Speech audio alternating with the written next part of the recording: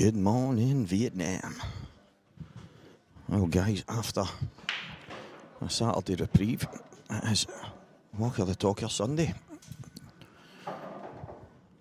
For the 20 oddies that's on right now. Edgar, Scott Gillespie. What a match to get going. What a match. Nice and quiet in here right now, so I need to keep it down a bit. Hopefully, as the football and stuff comes on, maybe some people get in and get a wee bit rowdy.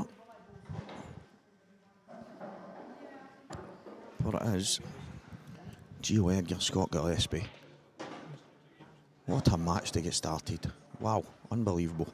We've got Robert Stephen, John McAllister, Ryan Martin, Liam Dunster on all the stream tables. It's exceptional. Since I wasn't in here yesterday, I'm not happy with the wires all over the camp.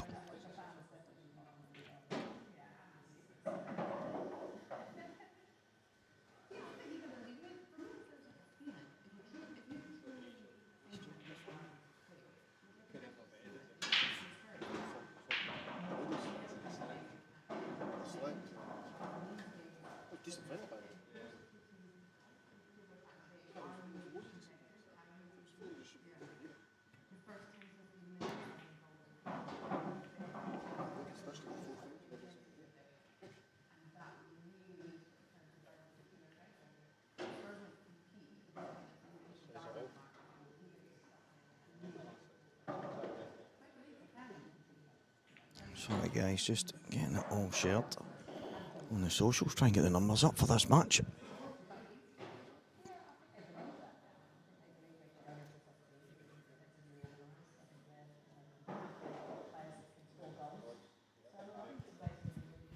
Right, early chance, Edgar, he's on a stubble, I'll open things up. So he's trying to get high on that. Get that out of the way.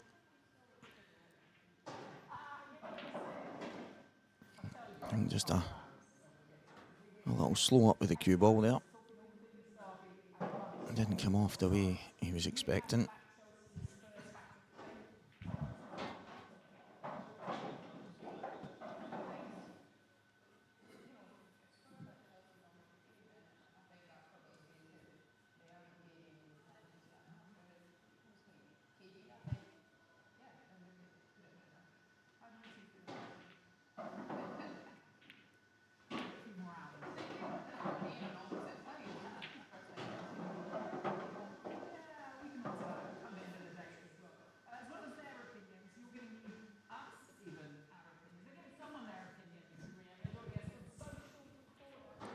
I'm not sure he's on that.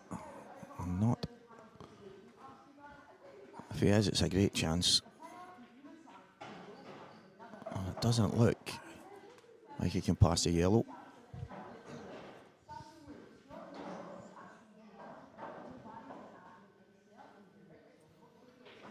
Top of the morning to you, Lee. Yes, mate. It is all sorted, and my cousin actually has it in his possession. Rather than 157 on the delivery, it said 17, mate. So, just a minor mistake, but it ended up going to a different place. But it is now in the possession of my cousin, so I'm looking forward to it. Looking forward to checking it out.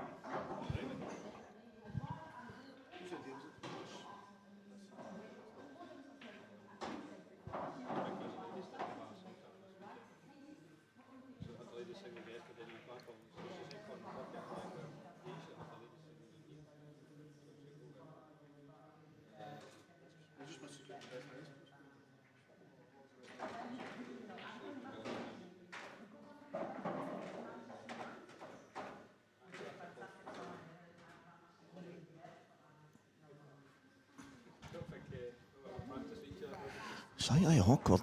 He's kind of chasing it a wee bit here. He played the double early, tried to get up for the red at the top left. Didn't land where he would have liked. So he's been having to re-manoeuvre his way around the table here, but for me, Still got an opportunity. That red at the top right doesn't look like it goes clean, so it looks like it has to land in a specific area to get it.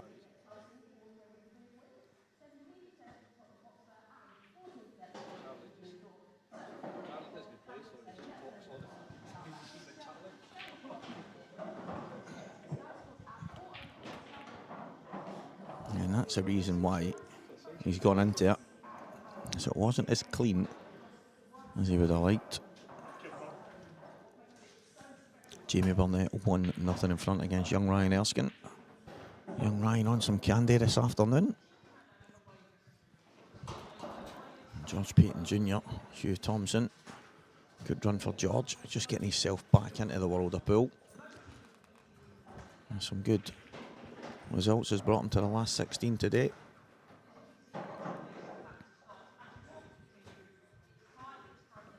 Lucas Bryden just squares things up 1-1 in his match with Keith Robertson. Keep you posted and all that.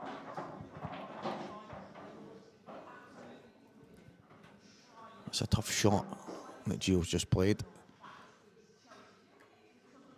Takes a wee bit of getting the hang of it. Not as slick as maybe the guys are used to, so but they've had all day yesterday, plenty of frames to get themselves into a position that they know the way the tables are playing. I'll say personally, I struggled. I just wasn't at the races, guys. I'm nowhere near it right now. Ready for tossing the cue in the back cupboard and just burying it. That's for another day. Chance for Gio. Is he going to screw into it? I'll just come past it. Love it. Absolutely love it. So tough black. Bag's not as generous as they would be. So this is tough.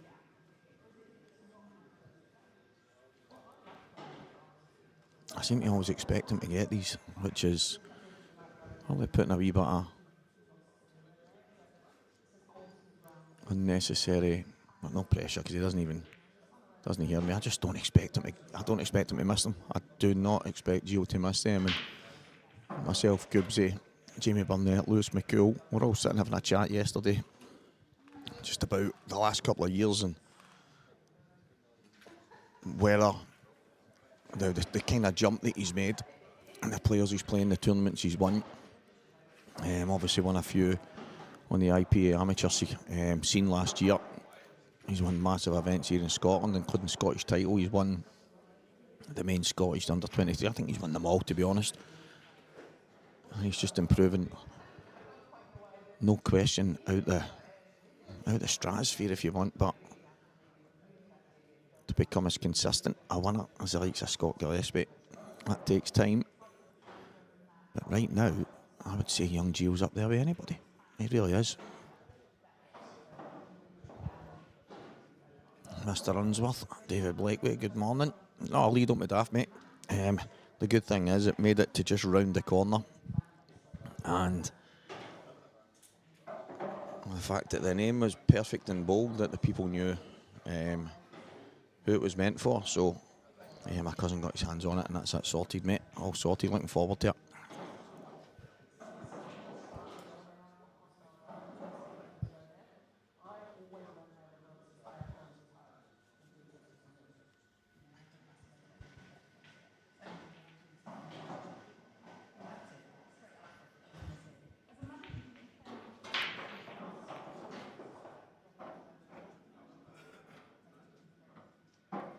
What a break.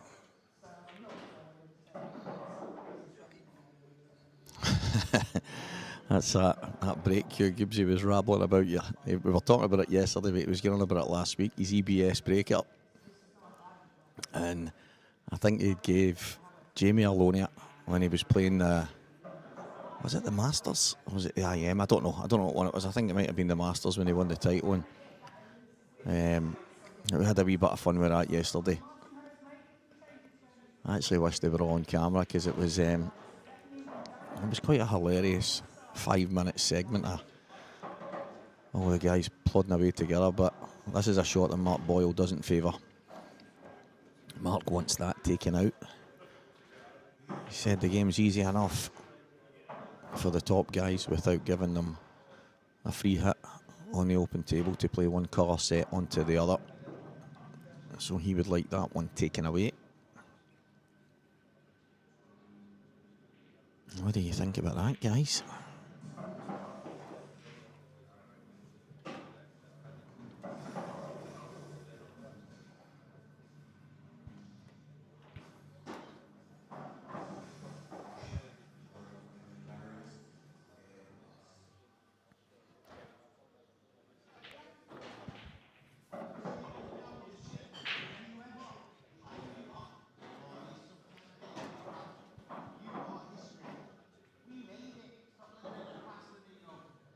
He's taking these as well as I expected Gibbsy to take them, because it's some break that he's managed to get. Paddy Lewis's car basically stayed outside last night. There ended up people sleeping. I think he's got a wee kick up. Should still be okay, but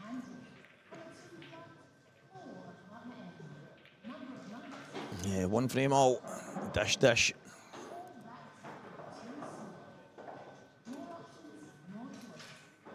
Aye, Paddy Lewis's car stayed in the street, had to get a run home, had to get I think his brother picked him up, and then his mate brought him back this morning. He came in and said, Stevie, don't ask. Don't ask. I don't know if he thinks that we expected any less, but Lewis McCool pretending that he's only having a couple and then heading home. You must think we're buttoned up the back.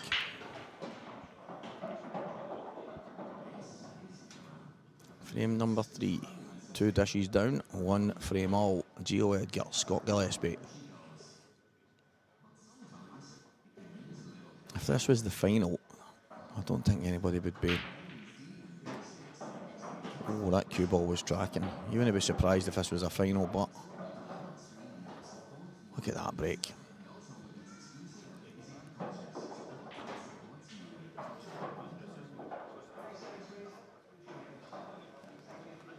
Gio electing to use his playing cue for the cup break. I actually said to Robert Stephen a wee while ago, when he used to use his playing cue to do the cup break, he had one of the best in the game.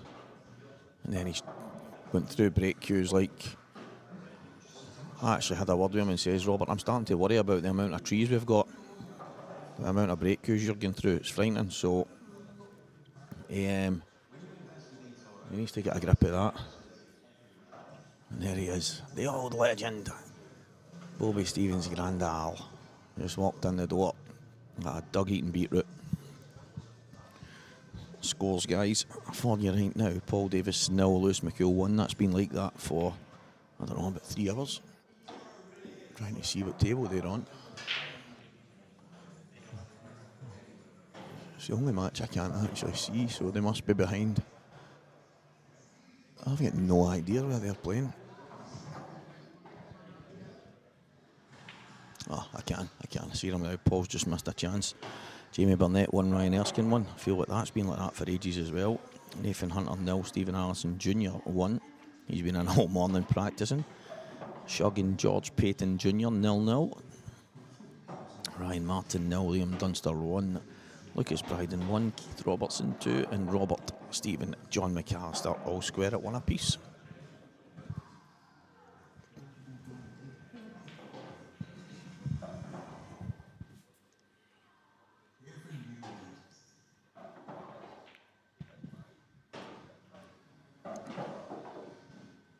Now these reds, to me, pretty straightforward. I think in an ideal world,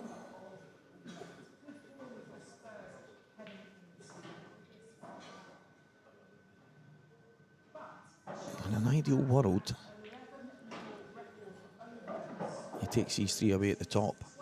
Even though the black close to the right middle, I think he'll just play on it in the top. Take these top 3 away, then the 1 to the bottom right, 2 to the bottom left.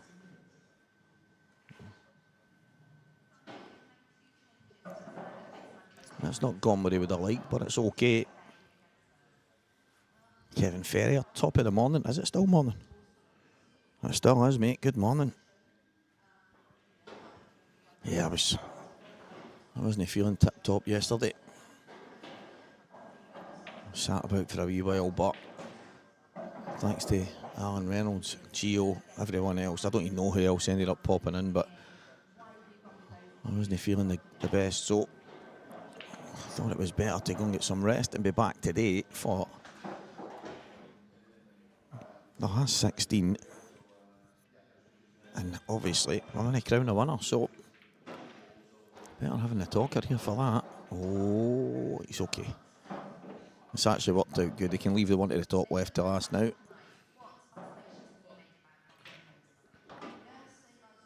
I do think if that red at the top had finished a wee bit better, he would have just taken them all away down here, but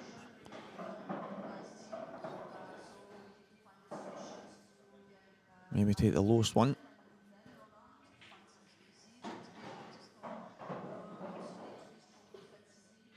The lowest one of the two. Just about perfect. You just push on and off the cushion up to what we would call on a snooker table the blue spot. Could slide it with a touch aside and run through the gap.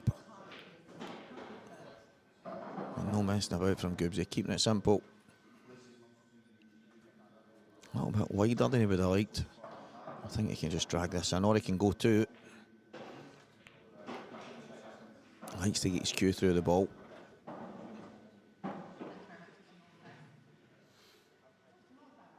Morgan on as well, that's good. I couldn't, when I left, it was Renzi and Gio. I spoke to Renzi and said, I'm just not feeling it, mate. Just felt really under the weather, so we shift home, lie on the couch, chill out for a bit. Feel a wee bit, well, I'm not going to tell any lies and say I feel fresher this morning, because I don't, but I do feel a wee bit better than yesterday, so back to it we go. A bit of a let off there, to be fair. Uncharacteristic mistake for Gio. Good break, half decent chance. Lost the cue ball. Scott, like everyone is tuning in here, expect him to take. Robert Stevens got a good chance in the other table.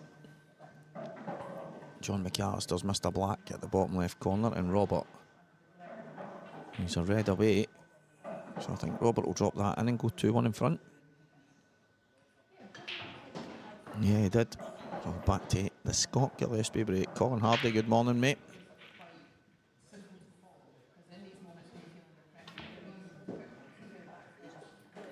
When you step in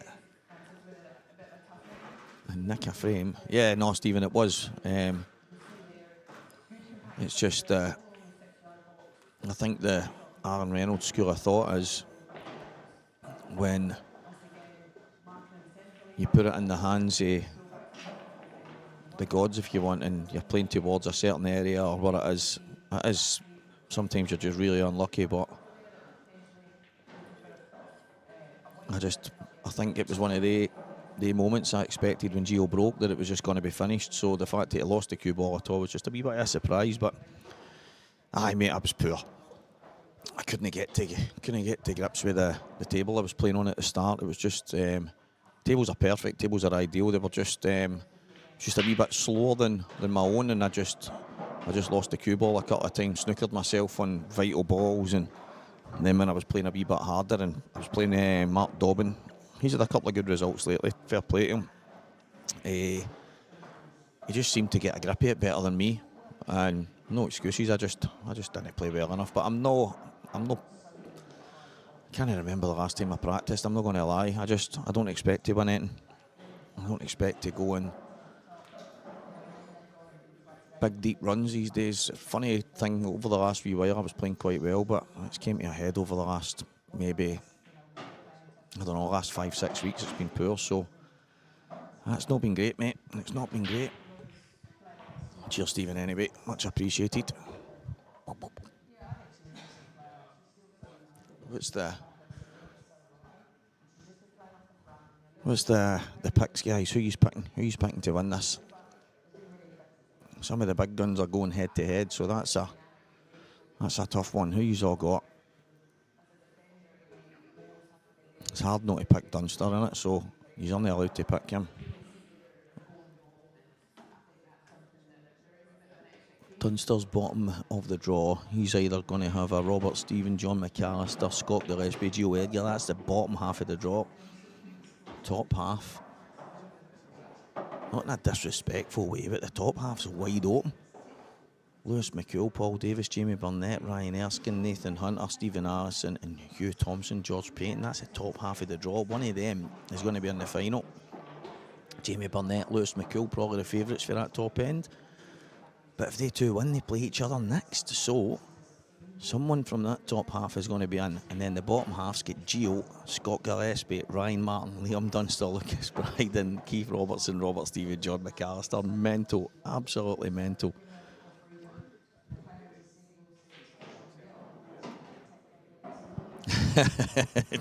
Cheers, mate. My place is here on the microphone, you're right. Jamie Burnett, McCool, Scott Higgins. Do you know, I think he is so close to winning something like this because, and the draw's opened up for him as well. I'm not saying that in a bad way, but it has. It's opened up for him. He is so good.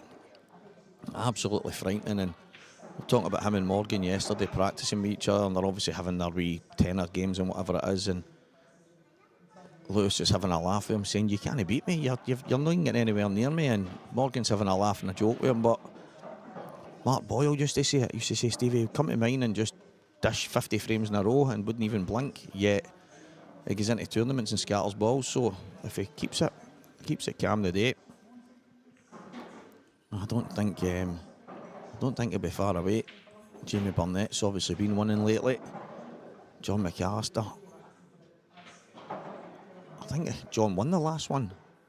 I think the last one he won was in here. And I mind his post saying finally won a tournament in Scotland, so is this going to make it? Yeah, good shot, Gio.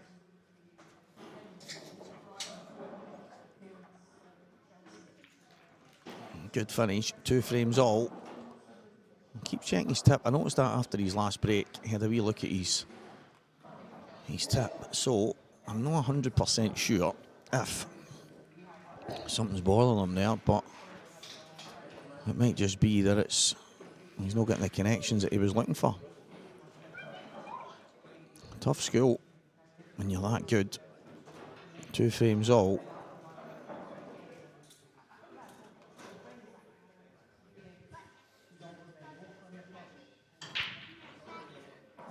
I think that's the things we were talking about yesterday, Stephen. He's probably Gio's next thing is to win a Saltire or one of the big IPA tournaments. Obviously, he lost in the final of the Pro-Am, the Open down in Coventry there. Young Anthony Monarch won the Amateur and the Open. And it's very rare that an amateur wins the Pro-Am. Mark Boyle did it a number of years ago, but I mean, that's Mark Boyle. And then young Anthony Monarch has just done it. No doubt he'll be a pro then next year. But Gio, he's had a couple of finals. He's been in that Open final. He was in it as an amateur himself, and Liam Dunster beat him. That was in Newcastle, and then he's lost in it there as a pro. So it is that. It's a tough school, that's for sure. I win any tournament, but these are the ones now. And I tell you what, see if he comes through this one. I think this would be up there as one of his best, because if he was to beat Goobsy here, he's going to have either Dunster or Ryan Martin. And then he's going to have one of Lucas Bryden, Keith Robertson, Robert Stephen or John McAllister. If he was to win this weekend, considering the side of the draw he's in, it would definitely be one of the best wins. I don't think anything will ever be as good as Campbell Dunlop's IM won a few months back. He beat every top seed, I think, in the tournament. The seed killer.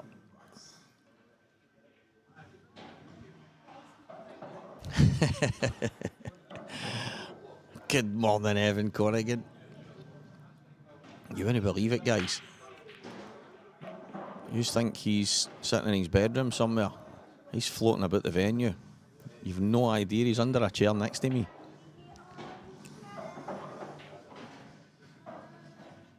That is an unbelievable side of the draw, and the guys at the top half, they've got to be thinking they've got half a chance here at least to get to a semi-final or final.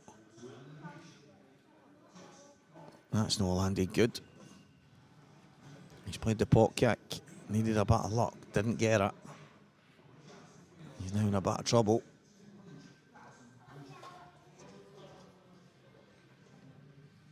And Bobby Stephen with a half chance on the other table.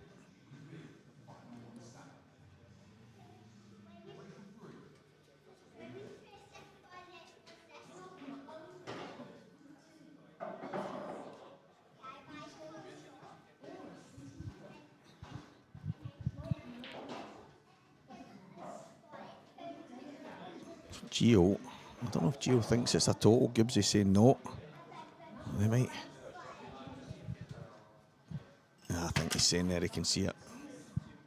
Somebody just flung a pound coin in here. It's just landed right next to us. See that there?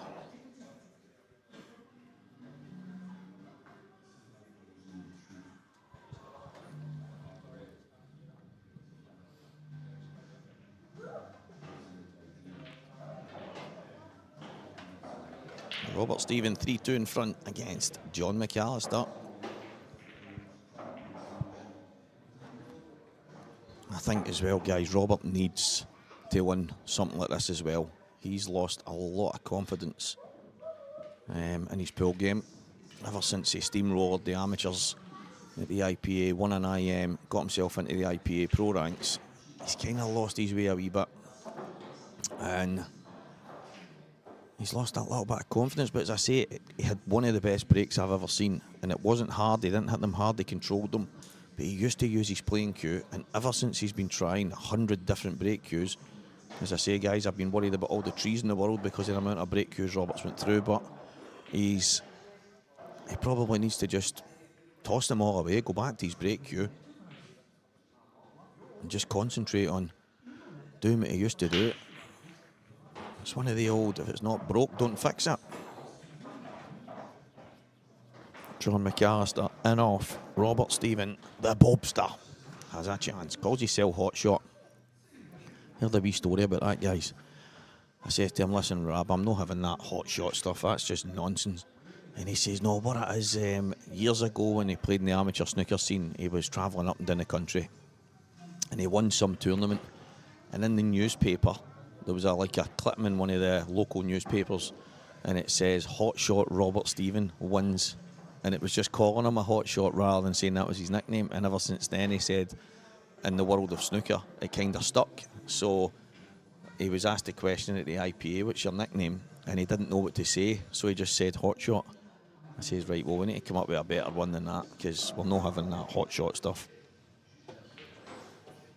Sounds like he's having a shot of some chili sauce or something, do you know what I mean? So we'll need to change that up.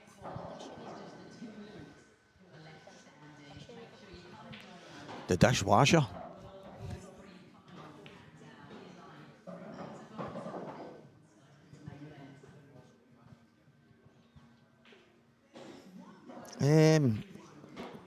Probably a good question, Lee, if he gets interviewed. He probably was a bit stockier not so long ago, but I probably don't see John enough to think whether he's been trimming down or not. But what a player. What a player. And he's come up to Scotland loads over the last while, supported these events, which is absolutely first class. And as I say, I think it was the last one in here that John won. And I remember his post saying, it was in here. I remember when he was leaving, talking to him on the way out the door, and great shot for Robert there. So it's looking well on the other table for Robert Stephen. But yeah, John McAllister's come up here. He's won one of these already. He'll be hoping to do the same, but this bottom side of the draw is absolutely wild. So when you're watching Gio, Edgar, Scott Gillespie, Robert and John are in that bottom half of the draw, and so is Liam Dunster.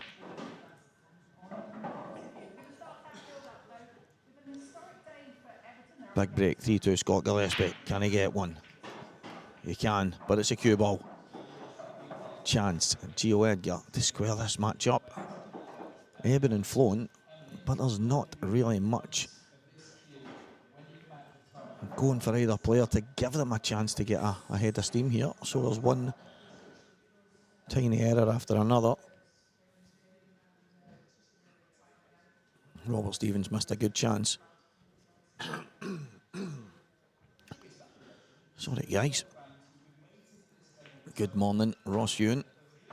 Cheers, mate. Wee bit under the weather, my man, but soldiering on. I actually said this morning I feel like honestly, it feels like the worst hangover I've had in about 50 years, and I've not drank in 3.5 years, so work that one out, guys.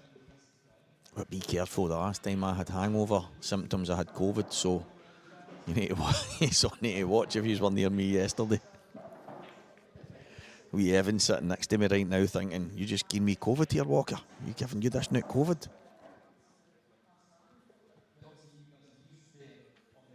Is it even called COVID-19 anymore, or is it like 20 or 21, something like that? John McAllister playing a delicate wee snooker against Bobby Stephen.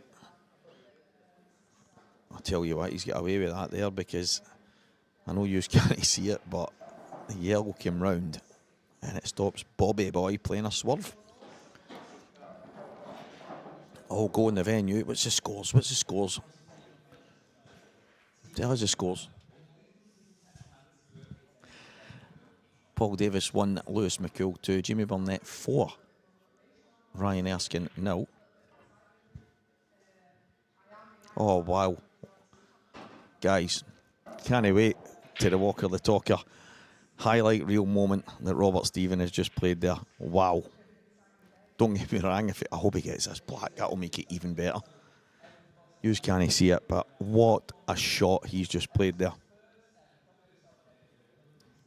I hope he cuts this back. What a shot. Oh, wow. You couldn't make that up. He's actually overcut it. What a shot.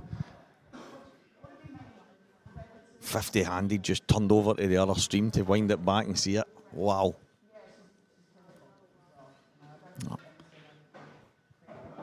Alan Reynolds. Cheers for taking up the slack yesterday, mate. I just wasn't feeling it at all. Really. I'm still not feeling it today, to be honest, mate, but there's work to be done. Good morning, mate.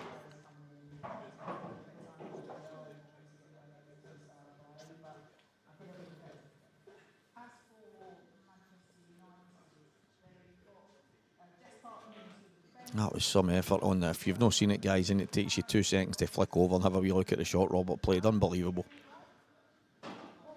Great vision, and he's really unlucky not to get the finish.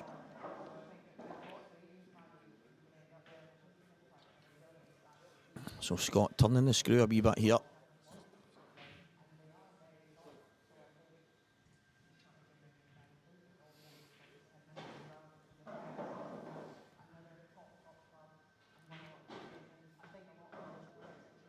Still tough. 2 yellows on the left-hand side. The one the cue ball closest to. Oh. Well, that shot that Robert Stephen pulled off.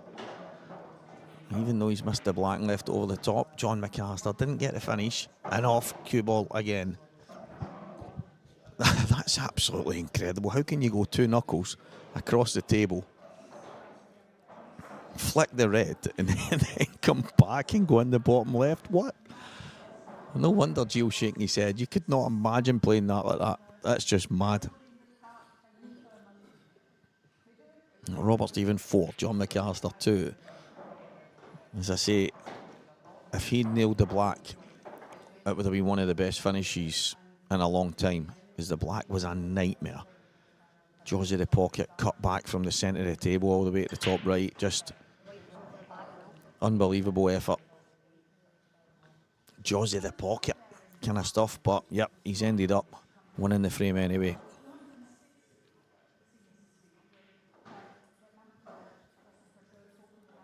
Absolutely brilliant, absolutely brilliant. It's all go here. 3-2 Gibbsy. What does he do? What does he do with the balls? The one at the bottom right-hand corner. The ball cemented to the left-hand cushion. Well, I say cemented. Looks like somebody used some pound shop hard as nails and it's just came off a wee bit.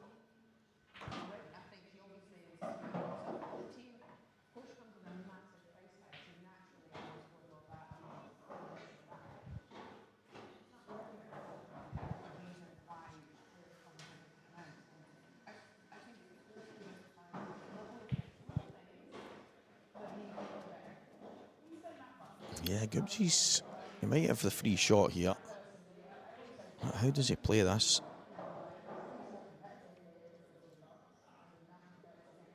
Does he try and flick that out, go two cushions, play in behind that yellow? And then where does it go? It doesn't go top left, doesn't go middle left, doesn't go bottom left, only goes top right. The two reds at the bottom. Causing havoc, to be honest.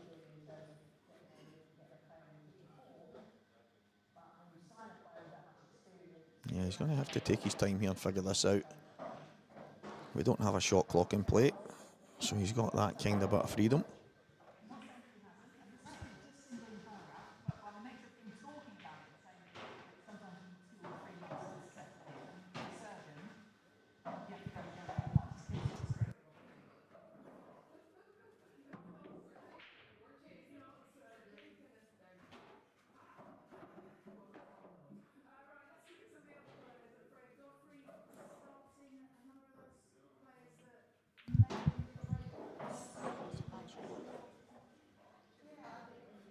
John McAllister's made a big mistake on the other table while Gibbsy is getting his act together here. Or should I say, while Gibbsy's figuring things out.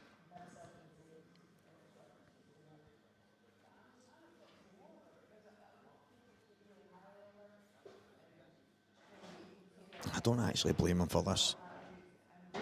Oh, what a brilliant shot from John McAllister. It looked tighter than he made it out to be.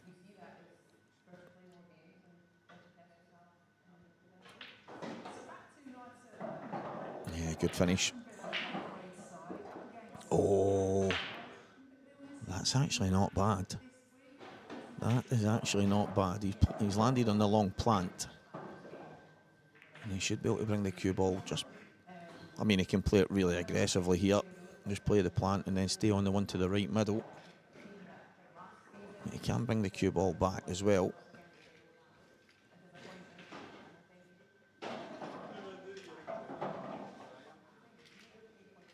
He's also got maybe a slide off the yellow in behind the two reds. Two reds, two yellows. I told you guys it's COVID 35. I've got COVID 308. Good shot. Super aggressive. Pops it in. Doesn't bother about the cue ball at all. Just playing for his next shot.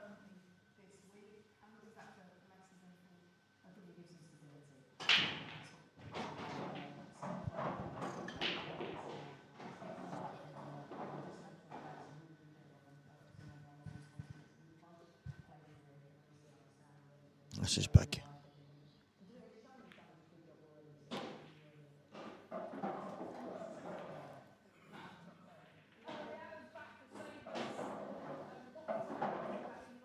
Does the yellow just next to the black?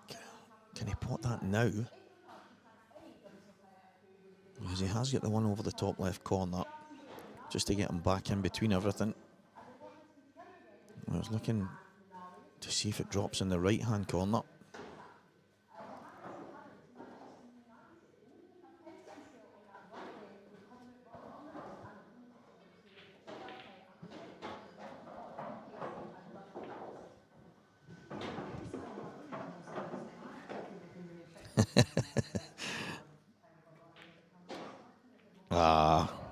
brilliant, Scott Gillespie. Absolutely brilliant. I know it's a straightforward shot for a lot of guys at the top end of the game, but you're under pressure here. This young Gio doesn't miss much. I think that's what makes these guys into the serial winners that they are, because they know they can't make mistakes. Any mistake is punished. A little bit of run inside. Can in the black. And all of a sudden, Scott would love to play the 2-1 here. He would absolutely love to play the 2-1.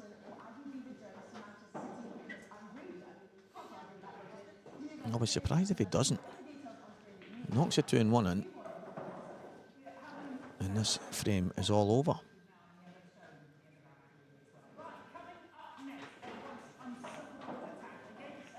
Yeah, there you go, guys. And a little drop in. It seems straightforward when we talk about it, but it's anything but. And it should be 4 frames to 2. Scott Gillespie. Cracking finish. He's a wee bit fortunate when he opened up the reds. Came over and landed in the long plant. Still a good finish. With a lot of shots to play. A lot of work to do. Gio. I mean, he's so unlucky. He's played a good shot. 2 knuckles across the table. They flick off the red though and then come back the way and end up in that bottom left corner. Yeah, severely unlucky.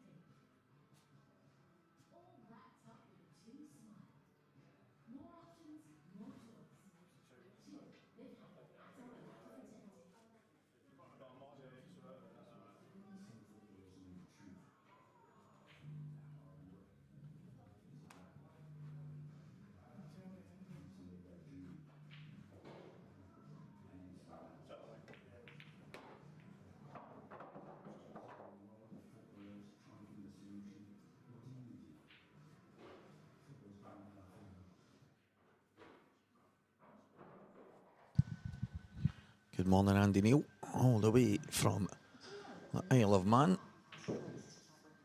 Won't be too long now, mate, till we're on the island ourselves.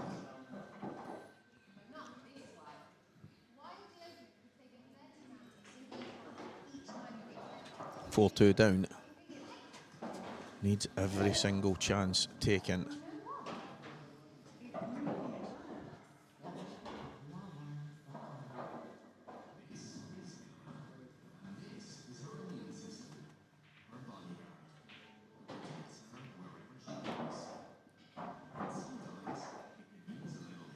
Good control.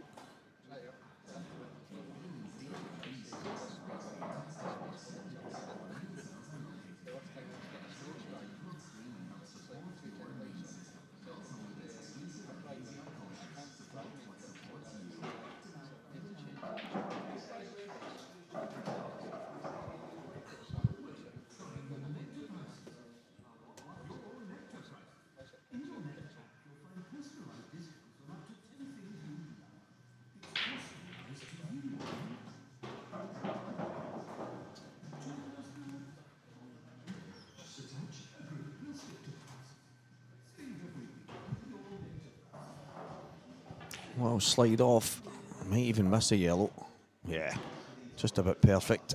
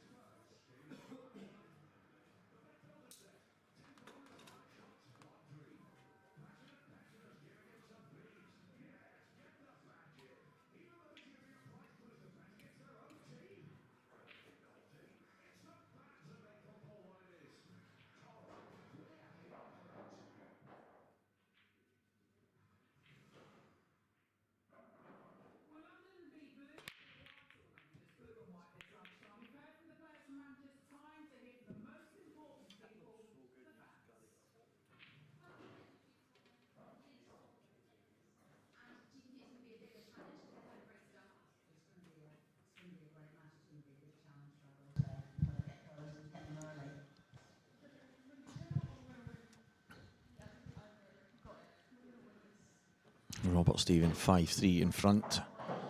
Liam Dunster 3, Ryan Martin 1. Let's have a wee look at the scores. Big chance for Gio, right enough. We'll see Gio through this finish first. Big chance to square the match up.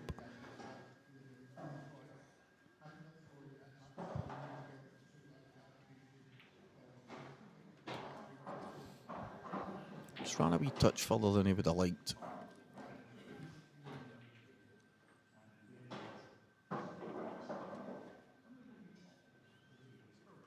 I think if he takes this to the bottom left, he can then go top left, middle right, bottom right, middle left, and then the 8 ball. He might still decide to push through here.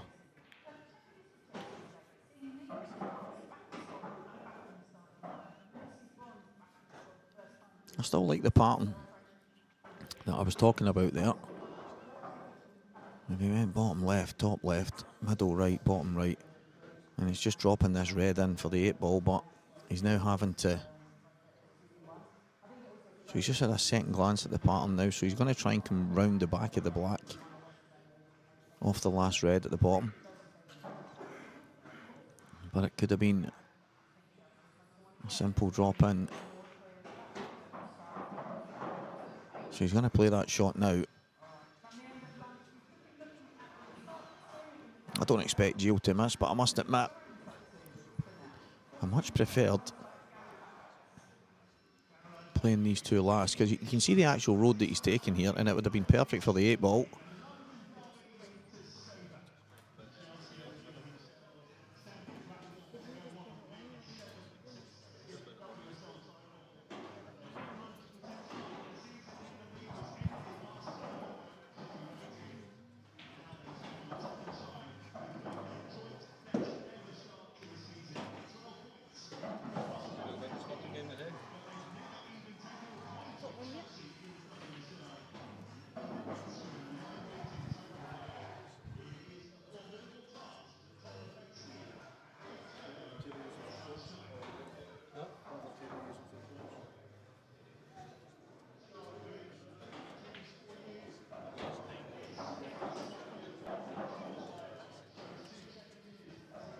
who is okay.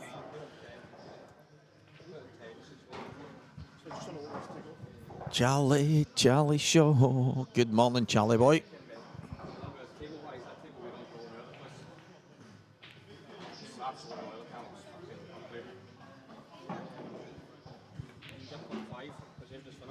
Charlie, you just get a wave there for young Evan standing behind me and waved at the screen. I'm pretty sure you seen him.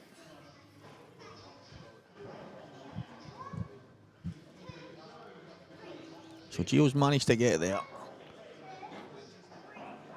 And like I say, I just never expect this kid to miss. He's just such a pure, true Q action. And I tell you what,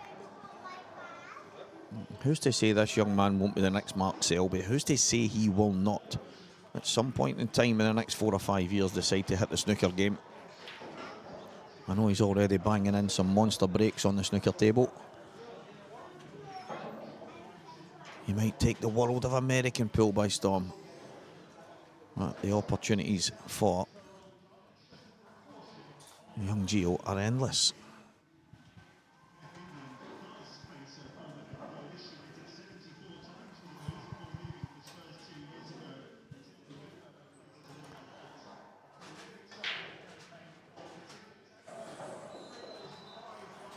Keith Robertson is the first of our quarter-finalists.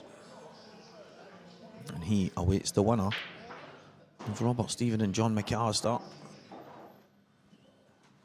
It's going to be 5-4 to Robert in that one. Robert missed a red in off the yellow to the left middle. And then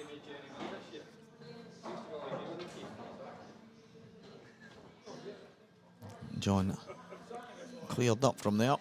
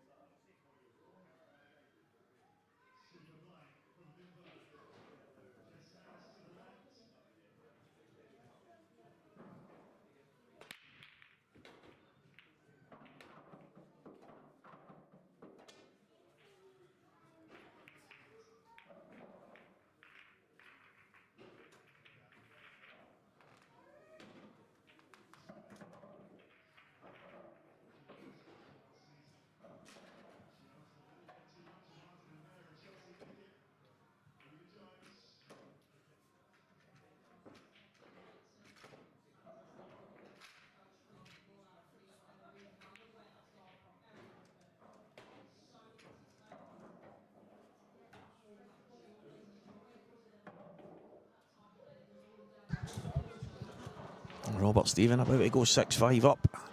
And here's John McAllister. Sorry for the wee tiny disappearance there, guys. 5-4 Scott Gillespie. Gives it a break.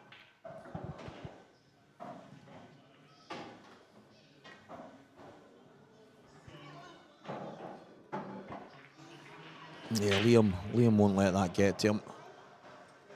Because obviously we know he does like to take his time himself, but I don't know if maybe young Ryan's came in with the thinking just to play Liam's game.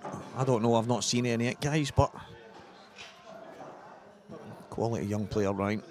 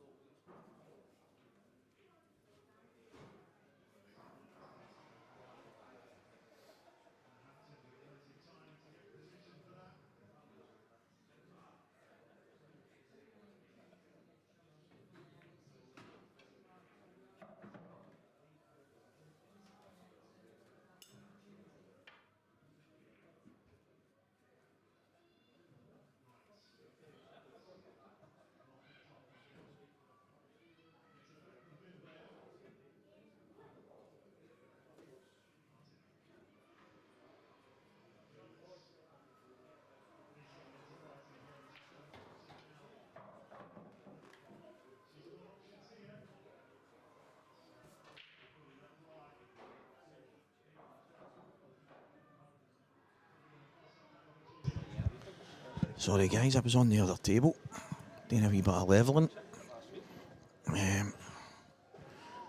Table 11 had a wee tiny turn. So, with the help of Stuart behind the bar, got the knees under it and sorted it. While we were fixing that, Liam and Ryan have moved on to the table next to them, table 12. So,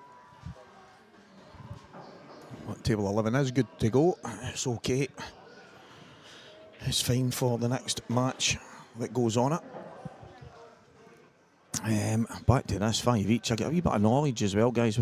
I mentioned earlier that Gio had been checking his tip here and there, and it's because his brake cue tip fell off in practice, and basically he's using his playing cue to brake, so he's double checking that he's not doing his tip any damage.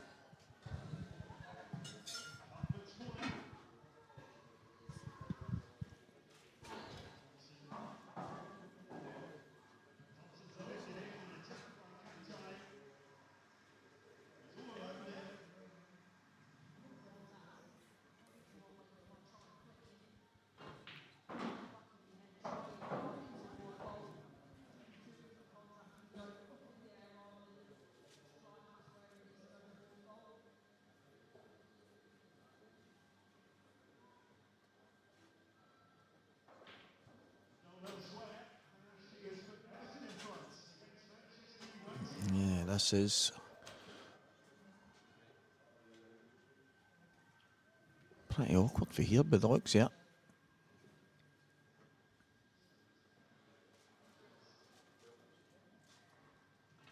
Scott thinking about sliding off the red on the right hand cushion. There's not a massive amount of hiding place.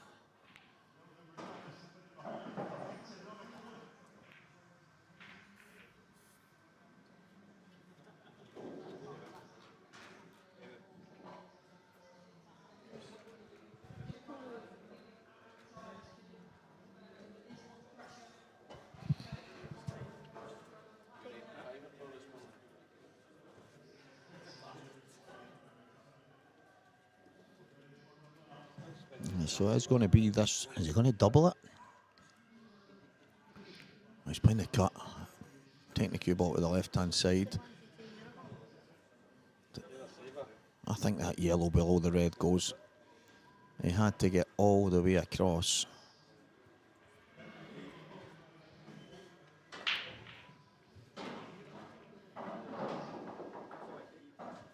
Gio's playing and looking at the cut back. So it must not go.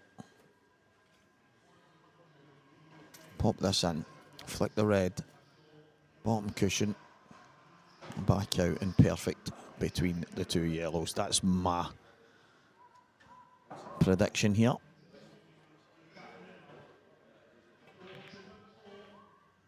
Oh, yellow to the middle.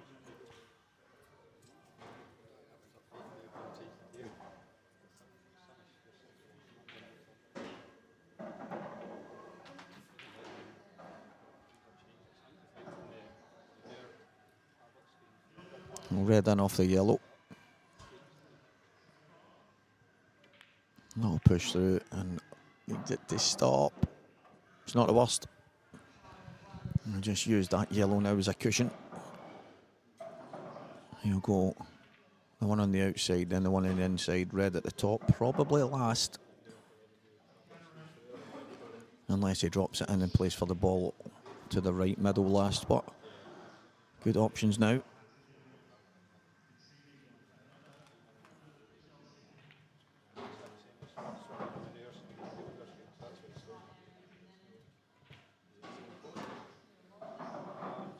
So just use the yellow, a little cushion. I think it will be the red over the middle last now.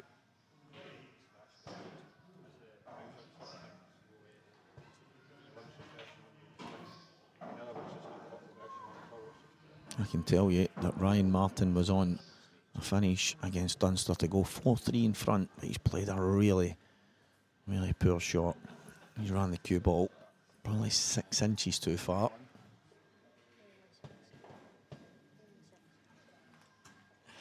Just a 6.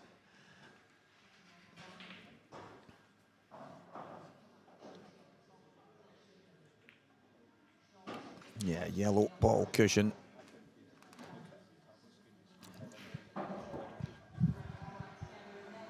Good afternoon, Dazzler.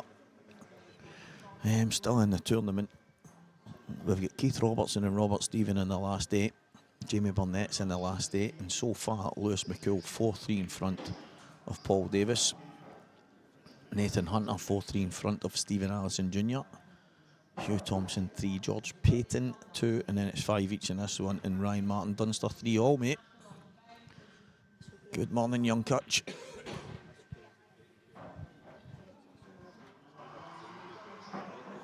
And I mentioned the red to the right middle is the last ball for Gibbsy, and it's this black to get himself 6-5 up and 1 frame away from victory. And as I said earlier, this, if it was the final, nobody would have been surprised, but last 16 match and the bottom half of the draw is absolutely stacked, absolutely stacked.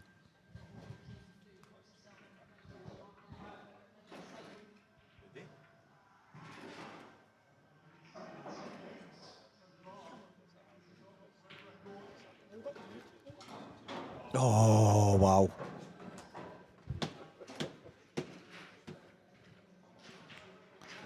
Nice little highlight reel double. Seems to be that table 12 has thrown them all in today. Young Ryan Martin in all kinds of trouble, and he's played a double top cushion Ryan Davey type double into the right hand middle, straight in the black. 4-3 Ryan Martin in that one. Any shocks?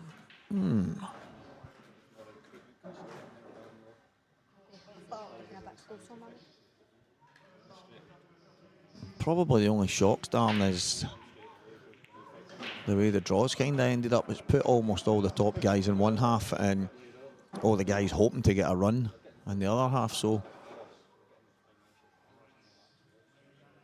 but sometimes that's the way it goes. It's an open draw for the last 16, so makes it a wee bit more exciting. But nah, probably no any major shocks, to be fair.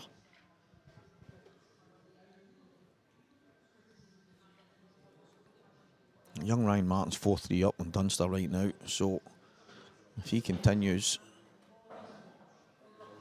to keep doing what he's doing, then that might turn out to be a massive shock, because I think Dunster's the tournament favourite 90% of the time. So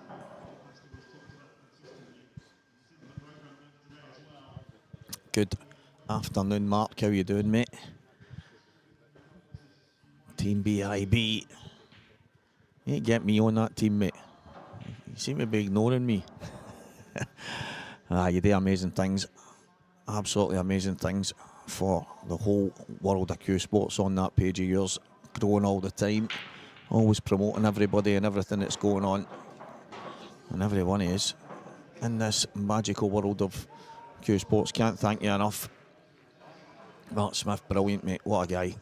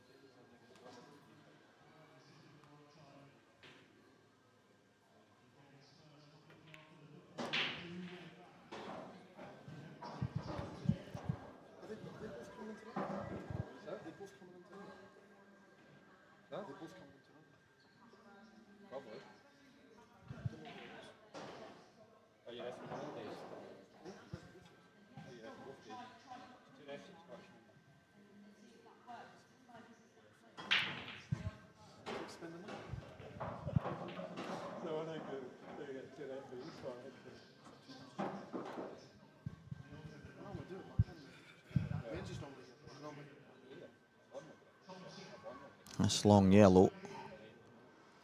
Little screw out. Anywhere towards the same line the black's on. Cheers, mate. Same bank account, just fire it over. Nah, I deserve a lot of credit for what you've done, mate. It's well appreciated from everyone involved.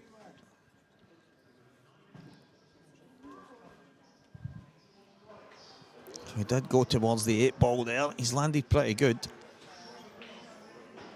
He would love to be dead straight here if he can.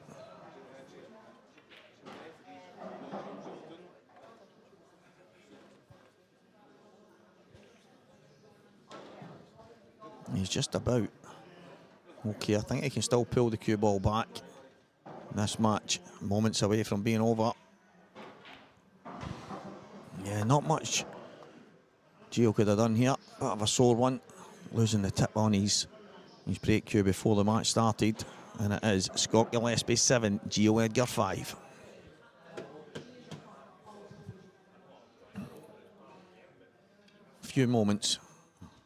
Scott actually talking about the shot that... Yeah, the actual winner there, Scott Gillespie will play the winner of Ryan Martin, Liam Dunster. That match 4-3, Ryan Martin right now. It is on our other stream table.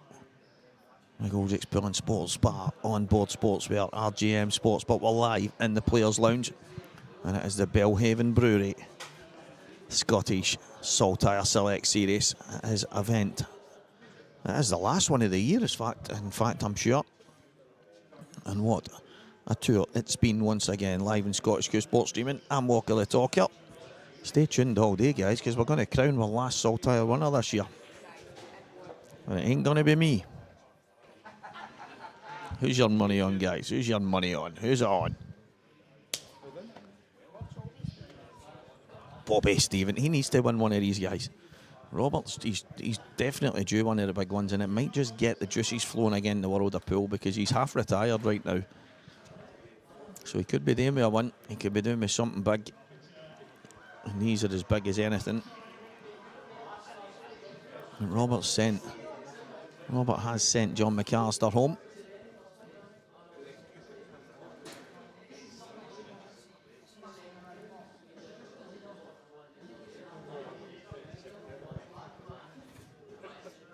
We'll be back with our next match ASAP, guys. Give me 2 minutes, I'll be back on.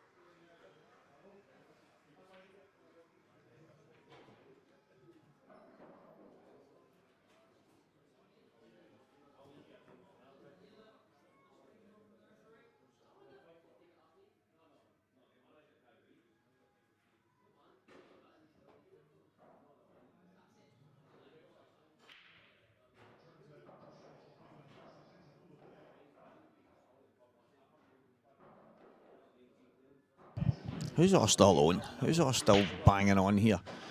Obviously the match is on the other table. Pablo, what's happening, mate? A wee bit of OT today, mate. A wee bit of OT today. Because it's the last 16 and we're waiting on the other matches getting done. None of the other matches have been kind of set for this table yet, so hopefully we can get that sorted in the next 5. A couple of matches coming close to completion. Lewis McKill 6-3 in front of Paul Davis. Young Stephen Allison's gone 5-4 in front of Nathan Hunter. Wee man was in this morning banging in the oars. Shugging George Payton 3-all. Don't know what's happening in that match. Ryan and Liam 4 each here, but just waiting in the next match getting on this table, but we can see Mr. Chalmers is getting it organised right now. Looks if he's, I don't know what that was he just done there. He brushed the centre of the table left and right, and then doesn't realise he's on a live stream. What was that? What was that? Can't believe you asked me to do that. Well, we're going to be back in the next few minutes, guys, so bear with us, bear with the team.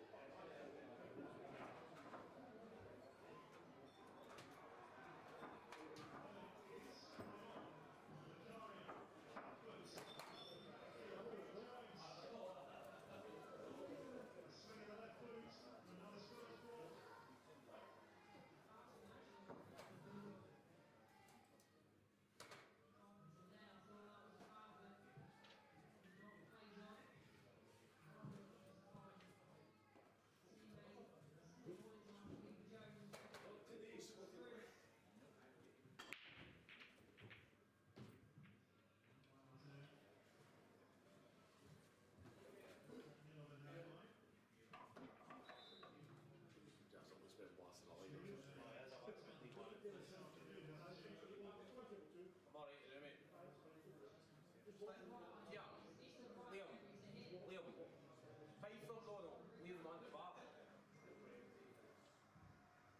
What a try.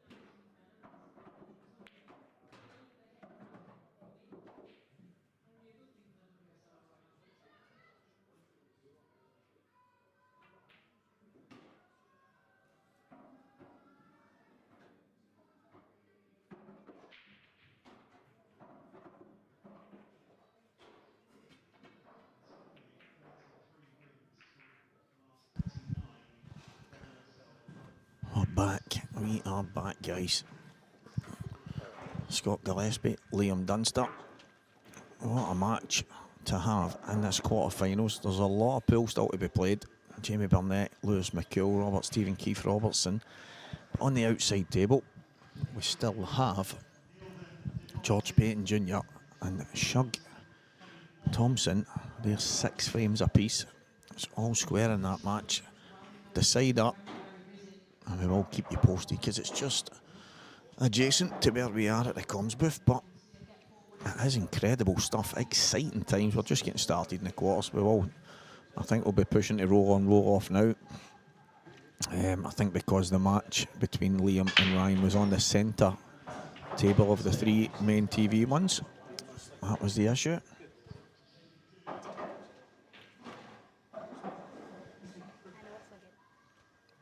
But we're all go now.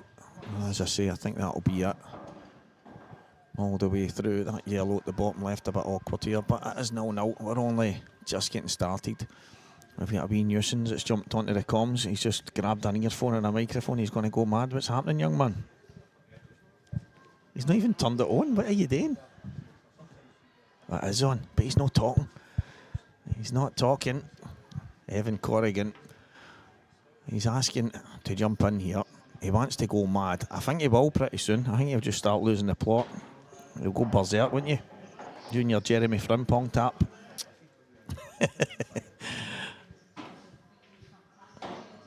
Is he going to go into that right now? Top cushion down inside the black. It needs a nice angle on this to the middle. I don't know what I was thinking there because that is absolutely perfect. Jamie Burnett's 1 up against Lewis McCool. Robert Stephen is 3-0 up against Keith Robertson, guys. That is quick style. Keith went in off. I think that's twice Keith went in off and Roberts dished his other 2. So looking like it's going to be 4 dishes in a row. Big chance here for Gibbs if he can kind of coax this down a wee bit. Oh, Lewis has missed the black against Jazza. Great shot. Great shot, Gibbsy.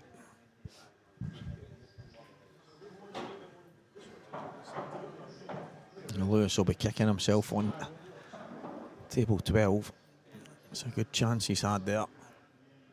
And he's missed the black. Chance to go 1 up. That'll do nicely. That will do nicely. 4-0 Robert Stephen.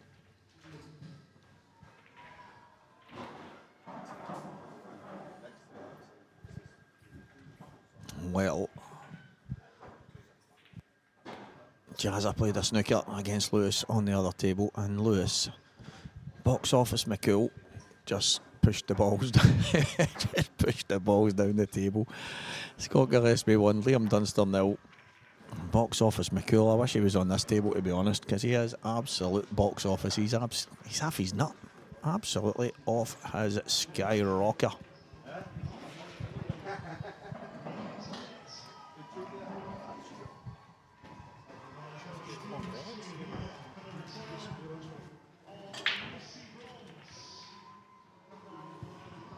Shuggy Thompson at the table against George Payton Jr.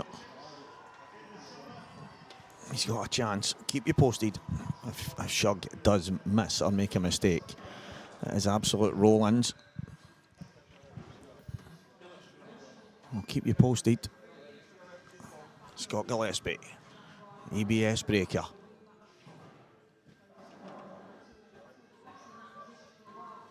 Boom.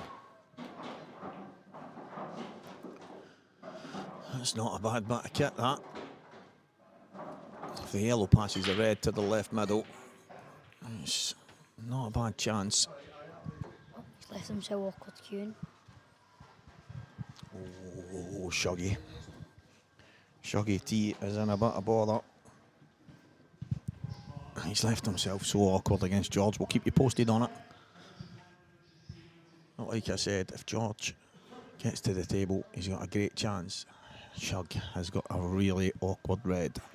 Keep you updated, guys, as it comes in. Jamie Burnett 2, Lewis McCool 0, Robert Stephen 4, Keith Robertson. Zip. Scott Gillespie. Big chance here. What you doing with the yellow at the bottom right?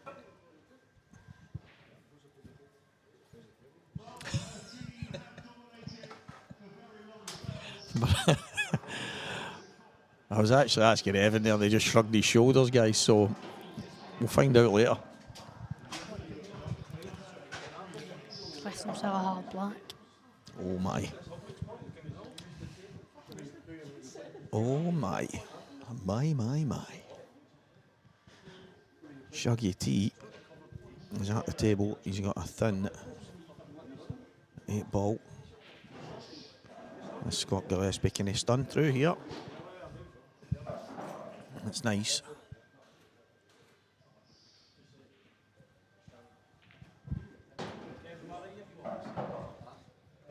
Just take his time. The thing with the black that Shug has, guys, I'm trying to explain to you, he's full length of the table, cut back to the top right. There's not much he can do but try and pot it, so Scott Gillespie goes about trying to get himself 2-0 in front against Liam here.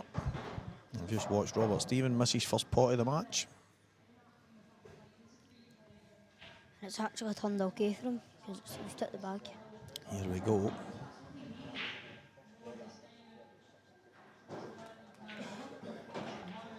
He's got it. Nailed it. Yeah, Shuggy Thompson is in the quarterfinals. He'll play Nathan Hunter. That match will get started in a few moments. Congratulations and commiserations to George Payton Jr., who's had a fantastic run this weekend to the Saltire Series. Last 16. He goes home with a couple of pounds in his pocket. Decent stuff. I wonder if Gibbs will decide to screw off the bottom cushion here. Off the bottom cushion, just to try and get a bit closer to the black. He could opt to just drop this in. I think he would like to be close up. Screwing it back, like. Little trace of Chucky. And that'll do nicely. Little trace of sugar and spice from Scott Gillespie, and it's 2 frames to 0. What a break. And box office McCool gets one back. Jamie Burnett 2-1 in front in that one.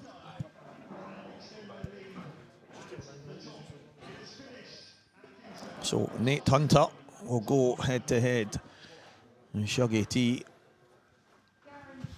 That match getting underway in a few moments.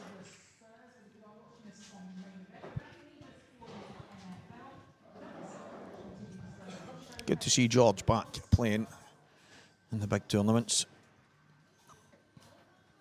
I know his livelihood has held him back through the years.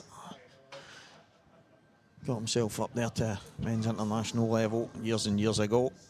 And he's now back playing, and it's good to see how that continues over the course of 2026 next year. But right now is the year of the big boys. There's not been many underdog stories. The only reason for that, guys, is because I've just couldn't be bothered playing, or I'd rather been smashing everybody to pieces. That's just the truth. That's just the truth, man. And then we'd have come in for the car park and played a bit of pool. Dunster with a controlled cut break. Look at those reds. Yeah, not a bad break, that. I think both reds go to the bottom left.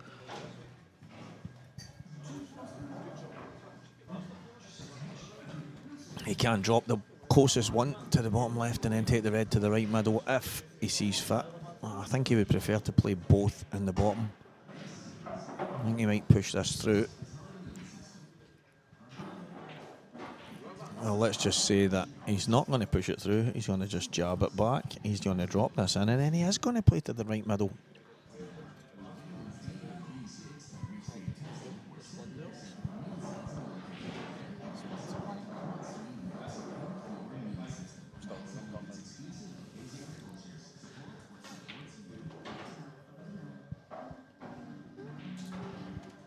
You drop this in, drop the red to the right middle, push forward. Just whatever shot he decides to get on the 8 ball, he might decide to try and flick it out. He might just play on a double. Pretty good at those shots.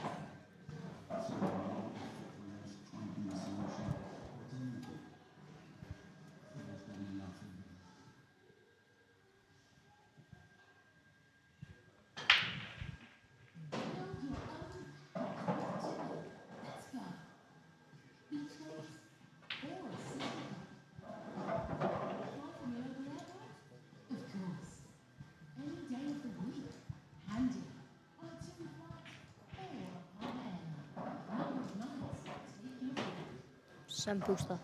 Yeah, I think he can just drop the red in the top, and he's obviously, I can't see Liam playing on a plant. However, he's not going to want to kick into anything either, so he might pop this in and come low enough that he's got a choice of both reds.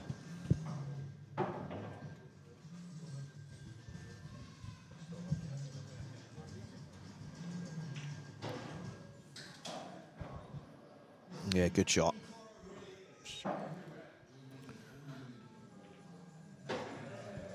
Keith Robertson gets one back against Robert Stephen. 4-1 in that one. Keith to break. Can he keep the cue ball on the table this time? That's the question. Keep you posted, keep you updated, keep you informed. But right now, it's the Duster, who, I don't like that name. I know I've said that a million times, but apparently he's nowhere in Doomsday and stuff like that, but that's what the public, that's what the fans, that's what the viewers have said. Doomsday Dunster. Do you know he didn't realise Doomsday was like an anti-hero type guy? He didn't know he was a bad guy, and it's Doctor Doom's Marvel in it, so it's DC. Doomsday's DC, I think. And I said to him about it, and he went, didn't realise that. I'll need to look into that. That actually sounds alright. So, Barney Rubble, Liam Dunster. Keith has kept the cue ball on the table this time. It's no mistake pull here at this level. So Liam, very good at these shots. You don't see him missing many. Ryan Davey, Chick McKaig, arguably the two best I've ever seen play doubles. But Liam, not far away. 2 frames to 1. Scott Gillespie.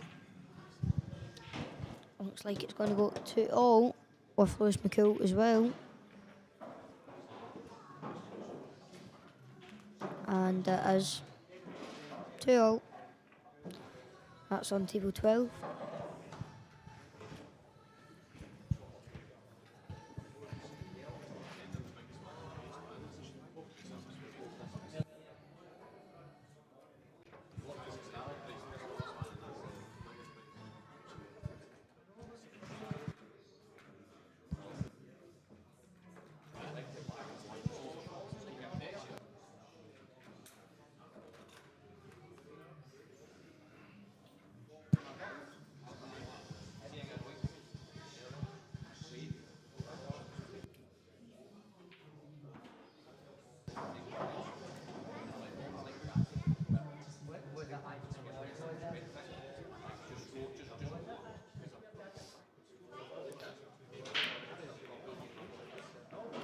Big break. Not the best split.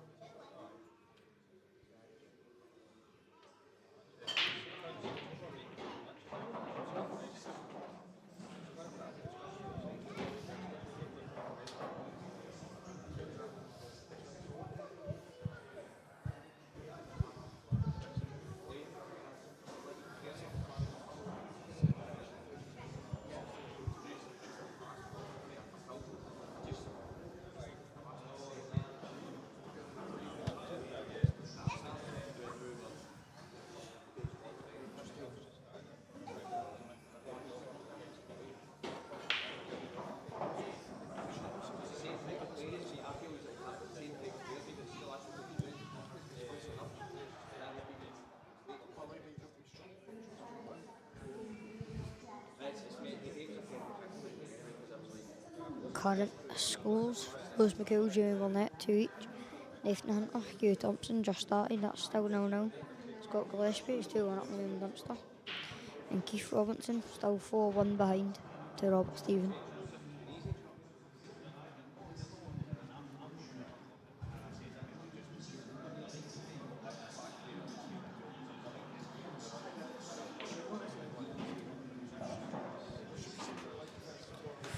Jamie Burnett is in off. This is a very good chance for Lewis McGill to bring it back to 3-2. From 2-0 down to 3-2.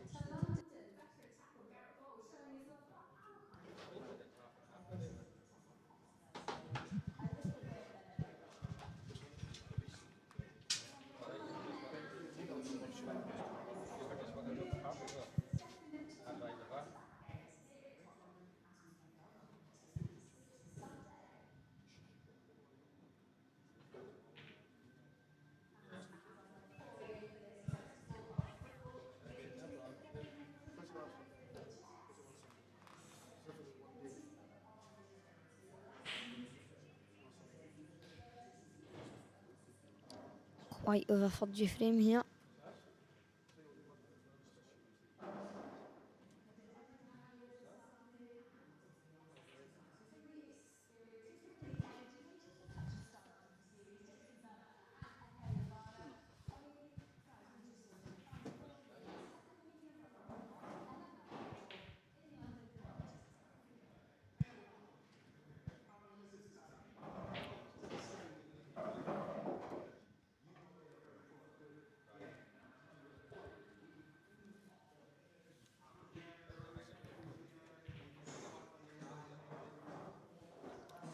Looks like Stevie's back with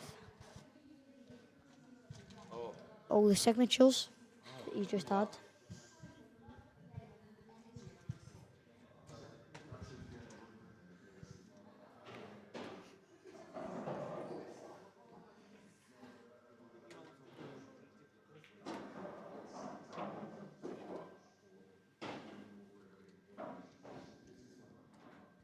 Robert Stephen got a good chance here.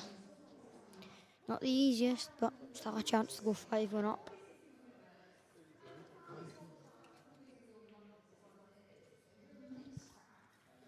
William Dunster on the other hand, still trying to figure his way out how to finish these.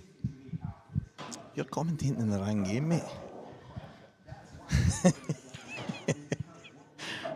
Who did you say there? Robert Stephen? He's on a chance? I heard you. Liam Dunster? I thought you were watching the Lewis McGill Jamie Burnett game. I managed to catch, just as I was heading, for a few moments, George Payton Jr. said he was gutted that he get beat there. He said he thought when Shug landed on that black wee man that he hid, he's like, I just thought I might get back to the table, and they were tap-ins. But Shug played that cross double. He's knocked in the frame before and then that. So fair play to Shug. A couple of highlight moments just not on the TV table, so they won't be posted anywhere.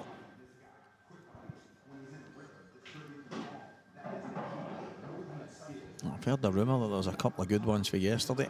Young Stephen Allison on one of the tables as well, so I need to have a peek at that. I think he was playing Fernie at the time, so I'll be checking that one out. These yellows are not easy.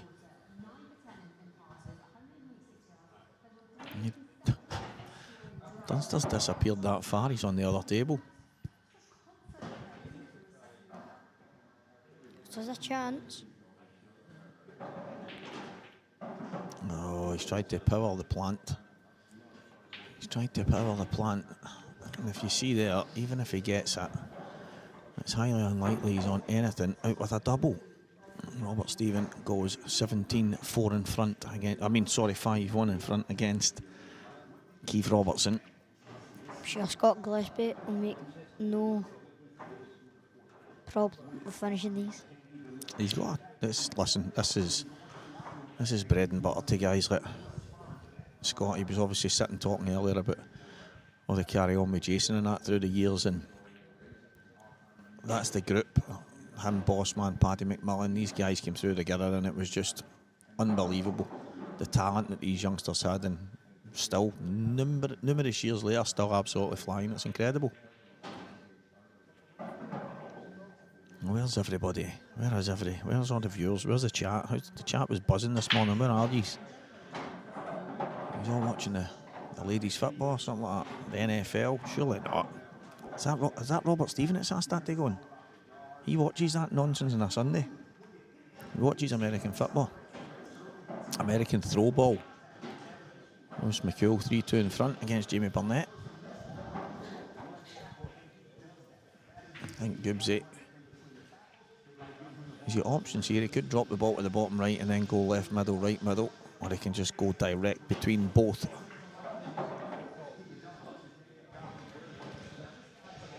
Gavin Robinson, what a guy. IPA professional. All out diamond. How you doing, Ledge?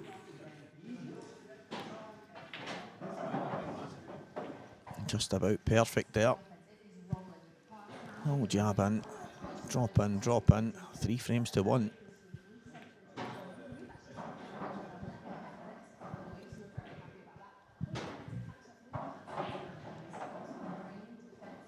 Big game coming up as well. Gav Robinson, Gio Edgar. What a match that's going to be. Not far away. Thought they might have got in touch and get the commentator down, but never heard anything. So, What's that, a money match? all good, Gav. All good, mate. Is it a money match, David? Yep. Two class acts going to go at it. Should be an absolute beauty.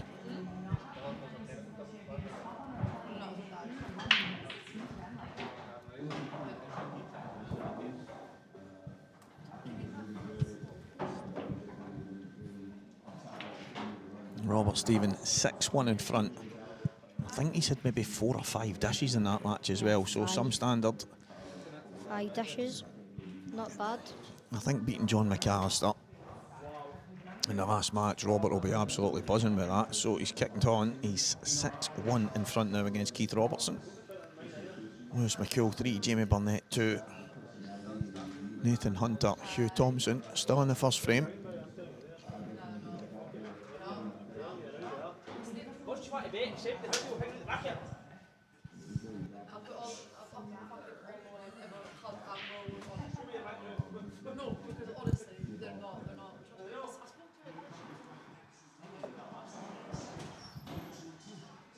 The Dunster Cup break.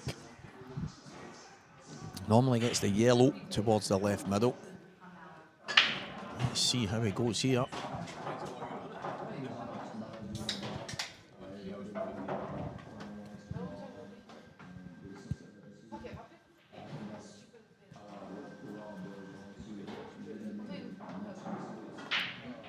Yeah, he's been getting that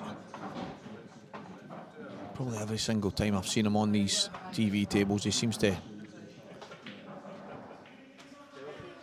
always get that yellow towards the left middle. However, nice safe cue ball here. William Wallace does that as well. He always seems to get the same ball in the corner. In the corner? That's a tough thing to do. Bottom corner, always. Oh, is wee William at it? Wee William cheating? I think Robert said to him when he was playing him yesterday, are you getting that every time? Aye, it's nearly impossible because the balls are touching each other, so it's not a direct plant. There is ways that it happens every now and again if there's a specific point of contact, but to happen constantly, I don't know. Have a wee word with this boy and see what he's up to. Young Williams, another absolute super talent.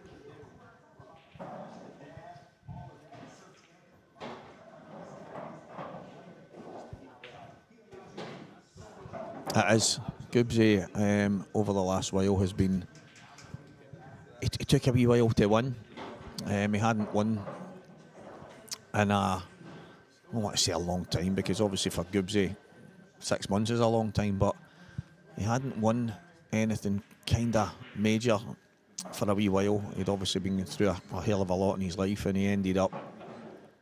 I think we were talking about it, and I've actually got a feeling that that's what the picture... There's a picture of me and Goobs, and the two are howling, and I think I've said live on TV that he won something that he didn't, but he'd won something else, and whatever it was, but he's...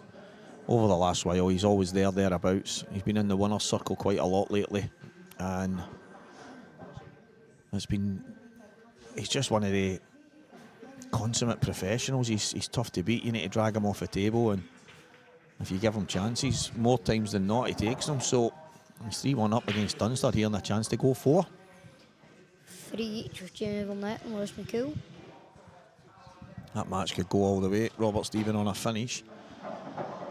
It looks perfect. Yeah, he's got a red to drop in for the black, and he'll be the first ever semi-finalists. He's finished that in what, like 20 minutes? Yeah, it's a quick match from Robert. 7 frames to 1. Robert Stephen is the first of our semi-finalists, and he will play the winner of this match. This match that we're witnessing right now. So, decent form from Robert, good to see.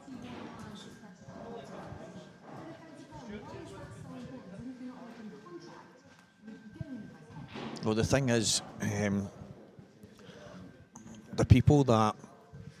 I know two players, Dunster and Boyle, that probably cut break better than anybody. Liam controls his and gets the yellow. Boyle just smashes his. And the two of them have got arguably the best 2 cut breaks in the game when they're working. But nobody complained about Boyles when I think it was Greg Davis beat him 8-0, and I think it was virtually all dishes and 4 reverse dishes off Boyle's break. Nobody was complaining about Boyle's break then. It's the same for Liam when things aren't going for him and his break's not working. I think against Jake Dillon-Newlove, Jake had 6 breaking dishes in that match and one unbelievable, one of the best finishes I've ever seen. And Liam, don't think Liam got a ball the entire match. So nobody seems to complain then. But even when they break, they've still got to finish them. I've never understood. Liam's worked hard to figure out a way to break. He kind of tinkers with it here and there. He's worked at it, and to take that away because he's went and worked on something, it just doesn't make sense to me. I think everybody should maybe go and try and work out some kind of break rather than complain about somebody having a decent one. And it's funny, there only really is 2 big players at the top end that cut break as good as they two, and it is they two. So yeah, I've heard a lot of that talk. I've seen it on the chat and banter pages about bringing in break boxes and stuff like that. I'd see the point if they were tap breaking, but the fact is they're opening the balls, they're smashing the balls open, and I don't think there should be I don't think anybody should be complaining what way you decide to open the balls up. So it's just my take on it anyway.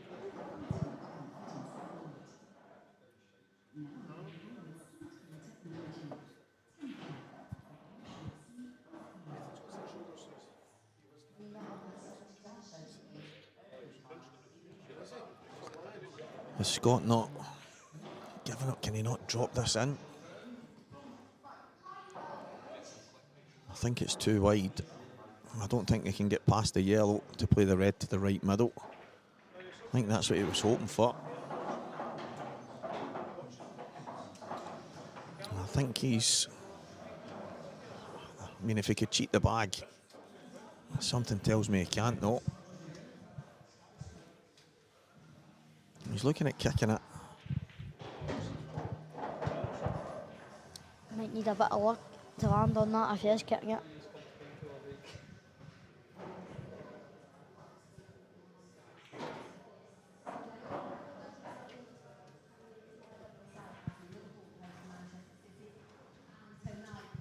Yeah, exactly.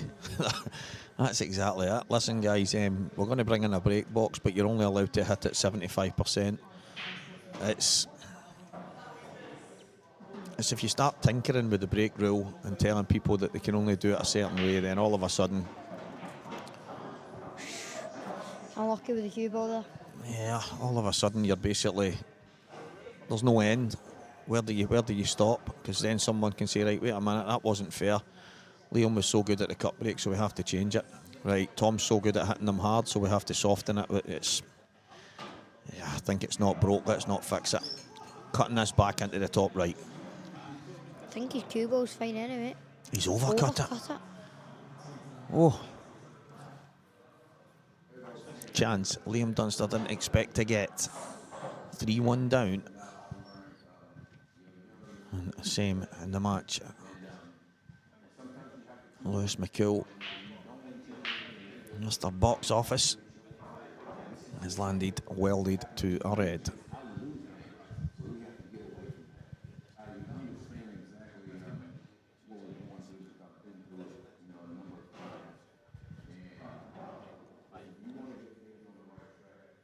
Yeah, this is probably as straightforward as you'll get for Liam.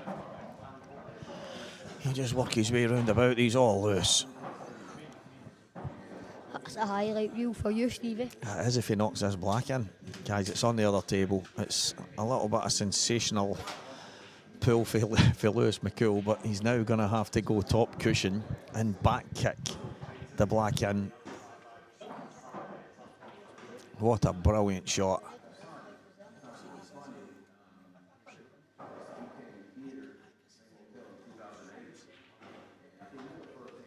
I think he's going to go, I know you can't see it, guys, but Lewis has got a, he's going to go top cushion with loads of left-hand side and try and ping it back the way towards the black over the middle. As Liam Dunster just rolls these yellows in to come back to 3-2. My eyes are fixated on the other table.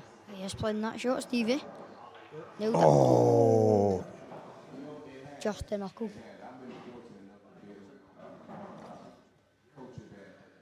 Wow.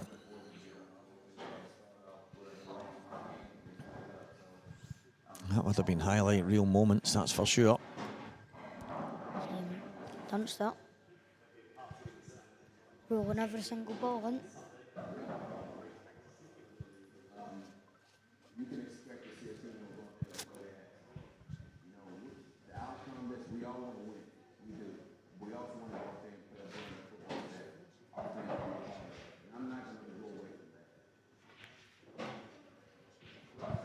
Absolutely perfect.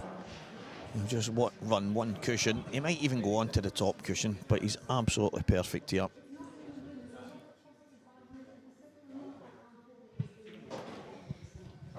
Yeah, talking about the penalty spot, that's what they do in 9-ball. You're only allowed to break from a certain bit.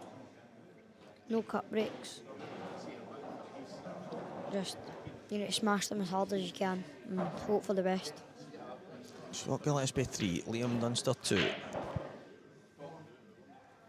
If there was a penalty spot, I don't think that would make a change to Tom Cousins, Hibbert, McAllister, because they break from the middle anyway, but it would make a difference to Boyle, Dunster, Gio, quite a few people.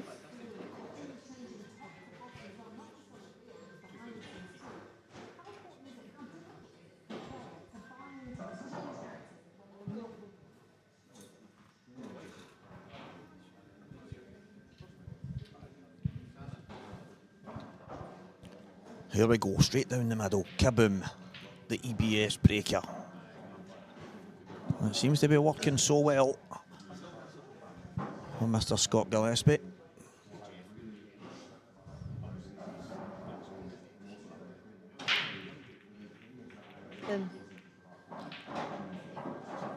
Wow. Getting a ball down is half the battle. Getting a chance. Not as straightforward. Reds and yellows aren't the easiest, but Reds are looking better. Much better. How would you kick that out? I would actually play the plant in the middle here and then see if I've left myself the angle. I like it. So it's cool as 4-3 down to Jamie Burnett. 4-3 Jazz up.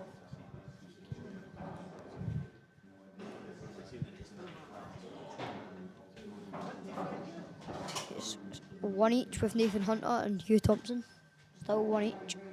Yeah, that match slightly behind the others. Suppose it. The thing was, that game had just started and Robert was 4-1 up. Martin Ryan, yes it is. He just came in, elbow dropped me for the side, grabbed a microphone and earphones. I had to fight back just to get myself on one. Wee Evans here. He came to watch Bobby Stephen and Bobby just keeps winning, so now the wee man can't even play his football. He's retired from youth amateur football to join the commentary team here at Saltire.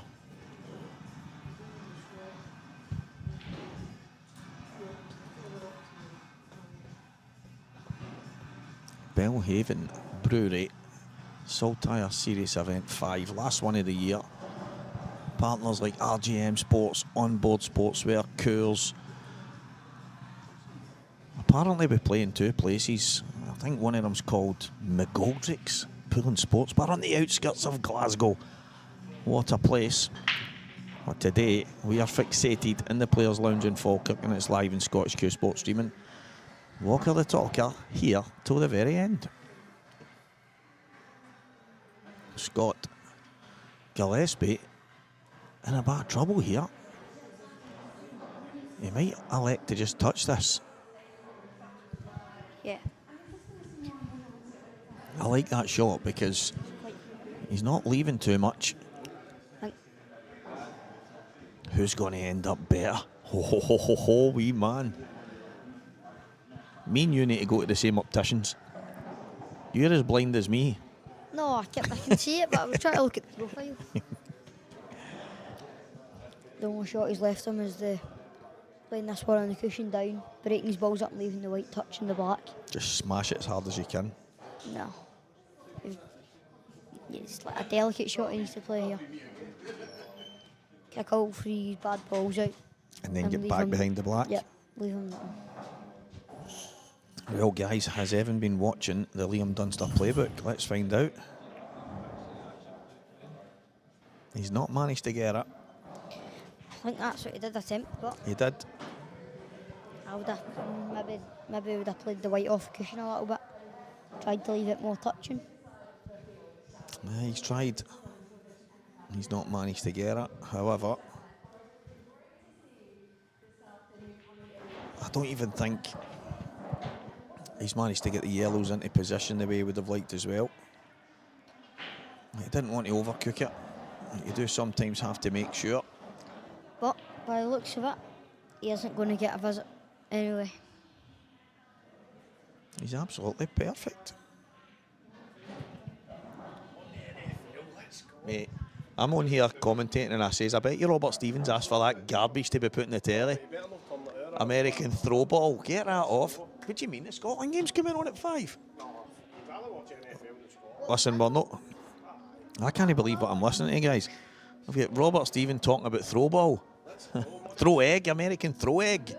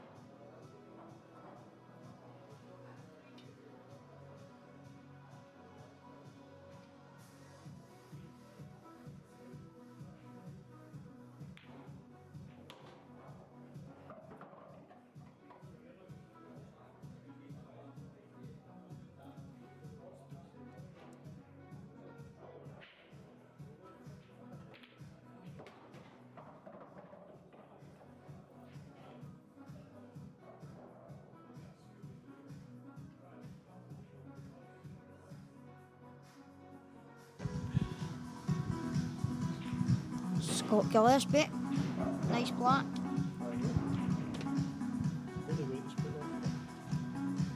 Wow. I know, it's unreal, isn't it? Yes, indeed. Martin. Oh, is it a week on Tuesday? Yep. Yeah, just want a drink.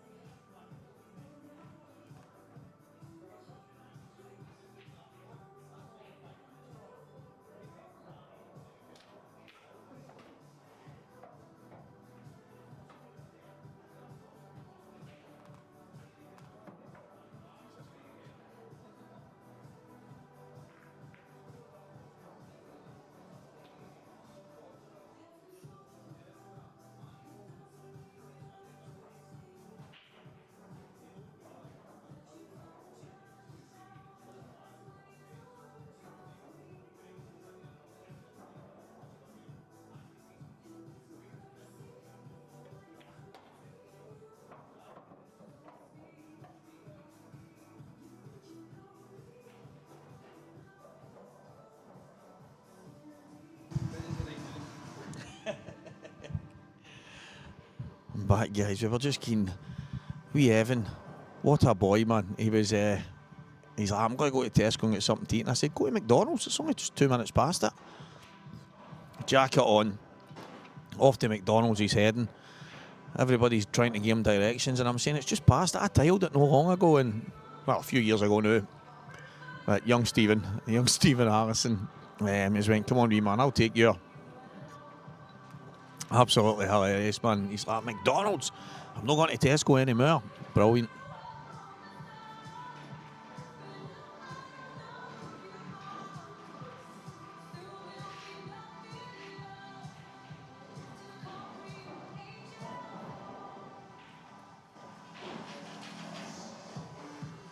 Aye, Martin, listen. Planning to move today. Move where? You're moving house or just actually move off the couch? Young Ryan Martin. This was ages ago, right? And somebody says to me, hey, that boy for Glasgow's fair improved. And I'm like, boy for Glasgow? Who are you talking about? And he's like, that Martin Ryan. He's like, he's away up the rankings and that. And I'm like, I don't know. I mean, I've not played in a lot of things. Honestly, wasn't too sure what they were doing. I thought, the boy plays a lot, so he's obviously got better. They were talking about Ryan Martin. Got yous mixed up, mate, because yous have flipped your names around, but... brilliant. Wee Evan, class, absolutely class. Just comes in, grabs a microphone and says, Stevie, I'll just join you. I'm like, right, okay. I'm not going to tell you no. It's your dad's Saltire, so let's go, son. It's good fun, man. Really good fun. Loves it. Scott Gillespie 4-3 up here. Nathan Hunter 2-1 down against Shug. Thompson, he's been great. And Jamie Burnett, Lewis McCool 5-4. Jamie, that match most likely going to go all the way. One of the two guys will have a chance to play for a spot in the final. I'd say Lewis is probably an underachiever for me because he is just so good. Jamie Burnett, we can't exactly say that about him. Looking forward to seeing both of these guys next year do their thing on the IPA tour. I don't know if I know Jamie's playing in Isle of Man this year, I know Lewis, so we'll get to watch them in Isle of Man event. That should be good fun.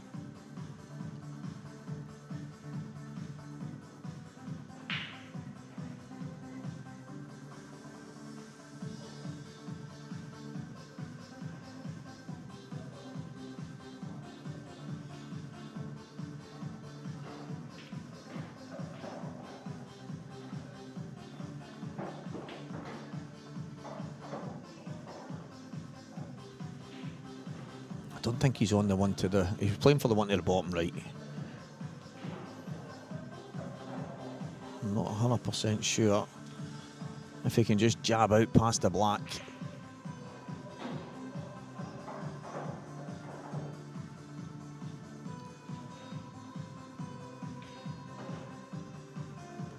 I might need to just slide off the black here if he can... That's perfect. Absolutely perfect. With I like that tiny angle you see it in his face. He would have loved the slightest of angles.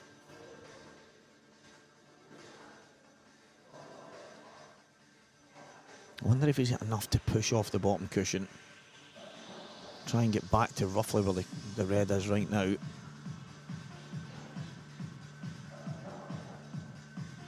Robert Stephen beat Keith Robertson 7-1 in the quarters, mate. If he can't pull past the black, he might still have a chance here. I mean, he's nowhere near as perfect as he would have liked.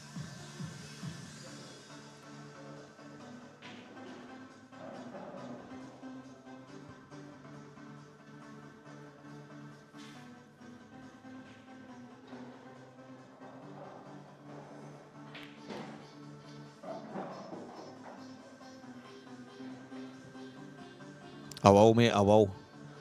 I read a wee bit last night. Just no had a chance to see it. I definitely will.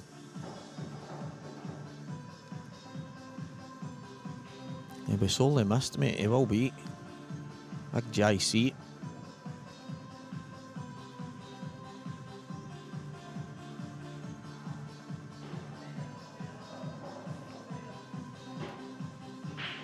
Yeah, that's the last place he wanted to be. He wanted to just slide past it. And then he would have dropped it in, then played the red to the top right, but he's ended up in a little bit of trouble now.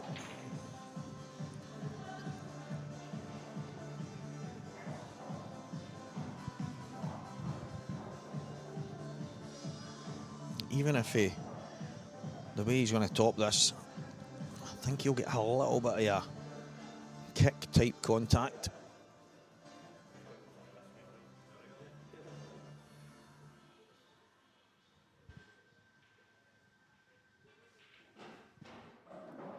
I think he's away to the toilet. Comfort break is I get into the habit of calling it a comfort break and then get slaughtered off a few people. It was the guys at the IPA, so don't blame me.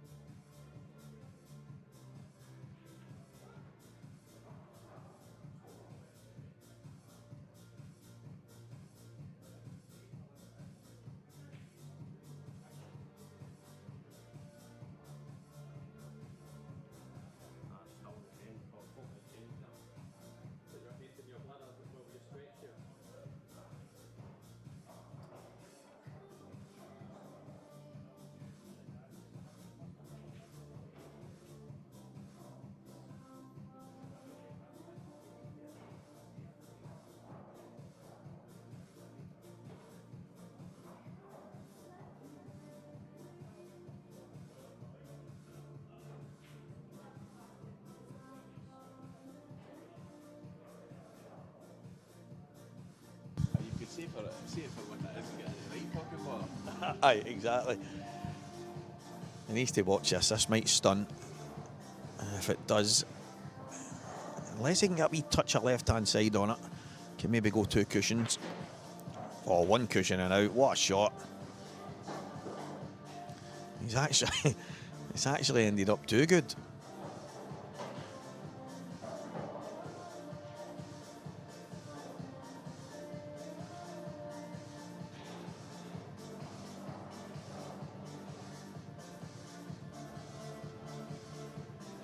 Lewis McCool 5-4 behind against Jamie Burnett. He's just getting off. Jazza turning the screw. I love the way he's played that. Almost every single player in the world of pool would have went 2 cushions there. Cuebsy with a young background in snooker, cued it unbelievably well, and he's 5-3 to the good now.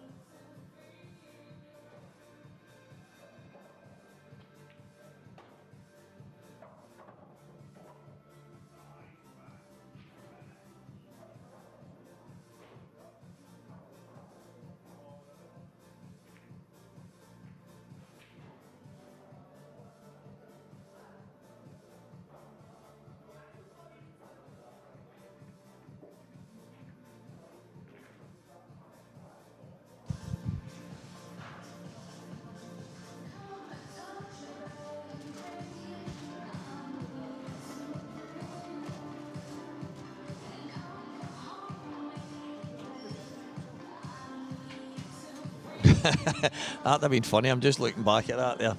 That'd have been funny. Comes back out and the balls have all moved. They've all changed position. Pub team I played for, when I started playing the game of pool, my family in the East End of Glasgow had a pub named the Roadhouse. It was called Bennington's before that, and it was, honestly, I was born into it kind of thing. It's one of the best places I've ever known in my life. Had a wee bit of reputation, and outside forces didn't like that, and they did everything in their power, and they managed to get the place kind of closed and shut down. And as much as it had a big effect on everybody in the area and stuff, it was the best place in the world. Honestly, we had, I mean, even the team, Renzi, Ants Morrison, Tiger, John Joe Kirkpatrick, all the guys that played in that place were just Jason, Big Colin Campbell, Stevie Capaldi, John Brownlee. I mean, the list is just endless. Big Sandy Dodds. But you know, the guys that came up and played, like obviously Paul Corrigan's team with Aldo and Anton and everybody, and Billy Henderson and his boys. It was honestly some place. Best place in the world. Best place in the world to play pool, and just a class place. And I miss the fact that all the local leagues, as much as we're spoiled in the clubs now, I miss the fact that the local leagues aren't filled to the brim with the pubs. I'm lucky enough I still play in a pub. I like the roots of the pub. But the Roadhouse in Garthamlock in East End of Glasgow was best place on earth. Jitto, that's it. The Garthamlock young team's home.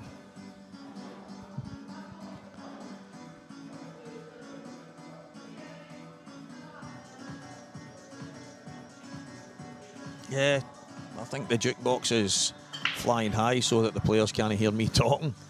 Doesn't do Craig any favours right enough, as it means any viewing figures that he gets that equate to cash get swiftly taken away because of the royalties that you need to pay.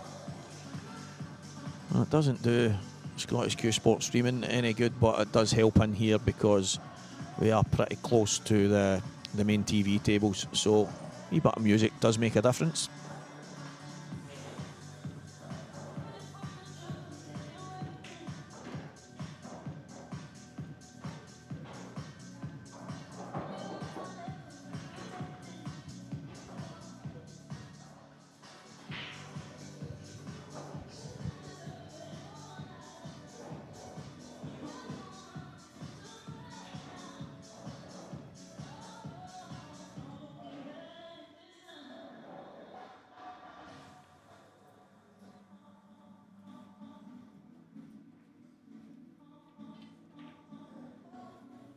Red balls, yellow balls, and premium position, so you can't be missing, especially when it's Liam Dunster sitting in the chair. Oh, commentator's curse. Pennies was class. Kevin, there was a tour that, obviously I know it was used for loads and loads of different things, but it was a tour that Maxi ran. It was similar to the Saltire, to be fair. A lot of guys came up from down south as well, and all the best players played in it. And I loved it in there. Pennies was class. Absolutely class.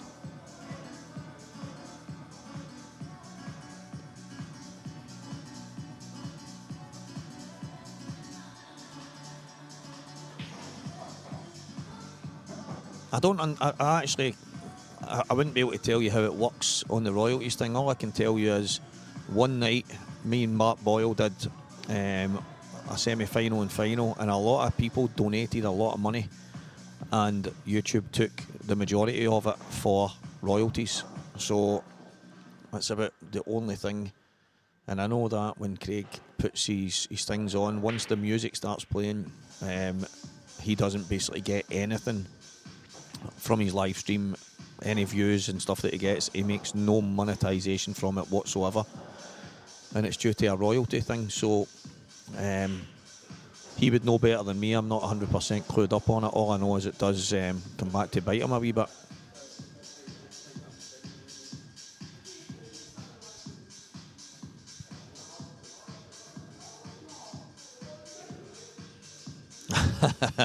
You had me there. You had me thinking that I was ready for taking YouTube to court for 70 quid.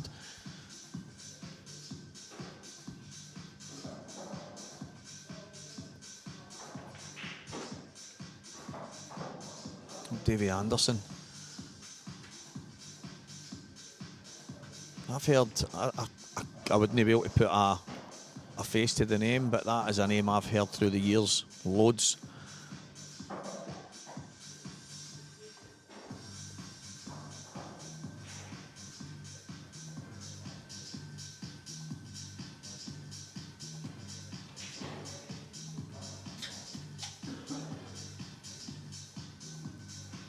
I remember the IMs, they used to be really far travelled. The Inverness one that was in... What was the name of that hotel, guys? One of you can keep me right. That's annoying me, because I never ever managed to stay in it. I always had to book a hotel somewhere, or myself and Martin Linden, Billy Stirling, we had a nice flat in Inverness Centre, but I'm trying to think of the name of that hotel.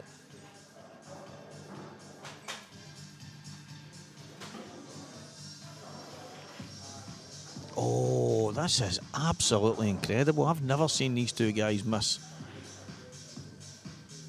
I mean, it's not like they've thrown in loads of misses, but I've never seen them miss the shots that they've missed here. The Chieftain, Chris Ferrier, cheers for that, brother. I could never ever get a room in the Chieftain, ever. Any time I tried, as soon as I qualified for that and went to book, and it would always be booked out every single time, but I was lucky enough to stay in a couple of nice places up there. But that flat that myself, Martin Linden, Billy Stirling had was unbelievable. What a pad, right above there was like a pub and nightclub that everybody used to go to, and we were directly above it. Kenny Donald was there as well. What a place. Tough to go to sleep at night, right enough. Tough to go in and chill out when there's a pub downstairs absolutely walker daft. So you've got to get involved, you know. Martin, it's arguably the... I 100% think that's true, mate. I'd say to him, Ross, how can I never get in there? Oh, you need to be fast, son. You need to be fast. You had every room booked for all his favourites. You're right, mate. A yearly loss of confidence. Listen, he doesn't lose concentration very often, but he's just done it here. The Chieftain, it was a nice pad. Nice pad.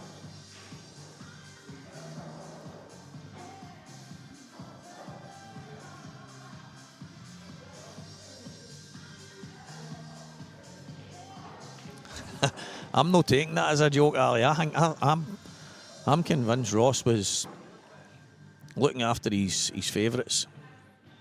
I wasn't playing the game long enough to be one of them back then. It was a tough place to get a room. It was a tough place to get a room, that's for sure. And it was a cracking hotel. It was I remember there was one time in there, probably the wrong time to have an IM there. I think Rangers had won the league, or they were playing a game to win the league, and the place was rammed.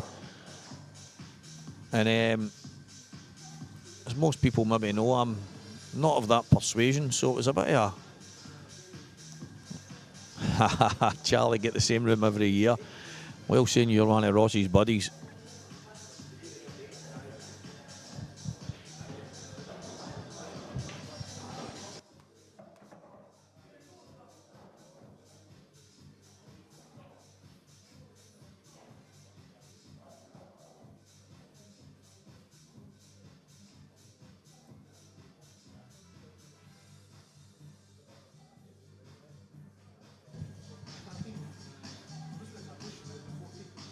Johnny Foxes.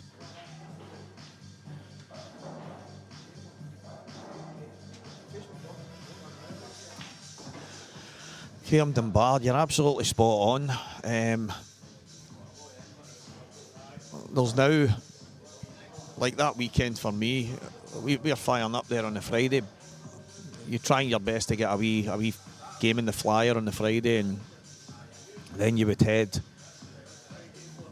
into the town, and you'd have you'd have a brilliant night and hopefully not have too big a hangover to play your match the next morning, and then you knew if you lost, you were still going to be having a good night, and the weekend was just brilliant up there. But as you say, there's a lot of people now that don't book a room on that first day just in case they lose, and then they just straight down the road.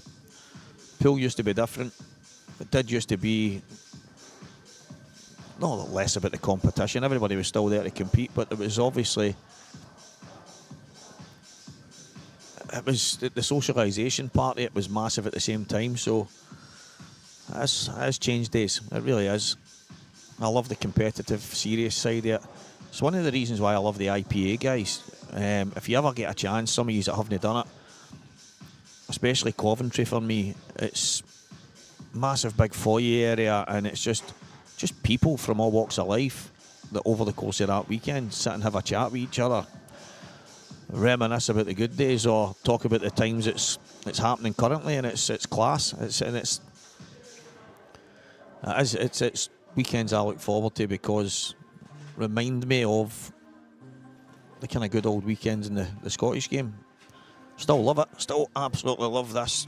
Watching guys like Scott Gillespie, Dunster and that go to town with each other, and generally these events now get to the tail end and there's one or two people left watching, whereas I actually remember back there would still be maybe 30, 40 people there because a lot of them were kind of up there 4 and 5 handed, and if they made it to the quarters or whatever, they'd go, we'll just stay and watch and see who wins it. And it was a weekend away. It's a different world now, right enough. It might have been the old lie down. Follow the white, follow the white. I don't think he could do much more there. I don't think Scott Gillespie liked the position he was in, and there was absolutely nothing he could do there apart from try and hide the cue ball as best he could. Well, he's giving him a tough shot.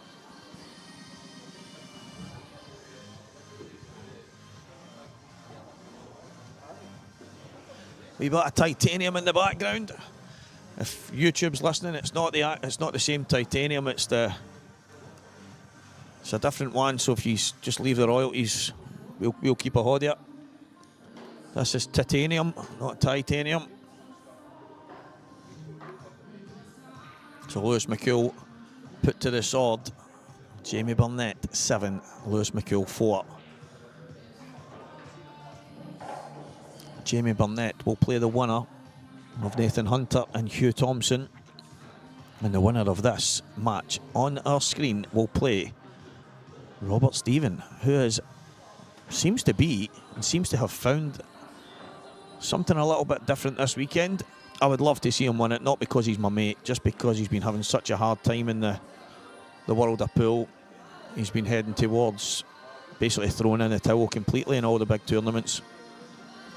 He's pulled out of the IPA. He's just wanting a bit of time away, and his confidence has been shattered. I would love, for those reasons, to see him go and win one of these.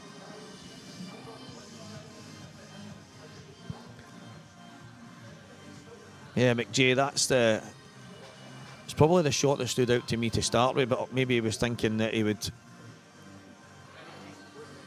maybe give away a foul or something, I don't know, but the best he could do was leave Liam off the 2 in the middle. See, so Liam's going to basically refuse the pot here because of it. It's a good shot Scott's played.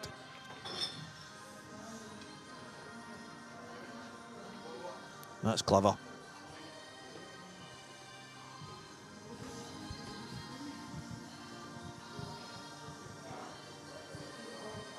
Yeah, Jamie Burnett is in the semi-final.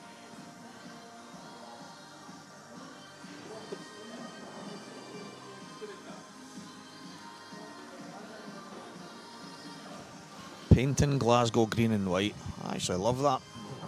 Get some of the paints off you for the wee man's room, mate.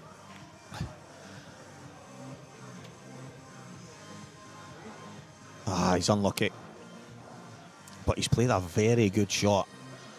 Very, very good shot. Now Liam can try and play the yellow up inside the red. He can slide the yellow cushion first off the red towards the right-hand top corner. But it's not a bad shot that Gibbsy's played there, just to try and hang in there.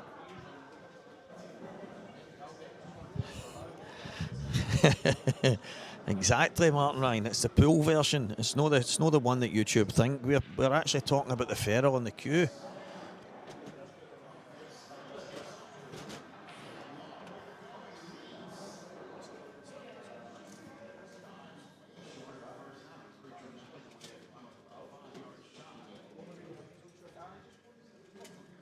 Not too chuffed with the...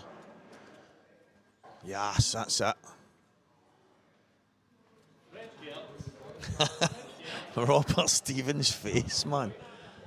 Sitting watching NFL, whatever it is, I don't know, but it's nonsense. Yeah, that was a shot, I was thinking, but it's... He's tried to slide it, cushion, flick, and in. That was tough. That was very, very tough. Scott might be able to just nick the red inside here.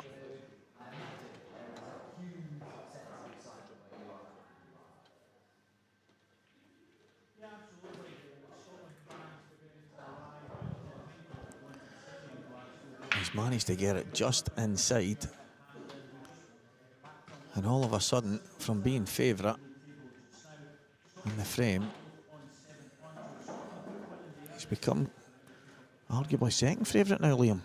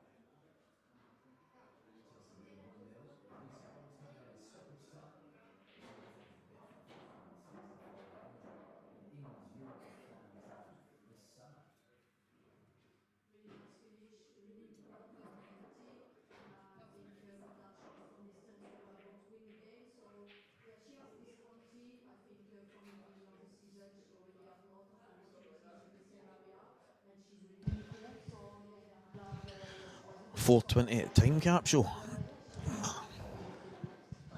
I actually looked on Sky Bet there to try and find that race. Realise you're going to the swimming. Oh, that's not good, mate.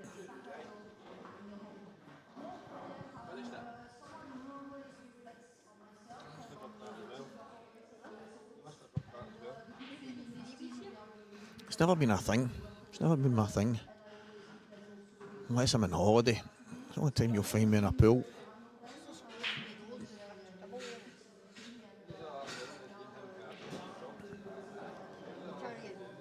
He's kept him off. The red to the left. Well, Gibbsy needs to find that left-hand side. And he needs to get himself behind the red. I mean, he's really got no other. The thing is, guys, I had to go for a quick comfort break, and I've missed what happened to the red at the top, so I'll check that out. But in this situation, Scott Gillespie, 5-3 up, needs to try and find a safe haven somewhere, anywhere that keeps Liam from an open yellow and a chance. Well, he's not playing the one to the bottom right.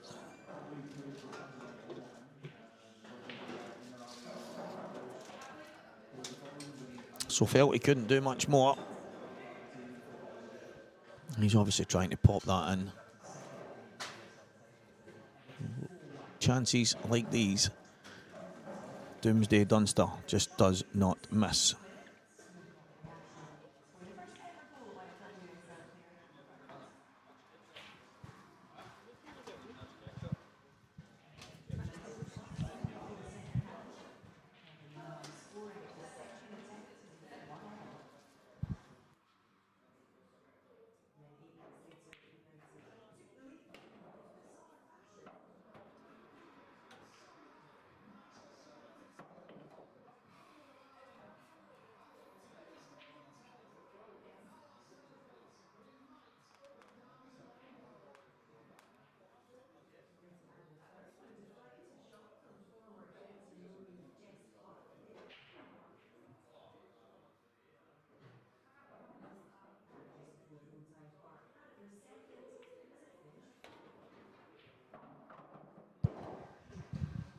So Liam just touched the yellow at the top. Cheers, Charlie.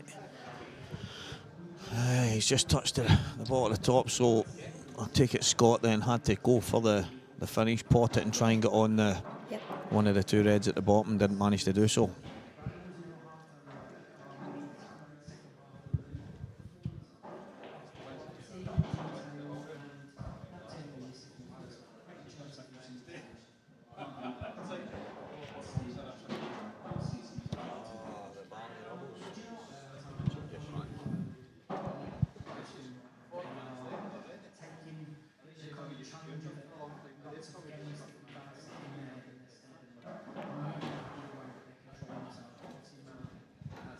Liam Dunster.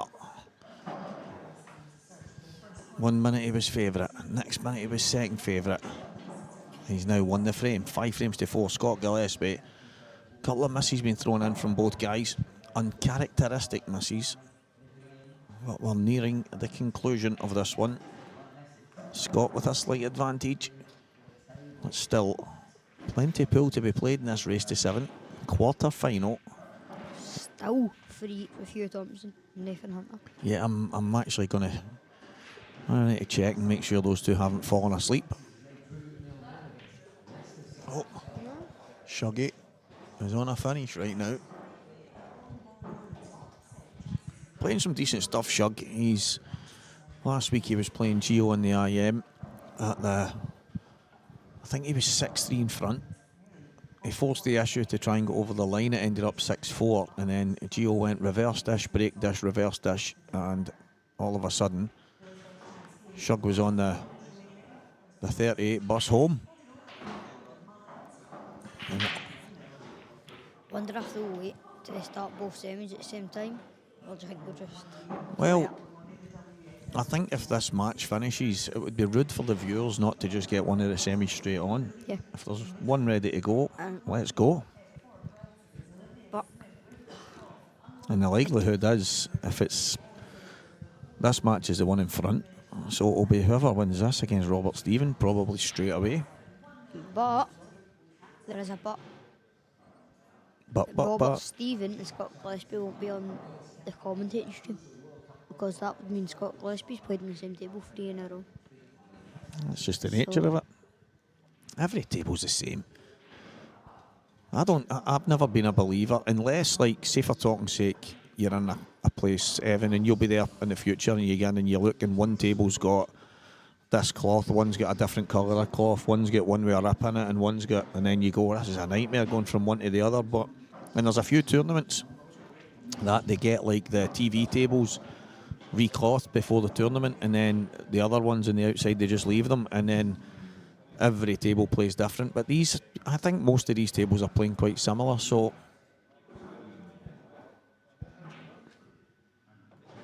what a brilliant chance here for Scott. Your granddad's watching, right? He got to see his boy, younger than you, turn into this sweet superstar. What's he said to you? Has he said that he can see the same in you? Same attitude is what he said.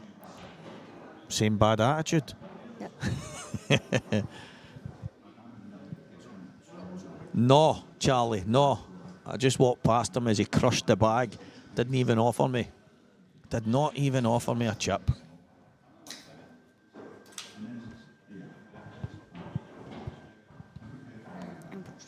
Yeah, Jerry, I get where you're coming from there. For instance, Robert's quarter-final match was finished in about 25 minutes. And then there's other matches that have taken... So one of the semi-finals could be done in half an hour and the other one could take 2 hours. Unlikely, I know, but it's possible. So I think the likelihood is if they've got a semi-final ready, they'll just roll it. The other semi-final go on the other table could finish quick, and then we could have the finals straight after it. But I might be wrong. Craig might have some other plan in place. It is shocking, Charlie. Absolutely shocking. He had the cheek to come in. McDonald's. He came in with a bottle of sauce, the same size as him as well. He got it for Tesco. You want to see the size of this? He used a wheelbarrow to bring it into the building. That was Stephen's idea. I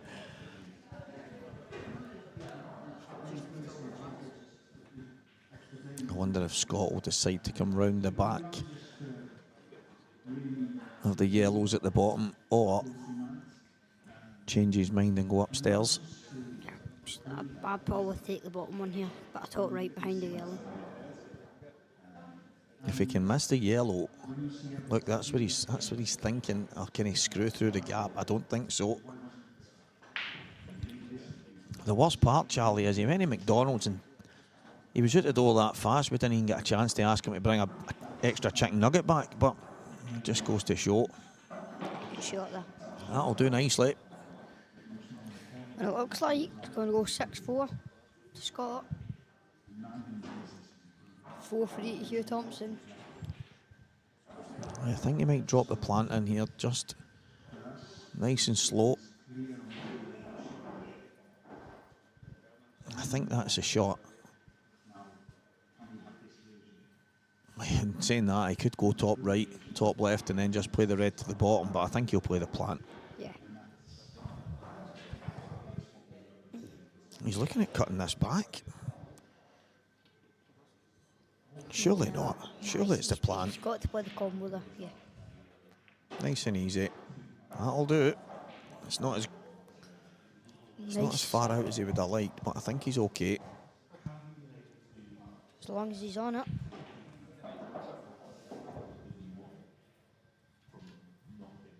Yeah, that's the line he needs. He wouldn't mind it to be dead straight if he can screw straight back off the cushion and out. A tiny angle would be ideal. Little tracer left. That'll do. Any bag he wants, any bottom bag. Looked like Scott put a little tracer right on that there. The way it came out dead straight, the way the ball was spinning, I think he did. He's almost perfect. That'll stun down. 1 cushion. And about to be 6 frames to 4.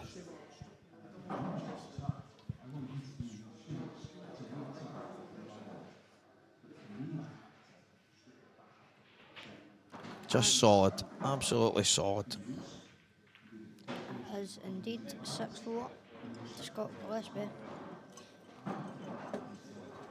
And what's the score on the other table? That is 4-3 to Hugh Thompson. And Nathan's at the table, another scrappy frame in that one, so that could be a while. So although they might decide to hold them back, I can't see it happening. Both players won a decider last game. Nathan Hunter, Stephen Harrison 7-6. Hugh Thompson.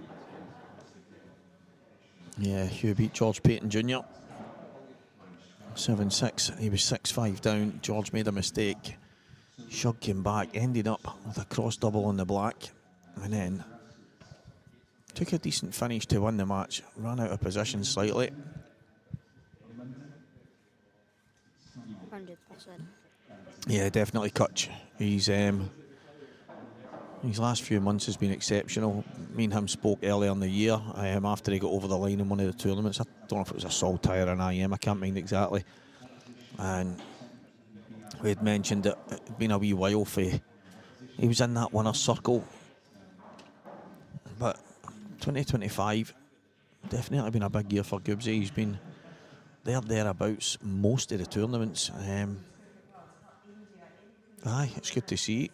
Definitely good to see. And here he is, 6-4 up, 1 frame away. He won the IM as well. And it's a dry break, so here we go. Pretty sure Scott won the IM as well, didn't he? He did. I was talking about earlier in the year. Sure, when I interviewed him, I'd said he hadn't won one of the big ones in Scotland in a wee while. Maybe it was an IM, so whatever it was.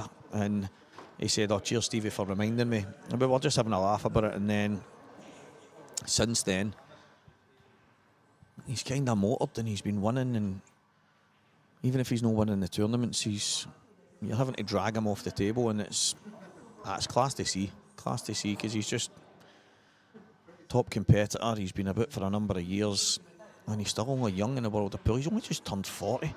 He's in the seniors, Scottish. He's going to have an attempt to do what Mark Boyle did. Mark turned 40, went in the seniors and won the Scottish. Beat me in the semis, Evan. Beat me in the semis, a wee devil. He was 7-1 up on me, and I hadn't even finished my Galaxy Caramel yet. Hadn't even blinked, boom. But then, IM2, he was, I'm sure I interviewed him maybe after the semi or something, Jamie. Or even, it might have even been a Saltire, and I said to him, "You've not won an IM in quite a while," and that. And he went, "Oh, cheers for reminding me, Stevie." And then it was a scratch and claw type thing. He didn't even look as if he was enjoying it. And then we spoke after it, and he said, honestly, every kind of shot was as if he didn't want to be there, but he was doing it. He was pushing the boat out because of everything that his full career with his dad and his life with his dad and what it meant to the two of them together. I remember it quite clearly, that conversation, that interview, and he's just different class. But unless he's rugby tackling you off the table right enough. Big bit of a boy, you know what I mean? Mad Gibbsy, brilliant. He's flying, and it's good to see. That's a fact. Only the very best can mix with Liam Dunster. Only the very best can beat him. Just getting close to Liam's hard, Evan. Yep, Scott Gillespie's one of them people who can beat him. Pretty sure there's quite a lot of people who can get the better of Dunster at times.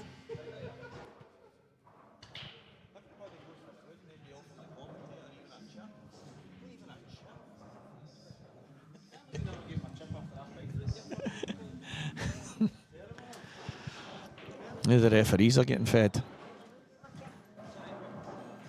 This should be the moment for Scott to book his place in the semis. He will play Robert Stephen. Nothing Liam can do but sit in his chair and hope for for some monumental, uncharacteristic mistake that seems very unlikely, but it can happen, young man. It can happen. It's also a very fudgy frame between Nathan Hunter and Hugh Thompson. Yeah, it's been scrappy, that one. Yeah. Closely poised though. Shug is 4-3 up. There's a long way to go.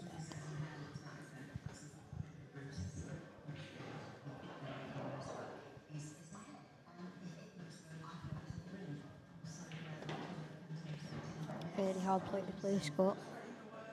It's one of them players that you think, maybe I've got a chance here, I've maybe missed this, and he just pots it. Nice. Very good potter. He doesn't miss much. Can't leave him anything, or he'll take it. These should be pretty straightforward for Scott. You should have seen some of the stuff your uncle used to do at this game. Some of the shots, some of the things he's seen. He was playing in my team. Renzi brought a team to the Roadhouse pub. That's where I grew up, and it's where I played pool with the guys. And we were playing to win the league against a team that they were arguably Scotland's best pub team for years and years, Franklin's. And then I'm on a finish to win it. I was playing doubles, so it was me and Jason. But back then, you couldn't. It wasn't Scotch doubles or anything like that. It was just, so I'm on a finish and I've made a mess of it. And I've landed in a position and I'm gutted because I'm thinking this was to win the league. But Jason could see stuff so quick, Evan. It's like he just had one of these crazy pool brains where he could just see the shot. And there was a tiny gap to a ball at the opposite end of the table that I wasn't even dreaming about playing at this time. And he just gives a wee shout for the corner. Come on, Stevie, it's still there, have a look. And just as that, I just see it at the corner of my eye. At the corner of my eye. And he was just so quick at seeing things. Listen, there's a reason why he gets called Eagle Eye. I used to always say, Charlie, I know you're sitting watching, I used to say, that's a terrible nickname, who came up with that? But every time I have a conversation with people, I say to them, it was the thing that used to impress me the best and the most was how quick he seen things. I used to say, he'd just see a shot that you just couldn't even dream of, and you would never notice it, and then he would clock it. And then they would say to me, well, Stevie, Eagle Eye's the right name for him. Scott Gillespie, Goobsy. Do you know, I've never asked Goobsy where that name came from? Well, I'm going to ask him in a minute, because he's in the semi-final. It's Scott Gillespie 7, Liam Dunster 4. Scott's run of major success, Scott's run of winning might just continue. He's got Robert Stephen next.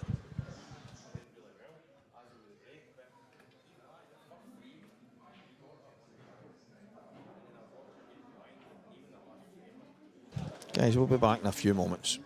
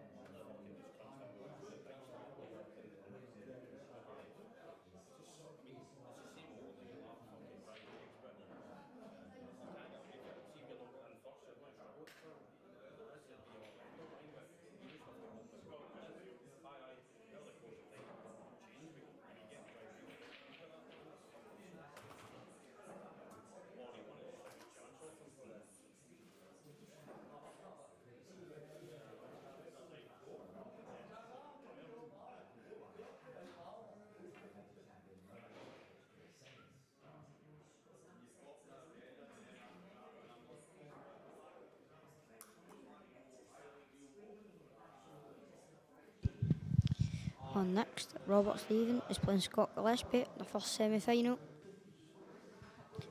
Races to 8 from now on. Been race to 7 the full game. Now it's a race to 8. be interesting to see if Robert can cope with Scott Gillespie, been playing really well.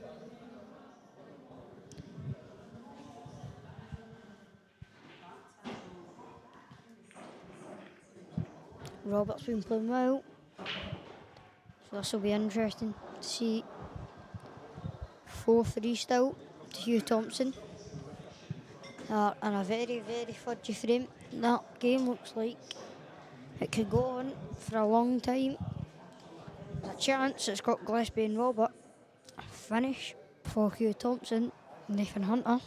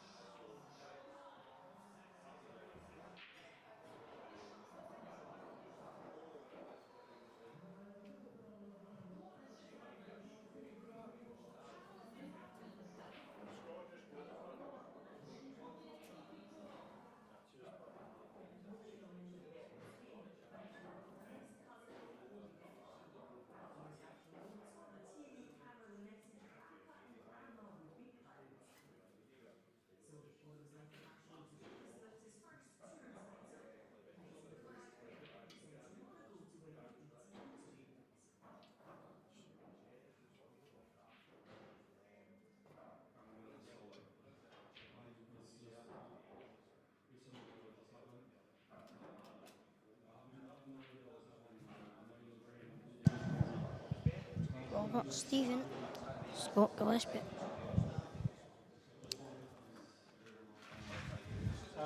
Robert wins a lag.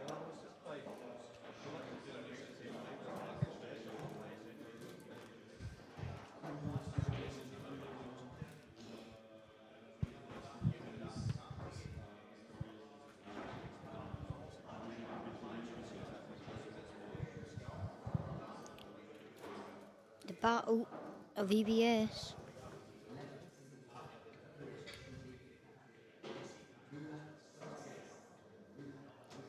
Now, it'll be interesting to see if Robert's break pays off. It's been good all day. Commentators, of course, he's went dry.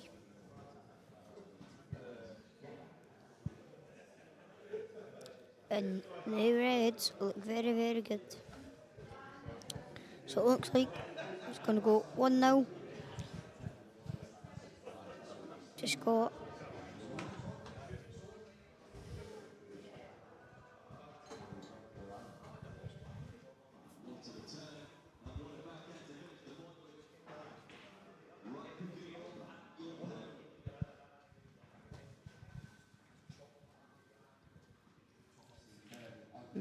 Bell any time before Scott was on his semi-final. Had a minute or two before his semi-final game. Stevie will be with us very soon.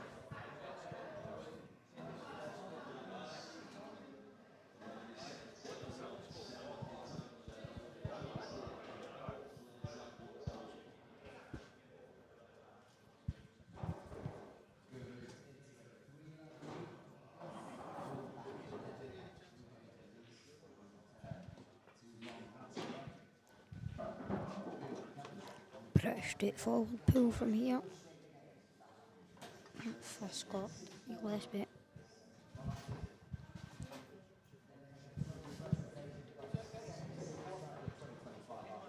Hugh Thompson on a finish to go 5-3 up in the quarterfinals against Nathan Hunter.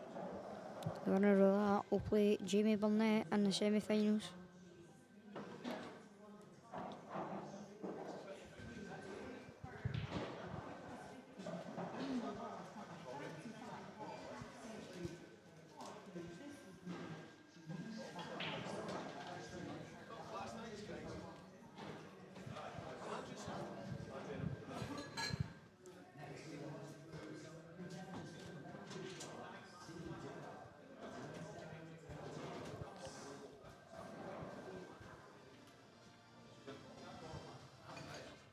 But he's taking his time.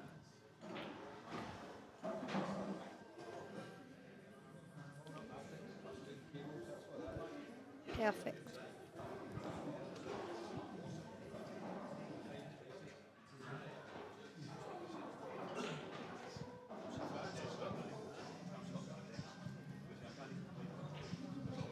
It would have made sense, but we couldn't keep the viewers and Robert waiting.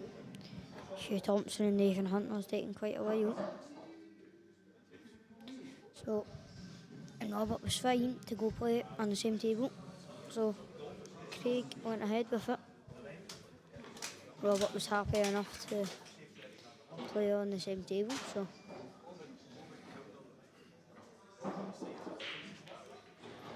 It was the players' decisions.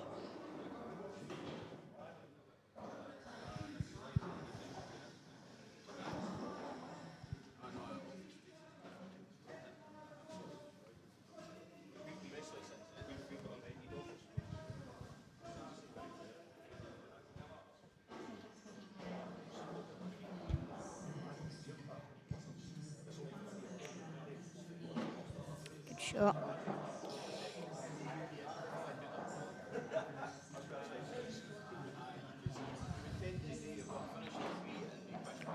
And it is 1-0 to Scott Gillespie. First frame in the semi-finals, and it goes to Scott Gillespie. Races to 8. Table 13, the mainstream. Semi-final and final is races to 8.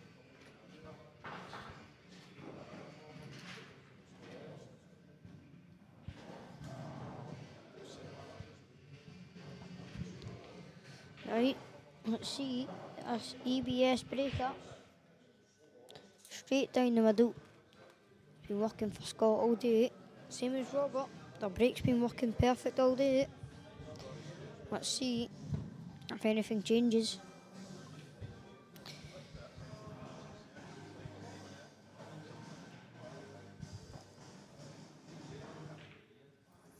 No. Scott Gillespie to brake. Good brake. He's got a ball. Just fell.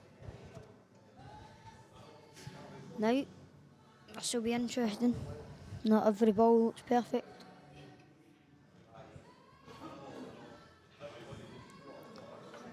Both sets are pretty hard. Quite a few balls in the cushion. This looks like it could be a fudgy frame. Hugh Thompson. He's on the black. He's cutting it in the middle, it looks like. And this is to go 5-3 up for Hugh Thompson. And Nathan Hunter.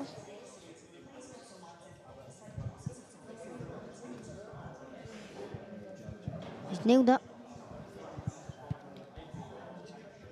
That quarter-final game on table 9 is getting closer to the finish. With Hugh Thompson getting closer to the final score, which is a race to 7 because it's in the quarter-finals.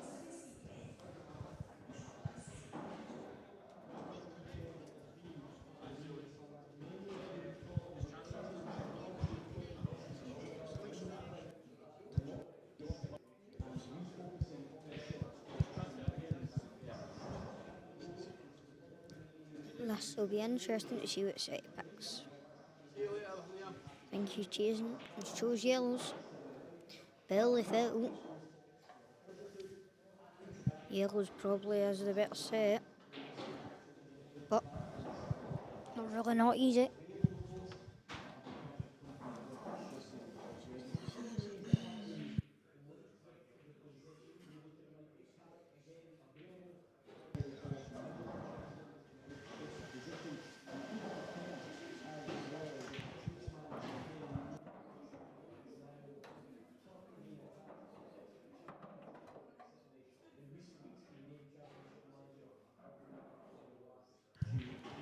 Five 3 to Hugh Thompson.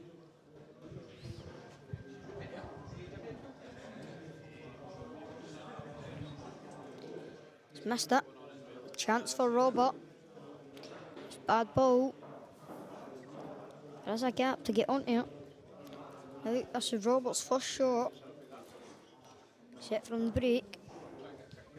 So, let's see if he's feeling any good, if he's feeling nervous. It's his first semi-final he's been to in a while.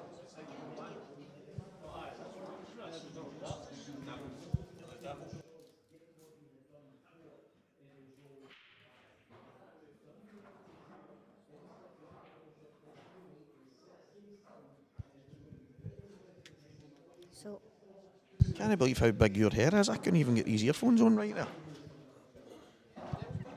What have I missed? What have I missed? Tell me.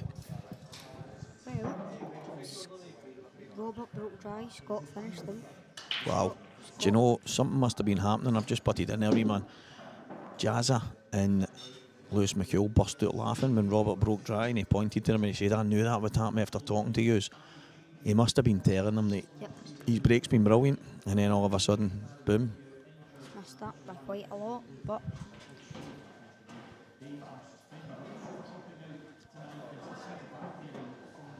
that's maybe nerves. Scott Gillespie broke, he got a ball, they weren't easy, he went for the finish, missed the ball in the middle. Is that on? Yeah, Just couldn't hear it right there. missed the ball in the middle, Robert went for it, missed that. Oh, that's all right. Right, You need a lot of things to go your way. it's time for Scott to maybe finish these and go 2-0 up on Robert. And the break is one of them, wee man. Loads of things that need to go for you. Biggest shot in the game these days is the break. I don't like it. I don't like that it's the biggest shot in the game. But it is one of them. Hugh Thompson, Nathan Hunter and another fudge frame. 5-3. Chance for Nathan. Keep you posted on that one, guys. Remember, this semi-final is a race to 8. So Jerry, obviously, what I've noticed you've said there about moving, it's just not something that happens at these events. We don't move someone just because they've been on a table. All the tables are the same. There might be a slight wee difference here and there, but they were all done however long ago. They're all in very similar condition.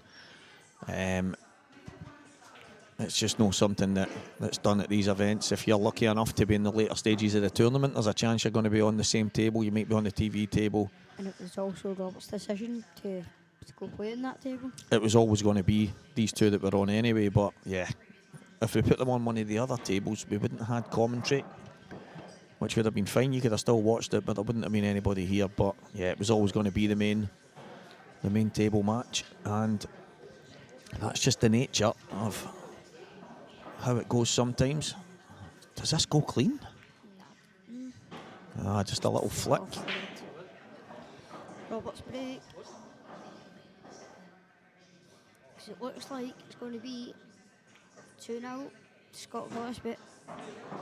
Yeah, 2 frames to 0 Scott Gillespie. Robert will have a chance to basically put that opening break behind him. He had a little laugh and a giggle with Jazza and Lewis. Big break. They're all big, but it's a race to 8. And you do not want your opponent getting ahead of steam. Comments are quite dead, aren't they, Stevie? Yeah. I think Martin Ryan's away to the swimming.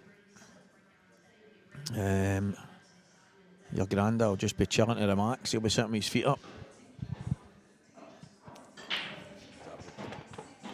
What a break that is. So Lewis McCool exiting the building. A decent weekend's work for him. We've got 2 yellows and a red, but I don't think he's got a starter pot. Maybe the yellow to the right hand middle pocket. As much as red's all a bit of balls, he's not on any. Yeah, he would love a red. But he just needs to work with the yellows. Please him. He might actually just touch this yellow at the bottom here and leave it behind the other yellow. I don't mind that. Sometimes specific players feel the need to go for the finish no matter what. Maybe just give Scott the option if he wants to take on a. I sometimes wonder if it was Liam, what would Liam do in this situation? Would he? I don't think Liam would just give you a chance. I think he would be going for it. Yeah, Yeah, a little bit of reverse side, good shot. I think he's got the angle maybe just to clip off this and leave the other one over the bag. Just needs to hope that he lands on another yellow. He's going to play the pot kick, cut back into the middle. Good shot. That'll do nicely. Maybe just roll this in and play it in the middle, or you can screw it. I think he might try and screw past the red on the bottom cushion. And then go 2 cushions and have a choice.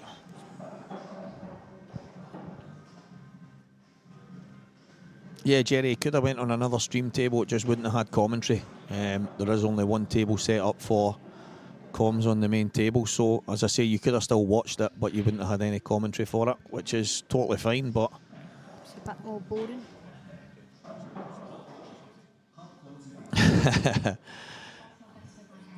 Oh, they're supposed to be... They all look the same, I can tell you that much. Maybe he's playing this. Oh, Robert. You might be able to see an edge here. He's overcooked it there. He's going to have to swerve this. He's going to have to... Yeah, that's what he's looking at by his reaction. He's going to have to swerve it. Or can he play it cushion red? He might be able to play cushion red here. Hugh Thompson. Yeah, unlucky. Hugh Thompson. Looks like he's going to finish this. To get on the hill. 6-3, that will make it on Nathan Hunter. And I know Robert's missed it, but these aren't the easiest. They're not the hardest. Yeah, straightforward here. He would have liked a touch more angle on this.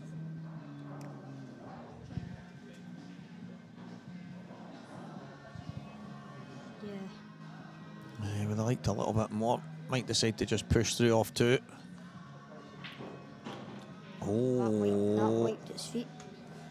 yeah, it did, but good cue power. Right in the heart of the bag. 2-0 Scott. Good chance to go 3. Robert did have a chance. He didn't get on the black. There was still work to be done on that black. I think it might have just slid in off the red. However, he would have loved to be on a red at the start of the frame. He was on the tough set of yellows. And he made them work. Yeah, he's done well, but he never got the black. He had work to do all over the table, and it's led to a chance, and a good chance for Scott to go 3-0 here. He's made the black. Hugh Thompson. On the hill, he's 6-3 up on Nathan Hunter. Shuggy T there with a little bit of a fist pump after he nailed that 8 ball.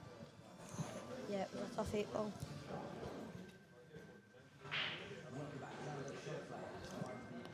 Red to the bottom, and then it'll be... Red up top. Yeah, it was always going to be top left. Next, I wonder if he can go... He likes this shot, just at 1 cushion, a little bit of right-hand side.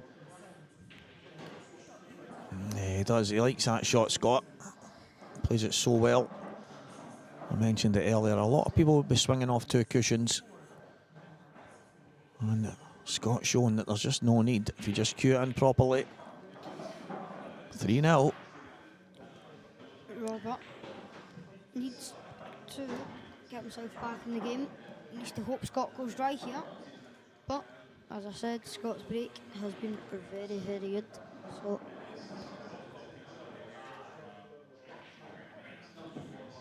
Yeah, it's tough. It's a tough old school. The other semi-final, looking highly likely that it's going to be Hugh Thompson who will play Jamie Burnett. However, Nathan Hunter, he's still in there. It's not over yet. no. Thompson, he came back from 6-4 down, I'm pretty sure, to win 7-6 in his last 16 game. So, just shows it isn't over until it's over. Quite a few deciders, weren't there? Nathan Hunter won a decider. Hugh Thompson won a decider. A lot of the last 16 games were very tight. What a break. Breaking like an absolute god, but has he got Robert Stevens' luck? Or is he on the red to the top right corner? If he's on the red to the top right corner, he's got a chance here. I think he might be able to pop the yellow into the middle as well. However, Yellow's not that bad either. it's tough. He might actually have a gap between the yellow and the black to pop the red. Yeah, I don't think he can get through there. If he can, that is one stroke of luck. I think he'll take the red to the top right. Might need to play a plant maybe if he's not on it that good, or maybe an off his red. No, I think he can just pop it straight in the top. That'll drop through. One cushioning out, nice. That was quite lucky, but you need luck to win.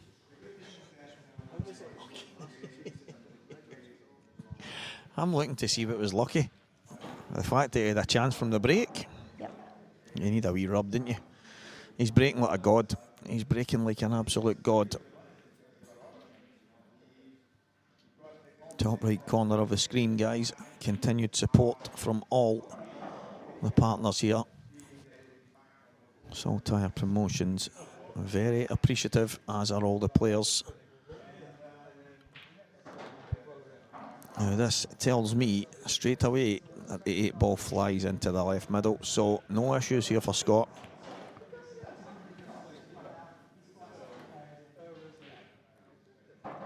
And frame away. 4 frames to 0. Scott Gillespie. Quick fire stuff here.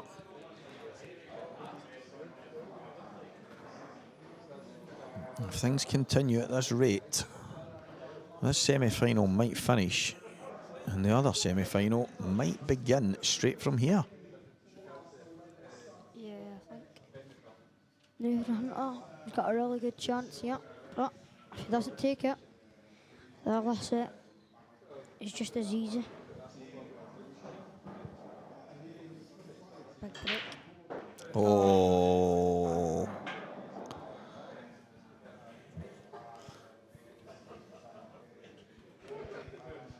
Things going from bad to really bad, from really bad to shockingly bad, from shockingly bad to bad.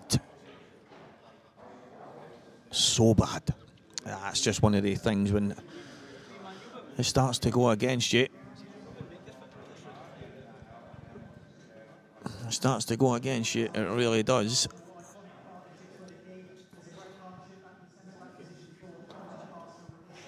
Yep. Robert, not much you can do.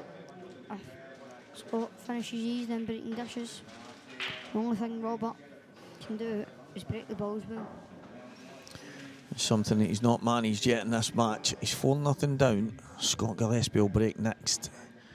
And he could be coming to the table 5-0 in front. With a chance to break and go 6-0. Straightforward. These are as straightforward as they come. The black wide open anywhere from where he is right now. That's what he's having a look at, just to make sure. So everything that could go for Scott. He's just riding the crest of the wave. He's been winning. He's been at the winner's circle so often in the last while. He's been at the tail end of all these tournaments. He's just absolutely unreal. And if you make a couple of mistakes, you don't break well, Scott Gillespie will just continually punish you. But he's breaking like an absolute god as well. He's a combination for an absolute winning machine. 4-0. Robert Stephen is up against it as you're ever going to be. Nathan Hunter. He is on a finish. Just needs to float this yellow on the middle. If he's on yellows. Yeah, I don't know. Obviously, it's on the outer tables, guys, so not really sure what the situation is. All I can see is that Nathan is at the table, but right here on our main TV table, it's Scott Gillespie. Little flick on the red here. Just opens up the path. I think bottom right. And then he would love a similar angle to what he's got here. So it's just a little stun out into the middle of the table. Yeah, that is as close to the line as he could have asked for.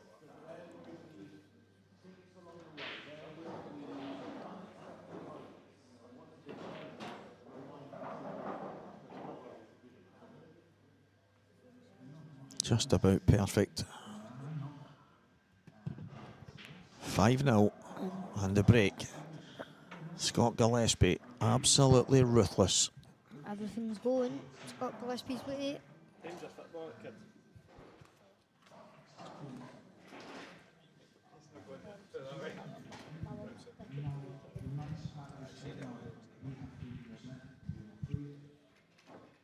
Well done, Carl, it's done you. It's not over. Top's over. 5-0. Gibbsy, who's been breaking unbelievable. If Robert wants to win, he's going to win 8-2 at the most from now. At the worst. Yep. Ah, he's up against it. Up against it. Tough school. But we know what he's capable of, so Yeah, his break has been absolutely outstanding. we're Let's see another one. using an Oh. commentator's curse. Oh, he's actually broke them fantastic. He's been kicked in off as the cue ball came back down, kicked straight into the right middle. I wonder if this red passes this yellow down here at the bottom. If it does, it's going to be straightforward. I think it does, judging by his face. No, he's got a couple of this- issues to try and figure out here. I guess the one that's tied up with the yellow at the top of the table, you could maybe play a plant with his first shot. It just depends on what he's opening up. If he's opening up the reds, then the red at the bottom's still awkward. So he has to try and figure out a way of getting the balls into a position. See the yellow. So he's checking the reds right now. I actually think yellows, if the yellow passes into the right middle, might be the better option. Where he is, the yellow at the top right, kind of. But I think he could probably just float that in the middle. He's got a lot of thinking to do. 5-0 behind. It's no mistake pull. And at this level, it's always no mistake pull. But right now, for Robert, he can ill afford to make a single mistake for the rest of this match. Hugh Thompson, I don't think he can miss from there. Got 3 reds left to get into the semi-final against Jamie Burnett. Yeah, perfect.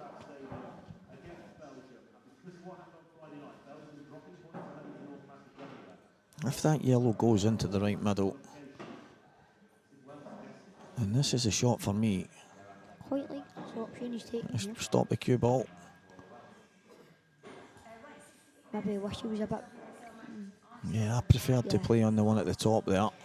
reds are even better now because that red will pass Yeah, in the middle. that's the thing. He's going to cannon it right now, I think. So that'll do. Yeah. If he's on the one to the top right, it's absolutely perfect. I don't It's a think good he shot is. he's played. Might need to play a plant, which is No, he can get through. He's okay. Just needs to come round the back of it. Oh, a little trace aside, just to drop on it. needs to be extra careful that he doesn't leave anything. No, he's not thinking about leaving anything. He's just thinking about getting these finished. And he's not... I don't think he's on anything. Might be on the bottom one, over the bag, but... Oh, I think he's maybe on the one down the cushion. He's not on the one to the bottom, not on the one to the top. So it's the one down the left-hand cushion. I didn't think that went by there, by And that'll do nicely. Didn't think that went by, but it did. So he'll take the red to the bottom left. He'll just come up past the black. Nice little angle just to pop to the right-hand side. And then he'll have the black to the bottom left corner. So he's ended up with a little bit more work to do here than he would have liked. But it's a frame that he really needs. at this level, there's not many mistakes. All the shows, don't see him really missing this black. Big frame, good black. And Nathan Hunter did win that frame there. 6-4 to Hugh Thompson. Nathan has brought it back before, so I don't see why he can't do it again.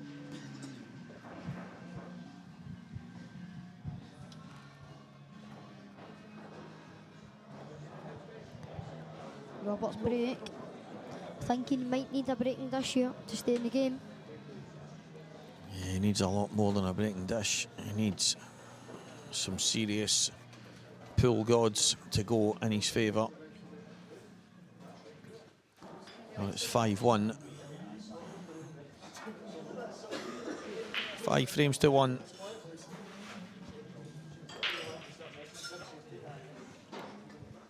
Cue ball in to the left middle.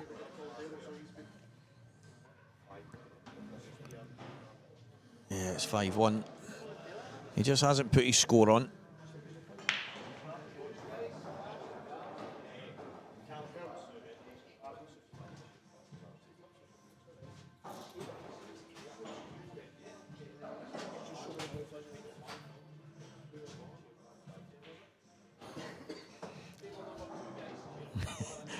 Robert absolutely baffled there when he went up to the screen and seen that the one was already on.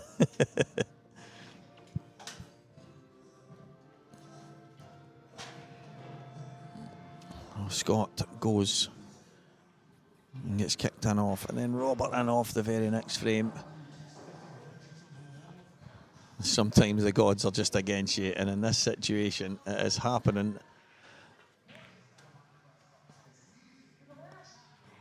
And it's a hard enough game against someone like Scott Gillespie when things aren't going as swimmingly as they could. But Scott's been fantastic. He's just been unbelievable. Last few months, he's definitely been back near his best, if not at his very best. Winning some big events. And here, right now, not far away from another big title, but he has to finish Robert, and then he has to get over the line in the final, if indeed he gets there.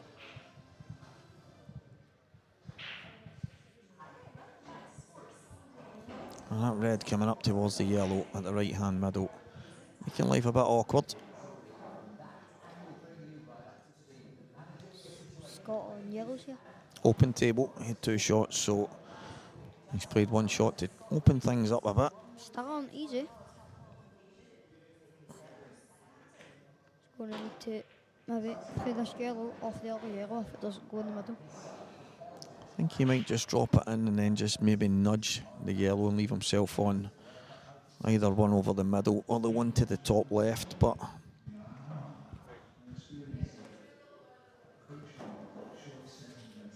Hugh Thompson is on another finish.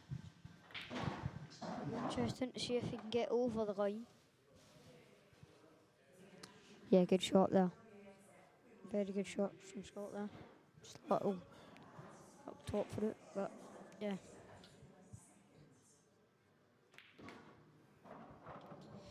So, this looks really, really straightforward for Scott.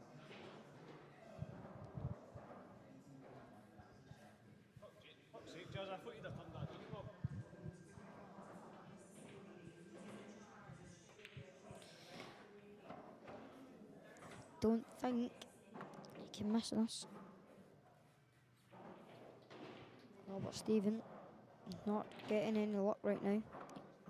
Thing is, his break's been very good all day, but sometimes it just doesn't click.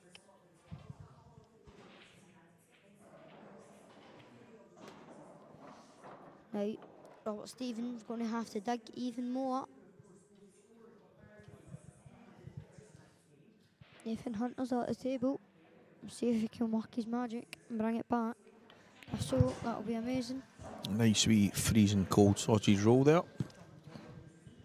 I was worried that I was going to burn my fingers.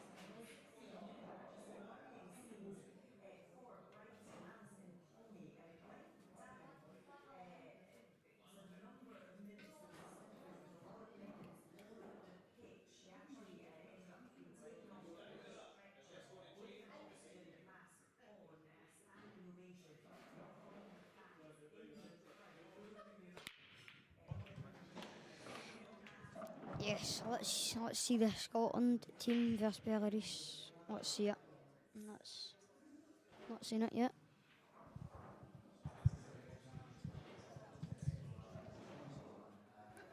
Gunralston. McLean? Kenny McLean.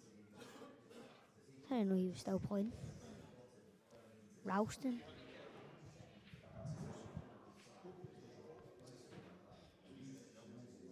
Strong team. Scotland won today. Are guaranteed a playoff to get into the World Cup.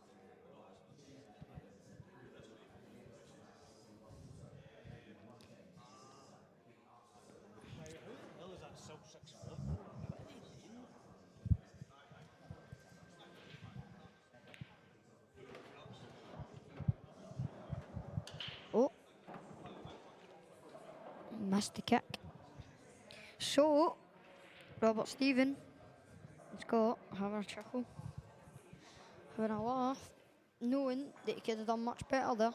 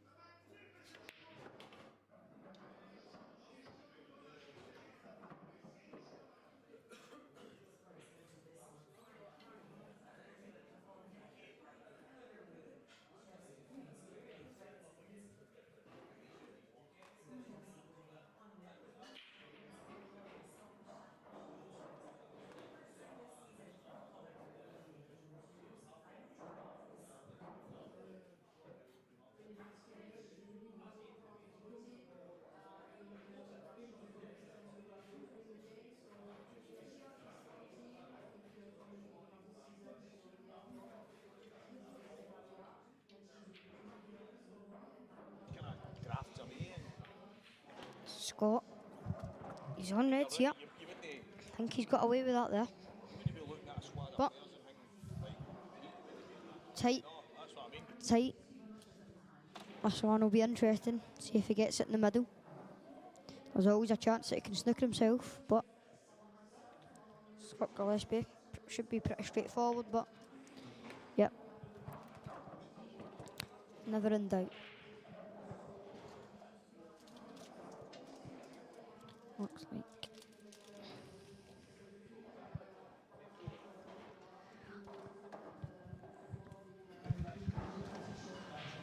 Yep. 100%.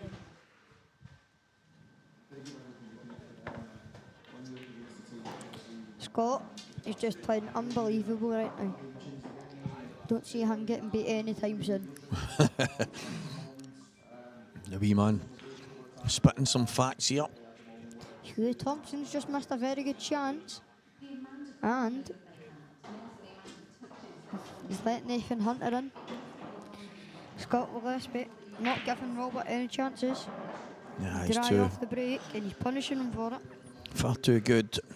And Robert's break has been fantastic, but it has deserted him at this moment. 7-1. Just remember it is a race to 8, so it's not over. Robert Stephen just needs to keep digging. There's always that chance that they can still win. I know it's very unlikely, but There's a lot of a players. chance is a chance is a chance. There's a lot of players that's come back from 7-1 behind in matches to win 8-7. 100%. But a lot of players that have done that haven't been playing Scott Gillespie.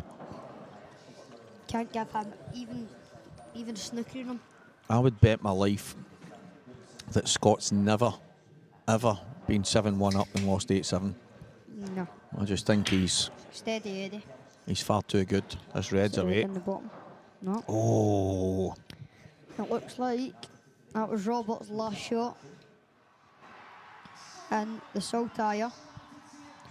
It looks like it's one step closer for Scott Gillespie to winning the title.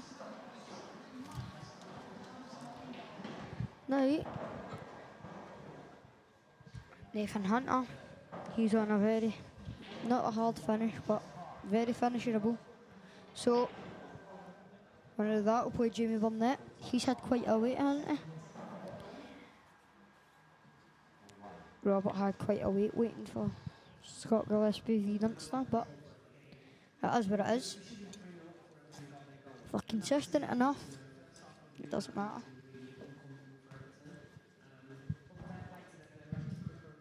it looks like we're going to have the conclusion of this match if Scott takes these, and that'll be swiftly followed by our second semi-final, which will be Jamie Burnett against the winner of the match still in play from Hugh Thompson and Nathan Hunter. But that will most likely be on this table because it looks like Scott has a great chance here. The black's not easy, goes in the bottom right by the looks of it. The red close to the right middle, not easy. So there is some work to be done. It does go in the left middle if he can get inside it. You know this is the only table Scott's played on today. Well, that just goes to show. Because this morning he was playing Gio Gio Edgar. Edgar. He was then playing Liam Dunster. He's now playing Robert Stephen. He's had a very, very hard draw / fixture. For me, what table would you put the matches on? It would always be this. It would always be the main table. Yesterday, he was on another stream table. He was on table 12. You saying he's getting favouritism? Nothing you can do when you're a good player.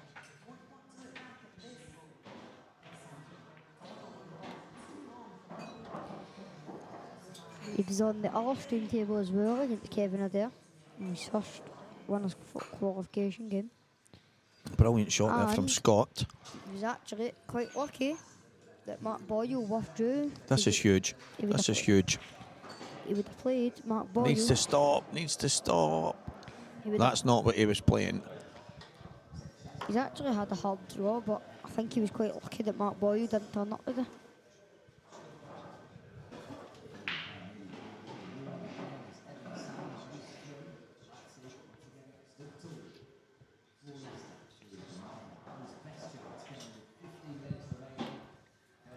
And it looks like this game is done and dusted. There's still a bit of work to be done on the 8 ball. As I say, I think it goes in the bottom right. I know it goes in the top left. There's still a tiny bit of work to be done on it.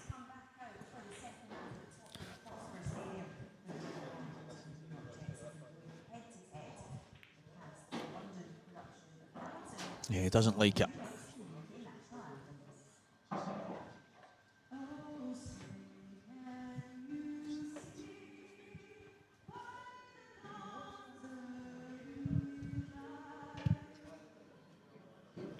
Now, just a little stun over. I think he needs to dig it a bit lower than that little screw shot. Bit of delicacy. He's played that absolutely perfect, but the black isn't in. But it just shows you, white. Evan. Shows you how good he is. He's absolutely raging. Absolutely raging that he's on the cushion. Does make it much easier to miss, but Scott Gillespie, one of the best potters the game's ever had. Surely he doesn't miss. Ladies and gentlemen, Yep. your first man in the final is the ruthless, the man on fire. It is Scott Goobsy Gillespie. Robert Stephen, commiserations. You have been exceptional, and I hope you take some confidence from this weekend, mate. And maybe we see you back pushing these guys hard next year. Yeah. Scottish to go, though. He's still got another big tournament to come. We'll be back, guys, with the next semi-final Scott in Gillespie. the next few moments. Cheers to young Evan, because I think he's getting dragged out the door. I think Robert's going to take him home now. Scott Gillespie, congratulations. You are in the final.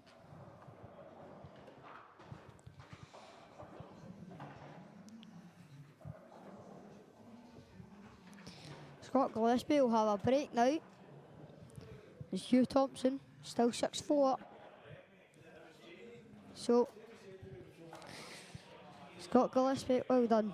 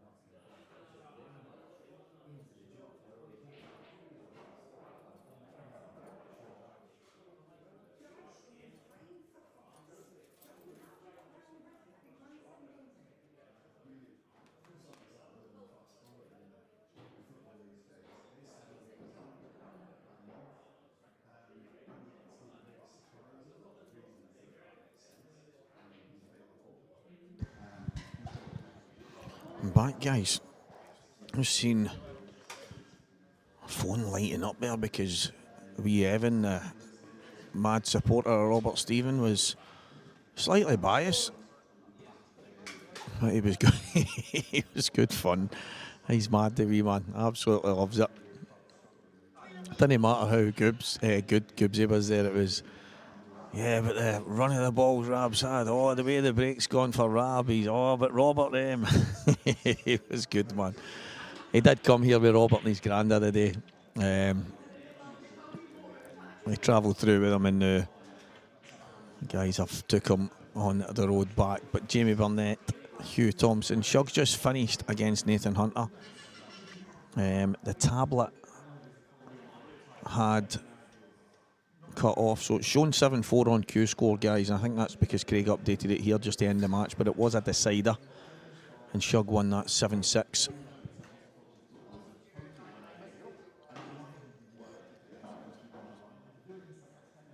So Shug, I've spoke to Shug over the last few weeks.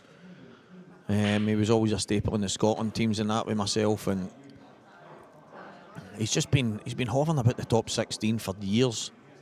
I think he's on the kind of edgy it right now, but he said I think he's got the Scottish next week and needs a half decent run. Kind of push somebody out and get somebody, and then obviously sneak himself in. So he's always thereabouts. He's just he's on a wee bit of a run here though. Semi-final, Jamie Burnett.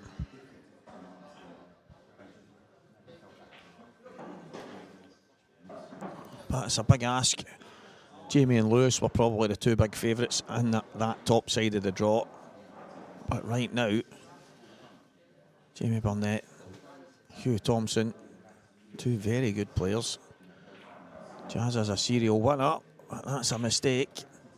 Kind of pushed that through a wee bit. In for the top ball early. Doesn't manage to get it.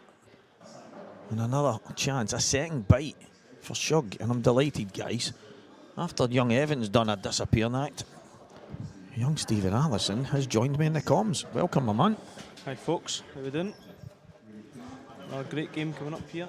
Hopefully Hugh Thompson can turn it up a bit and push Jamie all the way.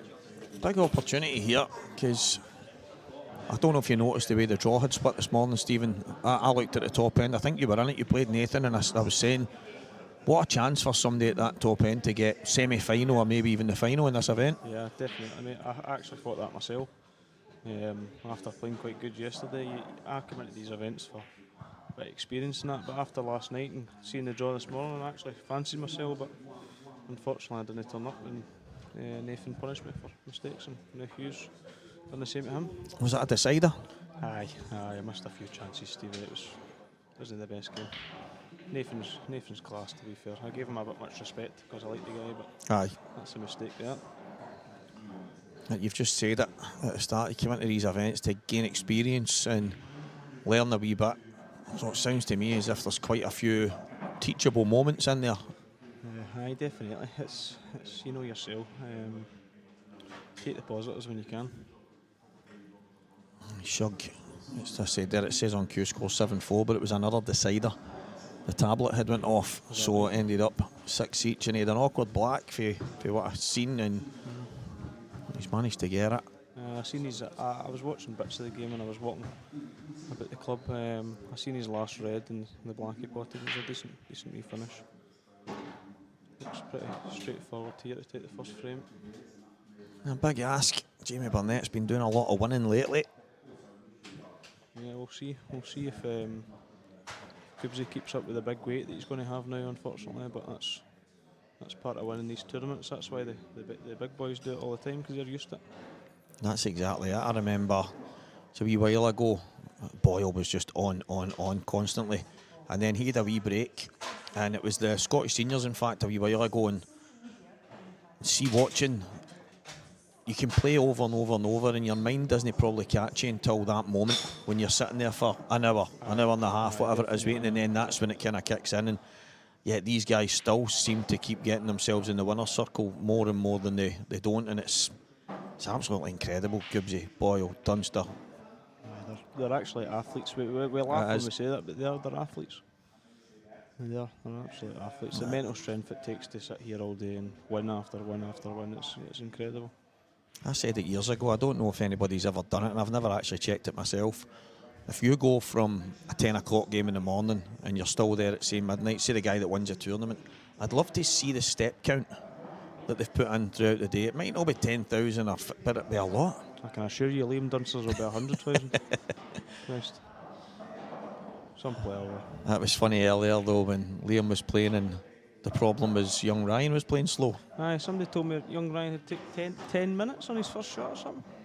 Somebody can confirm that for us. I would like to see that myself right enough. But There was a wee bit of talk.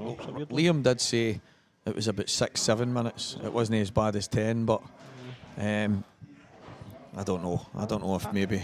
I don't even know if I could take 6-7 minutes a shot. My head would be like a bag of spanners.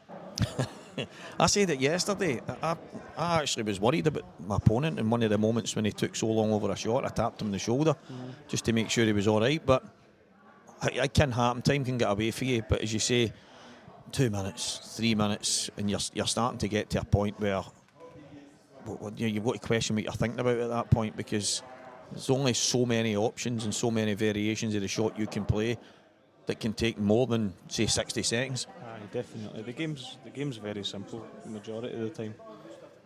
Usually the first, if you're at any half decent level, usually the first shot you see is the right shot, but you see different. Everybody's got their own methods and stuff like that. Liam, all the top boys are great ones to watch. You always see them. It's always the first visits, maybe a minute or two, and then everything's just quick fire for there. Obviously, all going to plan. Big break needed here. Yeah, good start for Shug. Couple of mistakes. He missed one. Jamie missed one. Can that red drop? No, I don't know. Just hold up that. Good chance here for Scott. Jamie, sorry. I think red's maybe standing out. Yellows are. Red's for me. Corner there if he takes this one in the middle first. Red standing out. You going to Ireland? Am I going to Ireland? No, I was meant to be. There was a wee bit of drama with that, but we're not going to that. Right. No, I was thinking about it, but I've just pulled it. I think I might be going to Isle of Man instead, but no, undecided yet. Undecided. We'll see how things are going closer to the time. Not really been playing much in this year, to be honest. But, well, I'm saying that I'm playing most nights, but it's not like practice, if you know what I mean. It's just like one frame leagues and stuff like that. And I need to try and get a wee bit of time for myself again the next couple of months. See how we go on. It's weird though, I'm playing better than now for not practicing than what I was when I was practicing, so... I says that a wee while ago with Mark. It was probably a couple of days after the Lolas final. We were talking on the phone for a while and we were talking about pool and everything else, and I says, Mark, it's weird. I can't remember the last time I put in a good session of practice. Yeah, I feel that I'm playing some of my best pool. It's strange, it's a weird... It shouldn't be working that way, it should be the opposite, but sometimes a wee break does help. It gives you that. It's strange. Mark's actually been on the phone to me a few times asking me to come over for a practice, but I just can't seem to motivate myself to do it. There's anybody else would be chatting at the bit to get to practice with folk like that, but I'll definitely get back to it soon. I'm not one of these guys that you get loads of folk in the pool that say, I don't practice, but realistically they're on the table 6 out of 7 days. Big chick. I'll tell you the truth.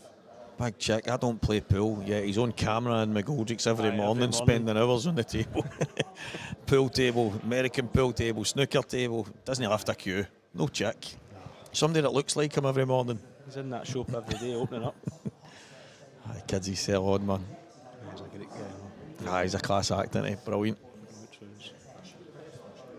Take his time here, looking at different options here. He's played the plant at the start, then he's knocked the red into the bottom right, screwed back towards... I can only think he was playing to land on the red to the left middle. I can't even... Probably going to take this one up to the bulk cushion as we look at it, the bag on the left. Maybe just screw back 2 or 3 inches and try and leave yourself straight on the one in between the 2 yellows to push right through. Aye, that's the... This one in the middle here, at the bottom, close to the black spot.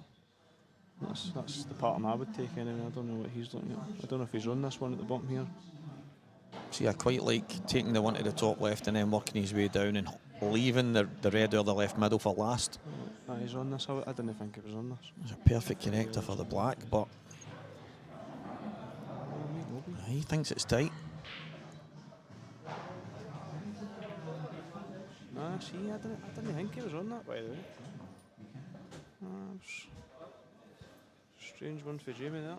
Unless he wasn't on the one to the top either, I don't know, but it was a shot before that I thought was quite strange, screwing back at the pace he did it, kind of crashing into the yellow. He's actually kind of half got away with this here, you know. Shug's probably at the table right now, and this used to be me. I don't know if it's you. And my opponent would miss, but leave me nothing, and I would be raging. Aye, do you know, I knew exactly what you were going to say there. You're raging, but realistically, you shouldn't even have been at the table. Exactly, and it was Elliot Sanderson that said to me one day, I played an IM tie, and I won the match comfortable, but I had a few of the moments in it. And my opponent missed a black in one of the frames, and he followed me to the toilet and said, Stevie, what were you moaning at there? And I said, well, my opponent missed that black and left me nothing. And he says, would you rather bought it? Exactly, the alternative was you were beat, and it stuck with me now. It stuck with me, and I'm thinking, now I spring off my chair just thinking, right, what can I do? I've got a chance that I shouldn't have had. I know.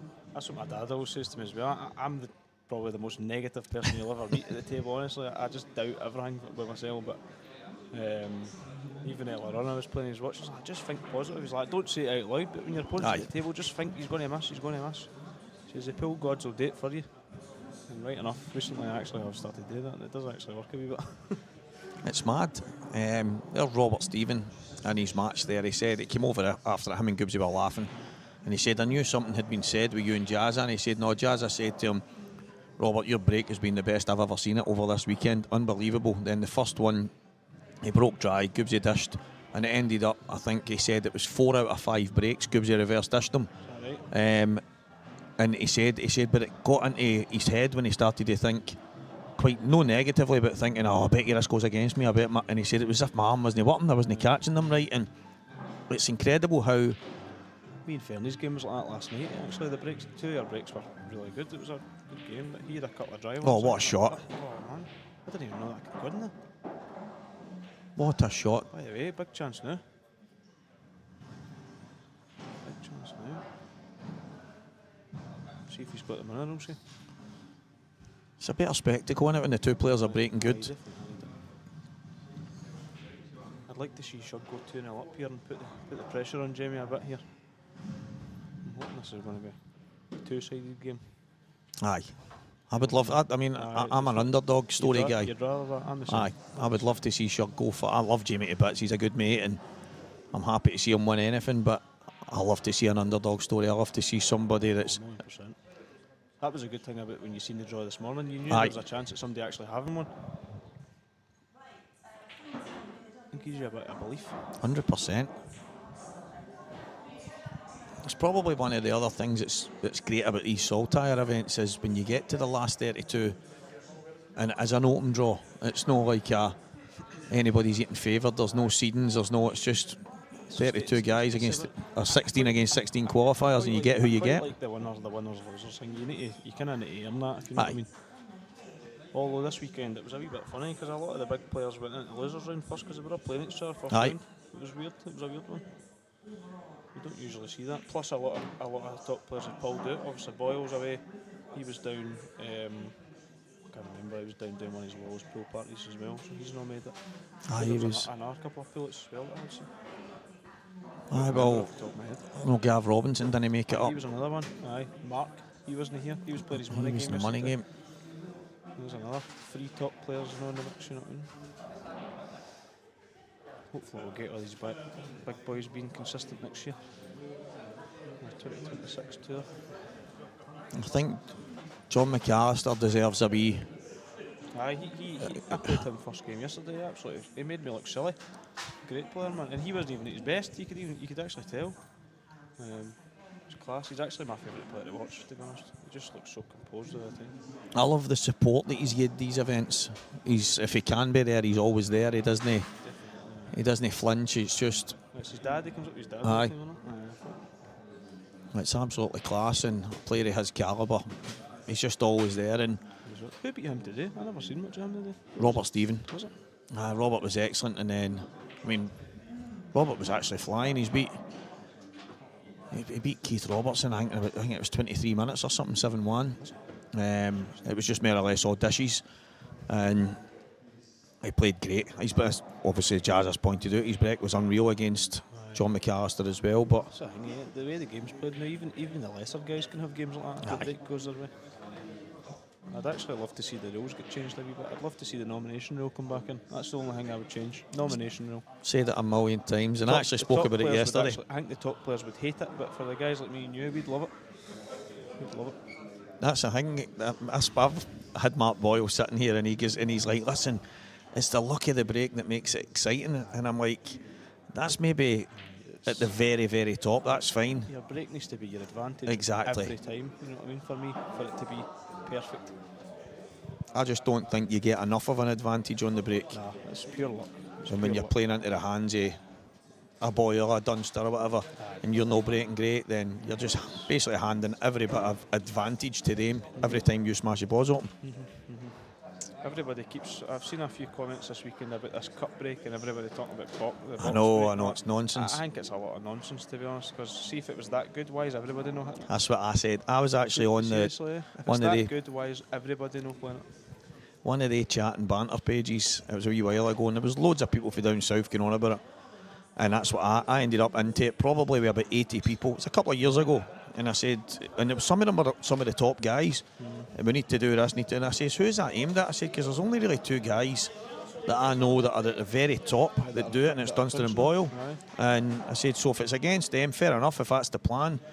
But if it was as easy as you're all making out, why are you not doing it? It doesn't make sense. It's not as easy. Boyle's the best at it. And to be fair, I started playing it for a few months there, and see when you hit them good, Stevie, they're unreal. But see the amount of times you don't hit them Exactly. good. There's more often you don't hit them good, and he's amazing at it. Boyle's is just It does frightening. actually take a wee bit of talent to time them right, you know what I mean? But as I say, why is everybody not doing it? Dunster's was good today. On the other two tables, he seemed to get the ball straight into the middle every time. But then when he went on the mainstream table against Gillespie, I seen that. He was going dry. he wasn't getting Still it. crunching them though. Still crunching them. There's loads of folk that say, I'm scared to hit the cup break because the white goes off the table and that. But the way I look at it, see if you're getting everything into that second ball and the white's going off the table, it's the same thing as getting everything at the front ball and getting off the middle. Oh, aye, that's it. It's the same Exactly. thing. Oh, that's a bad shot there. Wonder if we can get a wee halfie. A shug here. That's a Wee back heel in the middle maybe. was a good one earlier for Lewis McCool. Was that in the red? I think I seen that. Aye. Actually. I did see that. Ended up missing the black off the top cushion, didn't I? That's right. A wee bit of reverse side and came back and played the black into the jaws. Didn't it? Aye, that's right. How many viewers we had today? Has it been busy? A lot of comments. Craig's normally got it on the wee bit, and you can see the engagement's been class, but I've not got a clue how many's on. Sunday night, especially the football and that one as well. Everybody will be busy watching that.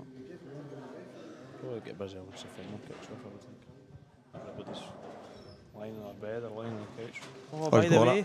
Oh, baby. That's exactly the type of rubs you need to get against Jamie Burnett, by the way. Aye, play a bad shot, but then pull something out of the hat. Brilliant. That's what you want. 2-0, race to 8. That'll do it. Shug will be sitting in his chair now thinking, brilliant, I'm going to get a run of the ball here. 225 on right now. Is it? It's well below average, right enough. That's not a lot. I've not been on the comms with you yet, Stevie, but that doesn't seem like a lot to me. No, that's pretty low. That looks a bit squint to me. Is that just me? Am I being silly here? I know the line with the back ball looks. It's the top ball looks. He's hitting the front ball. Yellow nearly planted straight in the corner. Oh, by the way, They're dry. one good shot. Like goal. Long yellow to the Long bottom yellow and left. you've got total control. It's the right shot. It goes. I think that's one of these shots. You just need to put your eggs in the basket, innit? Let's have a bit of faith in yourself. That's a big shot to get us, to be honest. He's a great player, but he doubts himself quite a lot, I think, Big Shug. Sometimes I watch him and he looks so unconfident, I think. He's had a few wee digs along the way, right, that he's taken them as digs towards him. And he spoke to me on the phone, he's messaged me about it, and I think there was a point no long ago there, and it really did dent his confidence, and flung the doubt. The Scotland men's A team, something happened and one of the players pulled out. And one of the guys that got picked in, I think half of the team was like maybe 30, 40 places behind them in the rankings and stuff at the time, or a few of them were behind them anyway, and then someone pulled out and he thought, well, I've got to be an auto pick, I'm like 11 in the rankings or something, and Actually, I think I remember hearing about this. and he ended up, he'd phoned me and he said, Stevie, what do I need to do with it? And I went, mate, I honestly don't know. He's like, I just think it's shocking, this is, and I'm like, I'm with you, mate, because you're thinking to yourself, get yourself high up the rankings in the SPA, and he never got picked, and it dented him a lot, and I think he's kind of slowly rebuilding that confidence. And To be fair, I've obviously I've got one more event at 23s level, and then I'm into the men's as well, so I had played, because the Saltire Select events, I was still getting on them, so I was focusing on them for a while, so I wasn't in the IMs for the last maybe year or two, but I've played this year. I've done alright. I think I'm sitting about 90 odds in there, so hopefully. I've not played any this year, no IMs, no Scottish. I was sitting 30 odds in the rankings at the end of last year, and then it's just I'm just going through one of the periods where I've just no got it at all, and turning up for qualifiers during the week and stuff, and it's just. Well, that's what I mean. I obviously play at Falkirk, but it's very hard to qualify for you, Stevie. There's a Scottish there. I've had Boyle 4 events in a row. You know what I mean? He beat me the last game to qualify. There's 7-5, and I missed one ball. You're just like, what are you meant to do here, man? I know. It's insane. It's frightening, isn't it? It's tough. I've actually played pool for. How long have I played pool for? Players, maybe 8 years or something, and I've never played the Scottish. Because obviously when I first started, I wasn't good enough to qualify, and then when I got good enough, I kept getting Boyle. You're constantly getting it. It's not that. Being an open draw. It's tough, man. I never played any of the qualifiers. I was in the draw, and to be honest, I had a quite good draw. No disrespect to the guys that were in it, but I'm expected to qualify at it, but I just didn't. Don't get me wrong, I was probably going to go and get the first qualifier done and then see where I went for there, because I was going on holiday. The Mrs. Ma just passed away, we'd booked a holiday. A lot of stuff just got in the road, and then it was kind of like, you know what, forget it. I'm just no. I know what you're saying. It's Santa Junior on the comms here, Jamie. Santa Junior. See a few folk asking now. Flower of Scotland getting belted out now, guys. One shot after break, I fell 2 shots too much. Stroon Ben. Nah, Stroon, I've got to disagree with you there. I think the 2 shots is fine, but I would bring in the nomination to counter it a wee bit. Gibbsy's sitting down there, proud as punch, singing his heart out. Loves it. So he does. Let's clock Mick McTominay there. He's moved to Italy and he's now jumping about with long hair halfway down his back. He's like Batistuta. Don't get me wrong, he wasn't Italian. Oh, that's just went in. Start there. He's played the yellow to the left middle, but it's just sneaked in. The Scotland game being on is going to affect the numbers to an extent. You fancy them to get a result tonight, Stevie? Belarus, if they don't win by 3 or 4, it's. I don't really watch much football. Belarus get beat. Was it no 6 or 7 nothing the other night they get beat? I'm not sure. As I say, I don't really watch much football. Keep track of Rangers a wee bit here and there. My father's team came on juniors. That's about it. That's a strongish team. They've got out. It should be a win. Oh, Shuggy. Oh, by the way, turning point. I'm wondering what he was trying to play there. I actually don't even know if he was fully on that, to be honest. I think he was maybe down to Silver.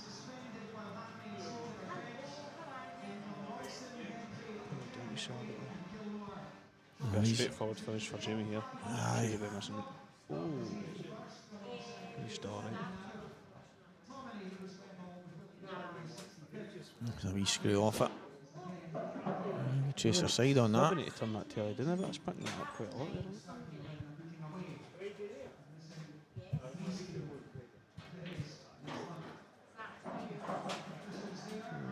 there. I normally stick it up a wee bit loud so the players can't hear us. Fair enough. Your dad usually just comes in and just batters hundreds of music on. Just especially if it's table 11. There was one of the times in here, I'm not going to say it was Dunster, it was in McGoldrick's, but one of the boys went like that. Is there any other shots you can tell us? And I'm like, and so a lot of times I've got one earphone on and one off because you're That's the good thing about McGoldrick. You've got that wee buffet. We've actually been talking about doing something like that in here, but we just don't know about the Pirates, Stevie. we were talking. Oh, Jamie. Jamie's kind of taking a swing at things here, isn't he? I'm a wee bit. You notice that with him though, he's like a fluent player. He just likes to flow, and he's trying to kind of force it there, but realistically, it was all over the place. Kind of rushed the 2 shots a wee bit. I mean, the last time we were in here, he was talking about the Half got away with this again. Left him a tough shot. Yeah. container at the back. He was considering I that. don't know. He was talking about it. You know what he's like. He talks about 8 million things at a time and does 2 of them. He's like, I mind they went, you'll love this. And I'm like, right, here we go. He went, container at the back. And I'm like, I suppose that's all right, aye. The only thing is, it's going up and down the stairs all the time, isn't it?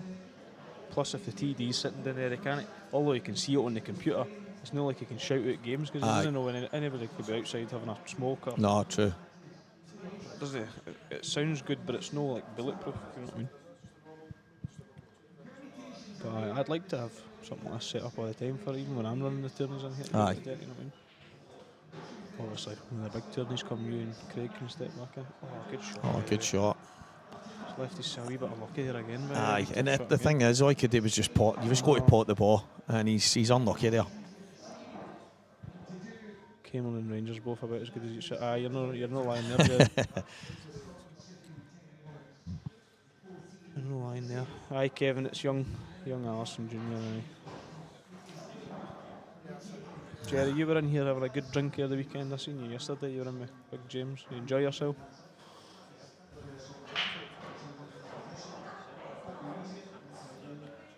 Big shot, this. Are you cutting it in the middle? Oh, aye. I don't think it. I think it passes the red at the bottom. There's a lot of people that would have been saying, if I pop it in the bottom and I get lucky, he's got to pop this in the middle. Into the white a bit more if you take it in the middle, couldn't you? Good shot. That'll do. Good shot. I actually had a wee feeling he was running into the black there, but good shot.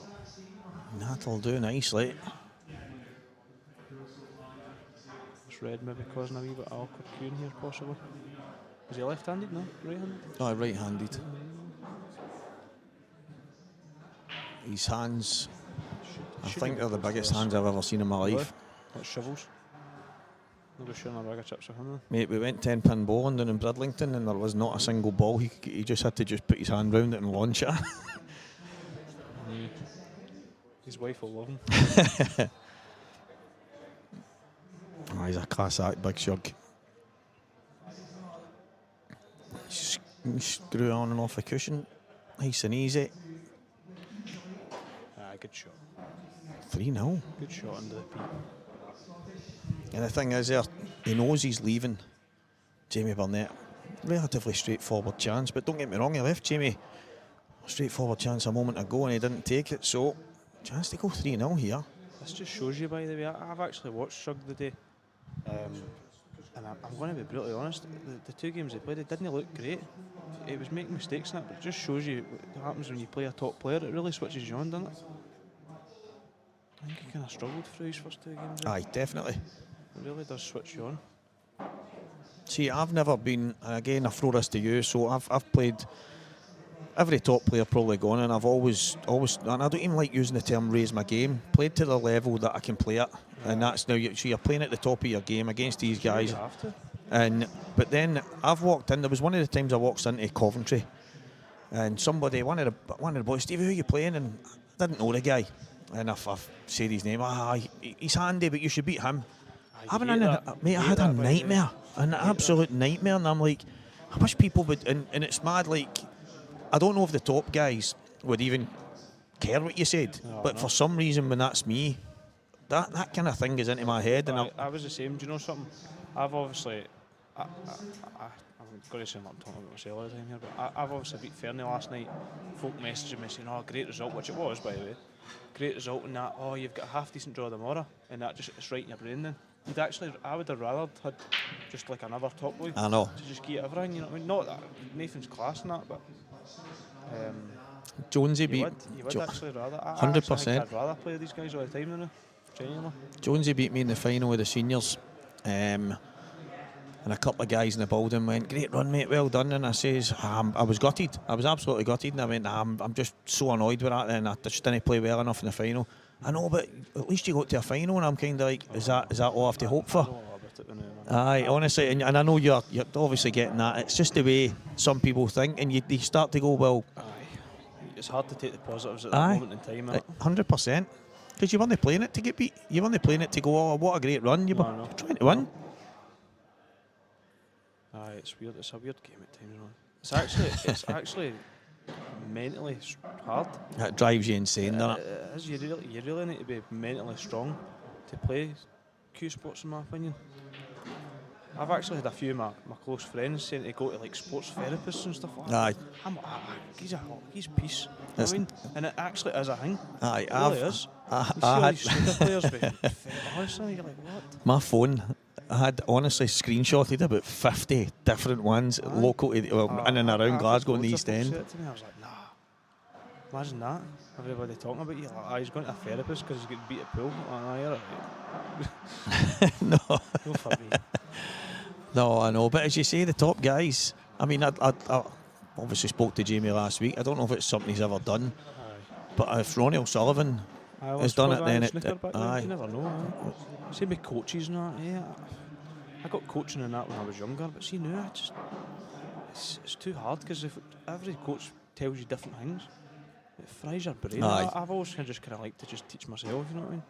Good finish here. I had my very first session ages ago was with Elliot, right? And I must admit, at the time, I've actually not been to him yet. Mate, it was one of the best 2 hours of my life at the time. It was incredible. I was at 3 hours. In that way, Aye, but it was so eye-opening.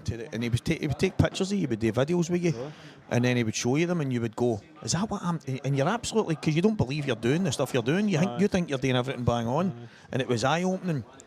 I think that was a Wednesday or Thursday. Saturday, I'm in here. I'm on the live stream. The table there, one of them with the camera on it.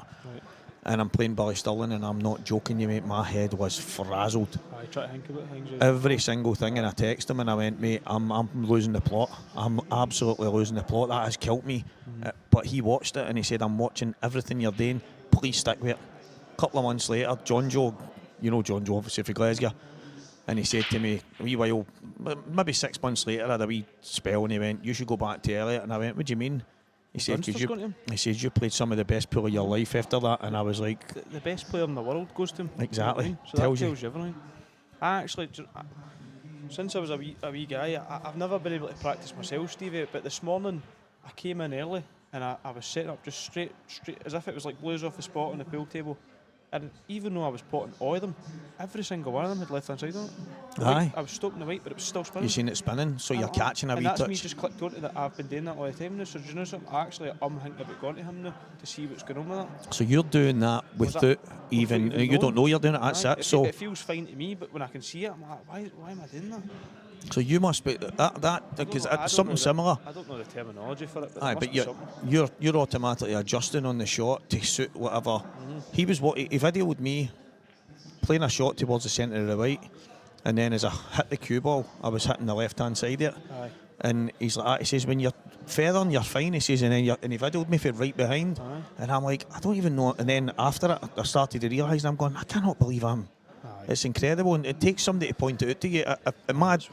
For me, I think you should. I think you should go and check it out. It's quite eye-opening.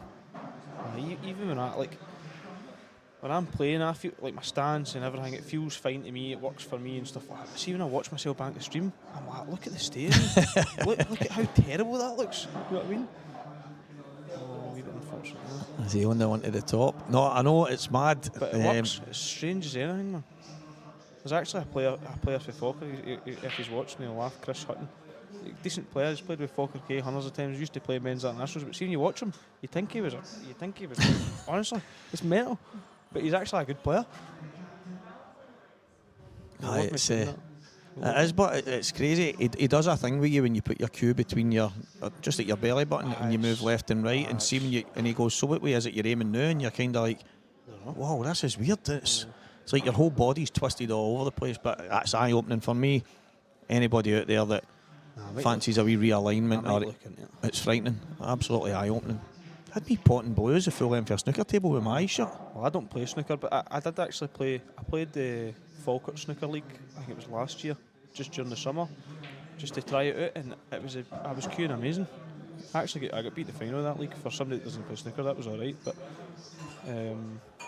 I was playing. I was actually leading up to my last money match with Show Your Thoughts on, and I was queuing brilliant up to it. But I'm actually maybe go back to that. You know. It's definitely. I think any kind of wee strings that you can add to your bow, I think they all make a difference. And obviously Liam, as you say, if the best guy on the planet is trying to add some strings to his, then it kind of tells you everything you need to know. But definitely. It's Liam's practice routine. Sometimes I'm in his club sometimes, and he's not. You see his table, he doesn't even recloth it. He plays with dirty balls, dirty table, everything. I says, why do you do that? I says, it makes it easier when I come to these. Like, you're mental. Absolutely mental. I practiced with one time, right? You'll laugh at this.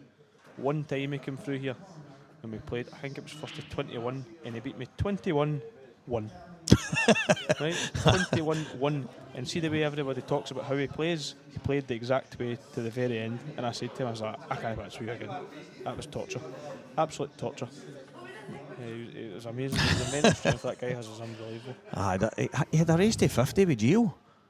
Race to 50, man. I think he beat Gio, just say 50, 30 or whatever it was. But I'm like, how long did that take? Who do you fancy for that game? Is it next in 2 weeks? Gio and Gav. It's a close one, by the way. It is. It's really close for me because. My dad was talking about it leading up to the game. He's like, I fancy Gio. I says, it's not as close. It's not as. I says, that's a hard, tough game. Gav turns up that game, that'll be class. He obviously had 5-year start in a race to 25 against Tom Cousins. I was there. And I was there that night. He blew Tom away, man. That was the night before Boyle played Mark the next day. I was there. That's it, aye.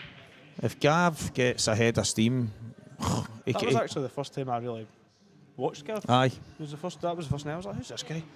Just blew him away. And that was some weekend as well. That was class that weekend. That was probably the greatest single performance in the world of pool I think I've ever seen. Gav with Boyle against Mark. Oh, scary man. See, to be honest, actually kind of, obviously I want Boyle, if Boyle won 31-0 I'd have been happy, but it actually kind of ruined the day a wee bit. Aye, I know what you mean. The tempo was kind of flat, if you know what I mean. It was kind of just like, although we were still buzzing because we were all half pushed, you know what I mean, but it was a weird one. I don't even see Boyle getting another game, to be honest. I really don't. Nah, that's, and the thing is, Ian Alley with starts and stuff like that. I know, I see that nonsense. We've spoke about, obviously he could play Cousins in that game, but it's a bit of a nutting game for me now. He's beat him twice, you know what I mean? What did you get? You beat 2-1? Well, I know. It's pointless. Maybe play Waddingham again, I don't know, but I don't know. It's aye. It's weird. It's a weird one. Getting the right game for somebody like a Boyle. Gio's the new guy to watch for money games now. Aye, because it's all fresh in it, so there's all the pretenders out there. Everybody, I'll play you and you play it, and there's a big nucleus there. Whereas it's because it's all the mixed rules and that now. Aye. It's stupid. It's absolutely stupid, man. That wee guy doing sorry, what's his name? Jaden Bellingham, that's his name. They were talking about him the other day playing him. But same again, it was cloth and rules and where they were playing them. Just go on an Old Supreme with Hainsworth match and play whatever rules you want. Aye, that's it. Just meet in the middle, Hainsworth match, that's it. Batter in, man. It was actually funny. I was reading a post. I think it was David McNamara put it up today, and it was the old 5-man team IPA Ultimate, and obviously the IPA was like what was the team? It was Farnsworth, Clint Jansen, Boyle, Dunster, Hibbert, and then I can't mind the Ultimate Pool one, but John McAllister was in it. The first comment, John McAllister, IPA because I'm rotten. I was like, brilliant. So I'm to back yourself on it. IPA because I'm rotten. IPA because I'm rotten. That'll be him driving up the road after getting beat raging. Great big guy though. Aye, class. Great big guy, man.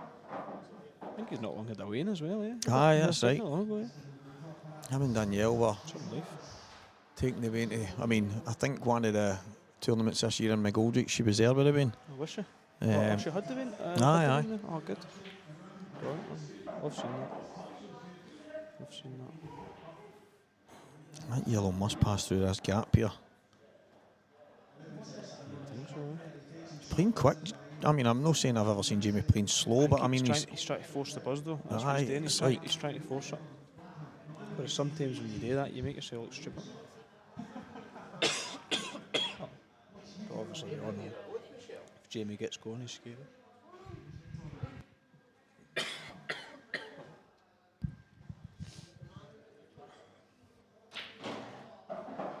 good shot. This yellow ball must looks like it flies in for you.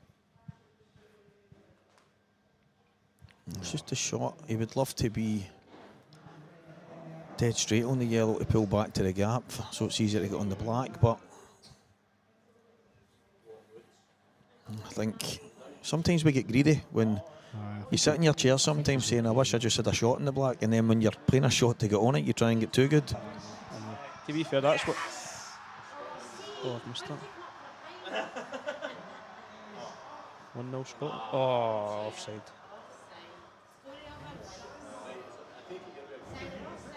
Standard.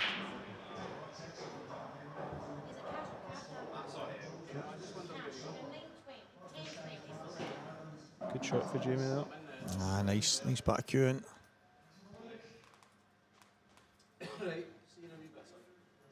wonder if he'll just drop this on and screw off the side cushion. Well, Shane Adams is onside. It's going to be a goal for Scotland. It's going to be a goal. Oh, what? Oh my God. Chin off, Chief. Oh. I don't like this. This This is a new craze. I don't like this, by the way. I think it's really disrespectful, to be honest. I really do. Lewis does it, Robert does it, really Gibbsy does it, Jazz is doing it. Preston done it yesterday against his brother. I think this is poor, by the way. They're all I doing actually it. think there should be punishments for this, to be honest. I do. I really do. But how do you bring that in, though? Conceding a frame and all. Because that's bad. Because Shugs want to come to the table though and get his arm going again. Because that was a pretty straightforward finish for him with 2 shots there. I do. I don't like it. The thing for me, I don't give anybody anything. See if you go and take them, fair dues. But and there's plenty of times I've missed and I've been dying to scatter the balls, but I never have because I'm secretly hoping that they make a mistake. Secretly hoping that they land stuck to something or they. Listen, do you know what I mean? Kick, miss, cue, anything.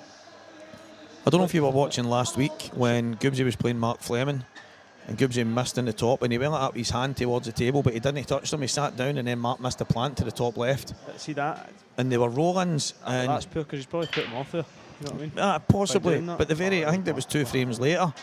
Gibbsy did just grab the balls in the same match and I said to him after it, I says there was one instance when you grabbed the balls and there's another when you were gone and you didn't.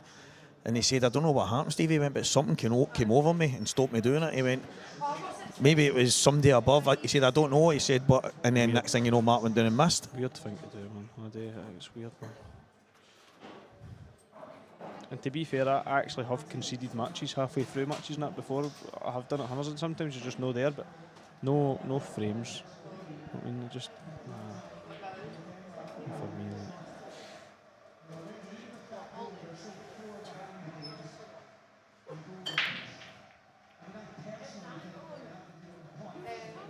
What a story this is so far for Hughie Thompson. Shuggy T. He actually looks like he's lost it here, by the way.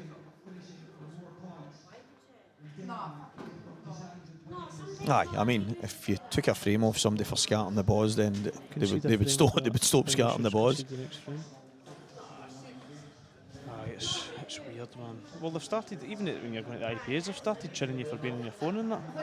Aye, so that happened to me the other day. I've actually started getting better at not sitting on my phone because sometimes, see if I miss a ball, see if I look at my phone, it takes my mind off it for 2 minutes. Not like if you're sitting on your phone in front of your opponent, but just a wee quick peek, you know what I mean? what was somebody pulled me for that the other week. Aye, there's a couple of players. I think that's a new thing they've brought in. It started last year in the IPA. Was it? Aye, last year. I sat out last year, so So Braun, somebody was going up to Braun and says, "Listen, I'm basically having to tell my opponent almost every visit it's their shot. They're waiting for him. Aye, they're just sitting messing about on their phone, and it's like, I just find it so disrespectful." I actually had an argument with a guy at a tournament before, and I'm not going to say who it was, but he was on his phone, right, and every time he came to the table, he was like, "What colour am I on?" Aye. And I told him maybe the first 2 or 3 times, and then he came to the back, he's like, "What colour am I?" I says, "No telling you. Not telling you. You should have been watching." No, and he that's- played the wrong ball, and I took the frame off him. That's And he the never done thing. it again, but it's not my job. No. Like, you should be watching. It was I mean, deemed. everybody says you're a desperado, but I don't care. It was deemed disrespectful Aye, that's bad. to your opponent, and then so at the start of the year, I know when obviously they had their meeting and it was brought in at the World Championships, and they says, "Look, nobody, you can have your phone there, but if you're seen on it, you'll be docked a frame, and if you're seen on it again, then you'll lose the match." And Aye, is that right? so it soon stopped anybody kind of sitting on their phone, and a lot of players actually stopped bringing their phones down. They would just, somebody was saying, "Look, I was trying to get a hold of you there, your opponent, whatever it was," and they go, "Oh, my makes phone's sense in the because room." majority of these tournaments have got books and that running for them now. Aye. So, not that I'm saying anybody would do that, but you know what it's like.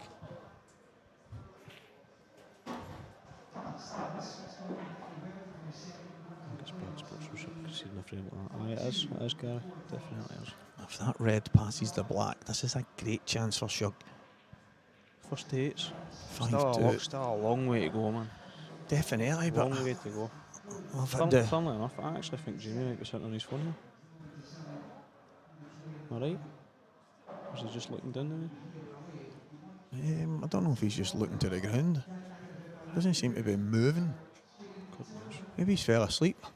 By the way, wait, I was playing Fairney yesterday, right? And there was a guy sleeping in front of me. I swear to God, he was sitting there in that table there. He was sleeping. Full match. Me and Fairney were laughing. I'm like, Christ, we're not that bored. No, I don't like that. Bad shot. He's kind of went in undecided there, if you know what I mean. I preferred dropping through to the left-hand side, popping the red in the bottom, using the yellow as a cushion, but he's obviously still got a shot on this, but the cue ball's going to be travelling. Needs a wee bit of luck now.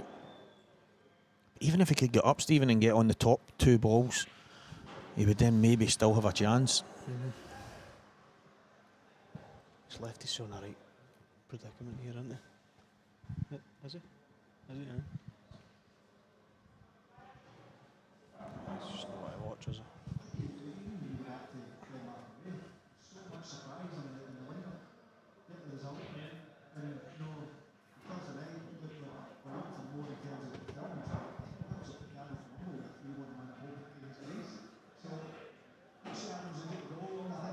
Overcut that. Oh, I thought he missed that. Not a bad shot there. Another good shot to be played here. I wonder, does the second red go by that mark, do you think? I think it does. I mean, the fact that he's just went... Aye. Come off these 2 cushions, and that's perfect. That's it. The fact that he's If it just goes went potting makes me think it flies in. Aye. Normally, I've got quite good at seeing where things go and where there's an angle sitting in front of the screen kind of week after week, but...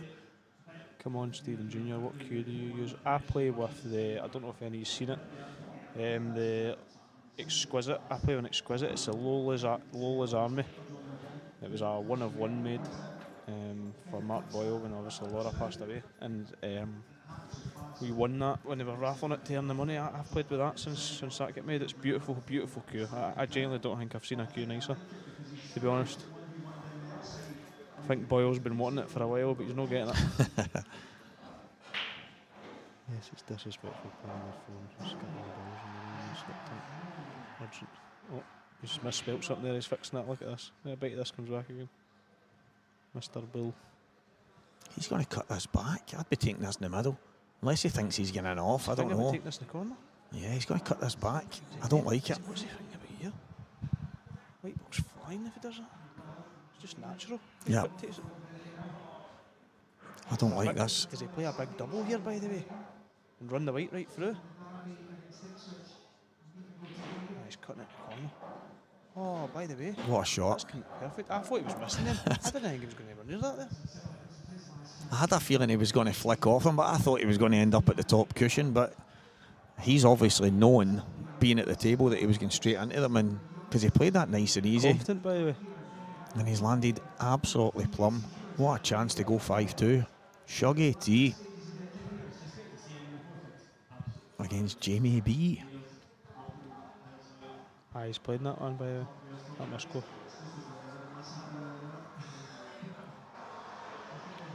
Oh, absolutely full. Brilliant. flew in. It's quite deceiving, this camera angle sometimes. I know. His cue set's quite nice as well. No idea who made them.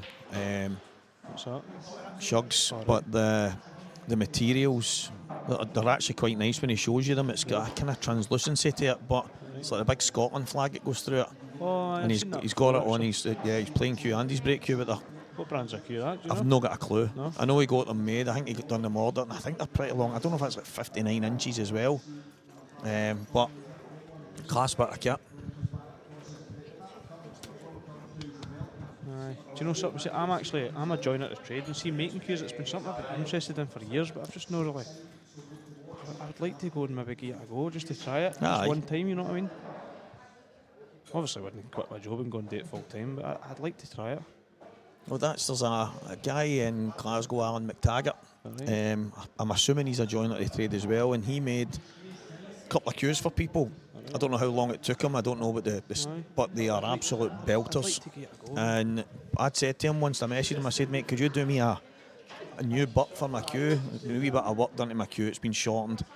I'd rather not get a brand new cue, I would rather just maybe get a butt that's made a wee bit longer, maybe with a wee bit of colour in it. And he's like, listen mate, I'm too busy doing everything else, and cues and making cues will probably be now the last thing on my mind for a while. So, and I was like, fair enough. And that was the kind of end of that idea, never happened after that. But I mean, it's quite intriguing, the process.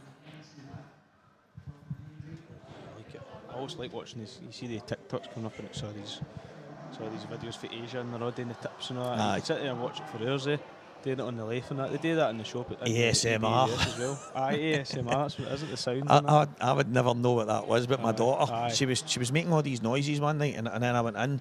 She was messing about, and I went into the room, and I went, Payne, what's that noise? Is that coming from here? And she went, do you not like that? And it was like these. It was. It was doing my head in. Aye. And she went, do you not like that? I said, yes. And I went, what does that even mean? Yes. I don't even know what it stands for. And here really. they are, but apparently it's like sounds that relax you or something. Now videos, sounds, now images, whatever it is, all completely and it's apparently to relax you. It was doing my head in. I'm like, Peyton, I can hear that for the living room, turn it off. Aye, that's weird. Same as that white noise, and that. These folk sleep with white noise in that in the background. Weirdos. Right, Sonny Akane makes more money now from making cues than he does playing snooker. Aye. I suppose if you're not at the very top of the snooker world, that could possibly be true, because obviously the likes of Jamie and that have explained how it kind of works. Nah, no thanks. What, a plum? By the way, keep one of them for later on when somebody wants plum. I'm alright, thanks. Sonny Akane makes more money now making cues than he does playing snooker. Well, that makes sense because I've never heard him before he made cues. I know. You know what I mean? I didn't even know if he was any good. I didn't even know he played snooker. That tells you everything. To be fair, I don't watch much snooker anymore. I find it really boring watching it, to be honest. I used to love it too. I used to love watching snooker. I absolutely hate it now. So darts daft. I was growing up, snooker was I used to absolutely buzz when the World Championships or the Masters and stuff like that was on. And my full house, my ma loved it as well. So we'd be running. You weren't in this era, mate. We were running the wee portable TV in the living room. I missed the good days. One telly in the house and everybody all gathering round to watch the snooker. It was brilliant, or it was the tennis or the golf. We didn't get the luxury of picking a sport that weekend. It was just whatever was on. I actually do remember having the big box telly in my grand's house years ago. I do remember it. Aye. I actually think my great granny had a snooker table in her back garden, for what my dad used to tell me. My uncle used to play on it, but I never ever seen it. Is my dad what? Aye, I think he's there with my sister now. Oh, a miss. I may try to talk to him. We Shug left a chance.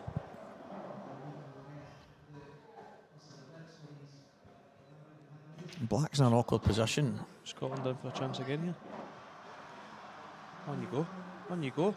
Wow. Looks like wee Dokes running riot. Big shot here. Swing round half two, but oh nice. Oh, that's alright. Oh. a wee bit of angle here. Wonder if that yellow still passes. I think it does, but Looks like it. Worst case scenario, he's got a double, hasn't he?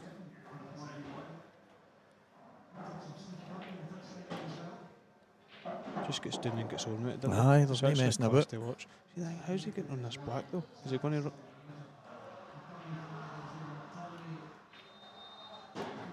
Where's he going? I wonder if he'll try... Oh, wow. That's how he's going to go on it. Super. It actually looked like he kind of double kissed it in there a wee bit there, didn't he? A wee bit straight here. how's he getting out of there? Screwing off the bottom cushion and straight up. Just screwed right up and down here. He's a man to do it if you're going to. Aye. I think he's actually got a wee bit of angle. I think he can get in there as well. Oh, he's played it too. Mr. Rudd. Oh, by the way. By the way. Class. Tap on the table from Goobsy there as he's watching. Absolutely brilliant. Unreal. Unreal. Snooker back round coming into play here. Oh, perfect. Yeah, he's not missing that. Great finish. Great finish. That's the difference, eh? Me and you would have took 2 minutes to hyper sell up for that. I know. You just get down and go on it. That's it. You actually talk yourself off some shots. Aye. You start thinking about just what get can down go and just, wrong. Ah, well, you need to do it, so just go on it. Class. 5-3. 5-3. What's happening here? See us? What's going on here? Who's that? Who's that? So far behind. Real odd. You don't see that there, no? Oh, where's that? Right? They must have just got it. I think it said 5-3 there, but it said 4-2 there. So it wasn't it? That's how it is. Craig. Better shot. It's disconnected for the Wi-Fi or something. Score wasn't catching it. I just tried to refresh it. I don't know. Weather maybe bad at or something.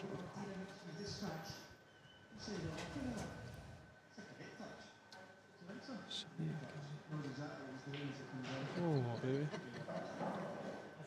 We're getting fed and watered here off the barmaids here. It's brilliant. We're getting strawberries and grapes. We're wanting cheeseburgers and chips here, Steve, isn't we? I know I've just done in 2 plums, Sharpies there.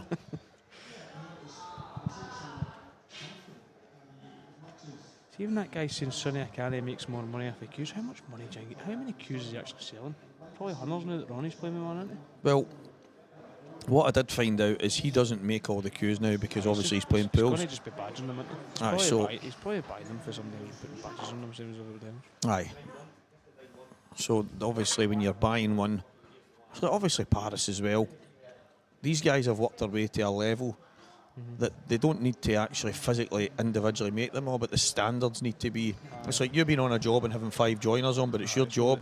You're making sure they do it to your standard, even though if you step off a job for a bit and you come back in, you'll likely see a lot of stuff that's not done to the standard you want. No, definitely. So finding the right guys, and if they manage to do that, then fair enough. But it might be SA Home Improvements that done a job and you're not on it. It's still. Aye. Still Aye. So. To be fair, I don't think the Paris queues are as good as they used to be. I played with Paris. Paris was actually, I'm going to laugh here, spoiled wee guy, but Paris was my first queue. My dad had an old Paris Regal, and he said to me, he says, if you take it up, you can have it. And I actually snapped it. I snapped it when I was a wee guy. I actually didn't really mean it. I didn't mean to snap it, if you know what I mean. I threw it on a couch, and it did snap. Wow. But it's not like one of the ones you see folk are putting it through the knee and stuff like that. Aye. I've snapped it. A Jake Dillon Newlove special. It's actually how we getting fixed in it. First main cue I had playing the game, I got for Renzi, done a exhibition in my uncle's boozer in the pub in Garthamlock years ago. Renzi done an exhibition? And I won there was a speed pool battle to win a queue. Just a wee cheap queue. It was actually quite nice at the time. I thought it was a belter. But I won it. And then wowzers. But then people said, you need to get yourself a bit. And I got an Andy Gibb. And then it was in my other uncle's motor one night and it got blew up. and so man. my queue was turned to ash. Do you know something? Obviously, I've seen all the shops opening up in the country now. Obviously, On Queue World opened, and then EBS is now open. But I've got the bug to get a new queue, but I just know for a fact I'm not going to like anything as much as the one I've got to now. In that way. Every time I see one getting posted, so many beautiful queues about there now. It's just honestly, there's actually one in EBS now. It's one of the OTs. aye, So name it. It's beautiful. It's just blacked out, triple black all the way down. It's beautiful. But I just can't. I just can't get rid of the one I've got. 'Cause I just love it. every time I see one, I want another, and I'm like, that's it. I'm just going to raffle mine and get another one. But see that way. See for years, I've been able to see these folk that say, "Oh, I can only play with my queue and this tip and that." I've always been able to just pick up a queue and play. See, Doesn't matter. The tip side of things, I can get it a wee bit, but see all this different weight and length and that. Just move your horn up and down. If it's longer, move your horn in further. See, the biggest thing for me is I see when people talk about balance points and all that, Aye. and I'm like, what? What does that even mean? How do you even feel that? Aye, I don't get that at all. To me, You pick it up, you know it's a good bit of wood. That's the difference. the actual it feels tip, solid. the tip itself, if it's within a certain, say it was like 8.25 to 8.75, Aye. I won't notice too much difference. Aye. But the type of tip, if Aye. I hit a shot and I go, oh, that's too hard for me, or it's a certain type of tip, there's two. I use a medium tip, Right. and what I've done over the last wee while, I've changed queues 3 times. No, because my actual queue wasn't in great nick. Oh, really? So I had it for probably the best part of 15 years or something, and it just had so much work done to it, and a few people were saying, listen, if you want to keep it and maybe even get to your boy or something at one day to use, Aye. just stop doing what you're doing, because you're doing more damage than good, chopping it down. And it was like, and I says, right, fair enough. So I got a queue, wasn't too keen on it, then got Grant made me one. Is that right? And I absolutely love it. But the one thing that was seamless is I put the same tip that I've used probably in the last 10 years. I put that on to each queue as I played with them, and after maybe a week or two, I went and felt fine. And it was that feel on certain shots because of the actual playing tip. I always played, for years I played with Elk Masters, you know what I mean? But it was before I was kind of at a level where I could tell the difference Aye. with a tip, you know what I mean? And then I went to the Kamui ones, came out for years. I was playing with a super soft Kamui, and then I tried the ADRs. I played with ADRs for years, super soft ADR. But then obviously, when EBS opened, they brought out their own tips. I said, just give me one of them and I'll try it. And folk are going to think I'm being totally biased here, which I'm not. See, if they were crap, I would tell you they were crap, right? It's the best tip I've ever played with. They're obviously layered tips, but these ones just seem to play in better than all the other ones. I don't know what it is. And see, the thing is, they're probably the same tip. It's weird. I think it's a mental thing. It's crazy. But they play really good, and I don't think I'm going to change for them. I went from a super soft to a soft, and it just feels better. Feels night and day. Aye. I don't know if it's just maybe different people fitting it this time or whatever. I don't know what it is, but it just feels brilliant. I think the only thing for me, I prefer a press tip, and I always wanted a tip that played like a really good elk, and then a guy got in touch with me. Get a really good elk. I know. That was the problem. So he sent me these tips. I tried them, and I've never looked back. And it's the Legends tips, and I've used them for years. Socko asked me he's like, have you any tips, mate? I says, aye. I says, look, take one of them, and then he messaged me, going to send me what they are, mate. I'm going to buy a bunch of them. But actually, under I've got one of the Ottoman beds, and underneath it, I've got a wee bag, and there must be 30 tips, wee boxes of 3. And it was Renzi. He's like, what have you got them all? I says, just in case they change their design or they stop making them, I've at least got enough. What were the elks? They play like the best elk you've ever had in your life. Really? And it's like the Legends HD Gen 2 medium. It's like the best elk I've ever played with. Right. It's the only way I can describe it. What's it feel like? What's it play like? Well, see the best elk you ever had? It's like that. And so I got loads of them. I actually remember when every time I got an elk, they always felt dead. Like they took ages to play, and kind of that way you go out and you batter balls for a while. I actually used to take it out the back garden and batter it off the slabs. I did. Honestly, I used to turn That's the actually a good and thing. rattle it off the slabs. And then I just used to get a- drop mine get on a the wee- tiles. Just get a wee sand in that way. And it always worked, but you shouldn't be able to do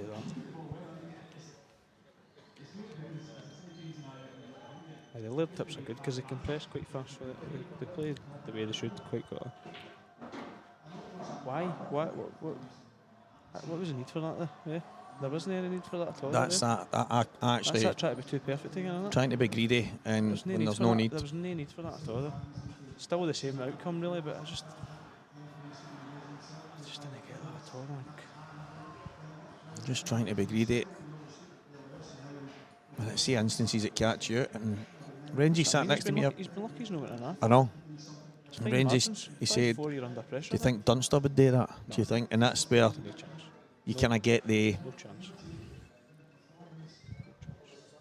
2 cushions. Don't underhit it. That's no bad. That is not bad.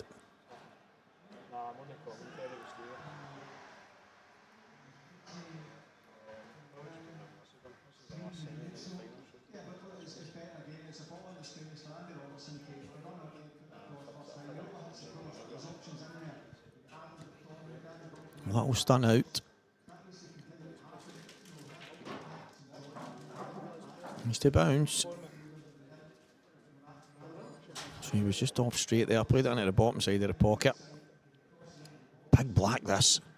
For a free frame gap again.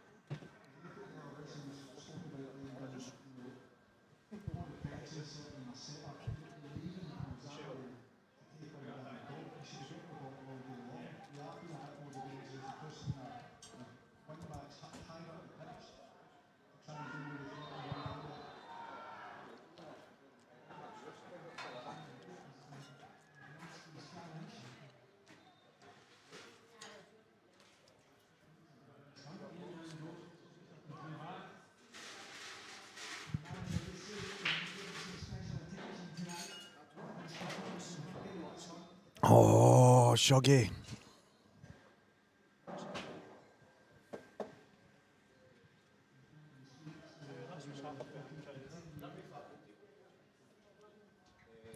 Wow.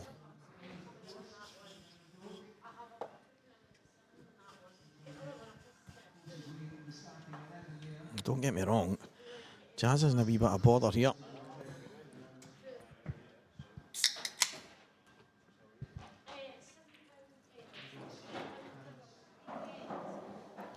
So first one kicked.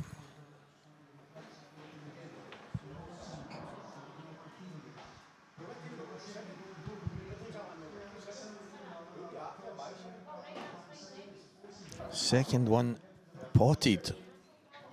Down quickly. Slow roll double. Not going to get it.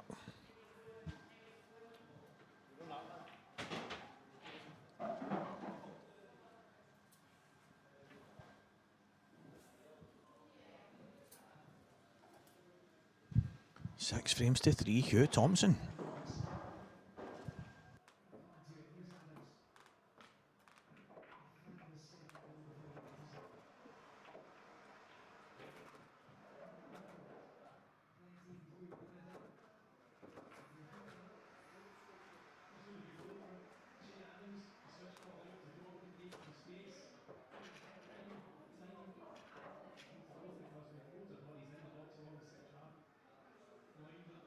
Right, I'm back. Oh. Nipped out the toilet there. How's this 6-3? What happened there? Somebody tell me in the comments what happened there. I walked away and Shug had 2 reds and pretty straightforward black. What's going on here? You going off or something? No, Shug had 2 reds. Sorry, Shug missed the black screen. When I walked away. Somebody help me out. Stevie's away.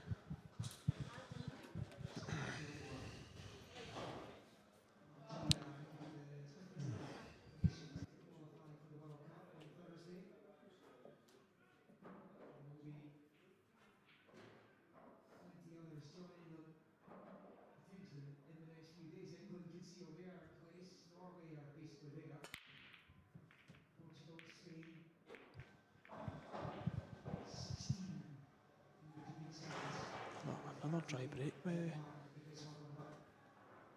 Tell you something, Jamie's are getting chances here.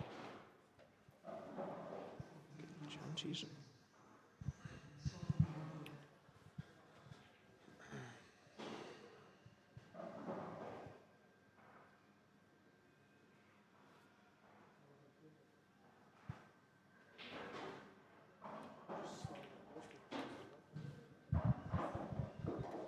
If there's anybody for the Scottish pool scene on the stream, who do you all fancy for next weekend for the Scottish Championship? Who do you all fancy to take the title this year? Last couple of years, it's been a few different names than the usual big boys. So we'll see. Big chance for Jamie here.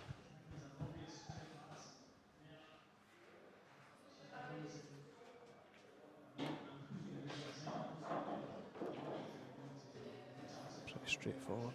Screw on and off the cush here if he can. Oh, Jamie, man. Jamie. Just does not look like himself today, by the way. Does not look like himself.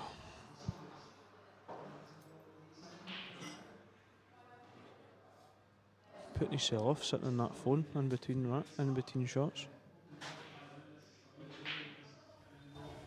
Gibbsy's looking at me with a confused face here. Well, he's wondering the same thing. What's going on? What cue do you, Stephen? I play with an exquisite, pal.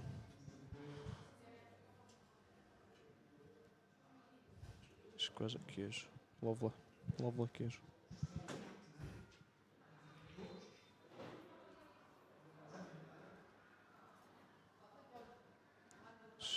Stevie coming back on now, I think.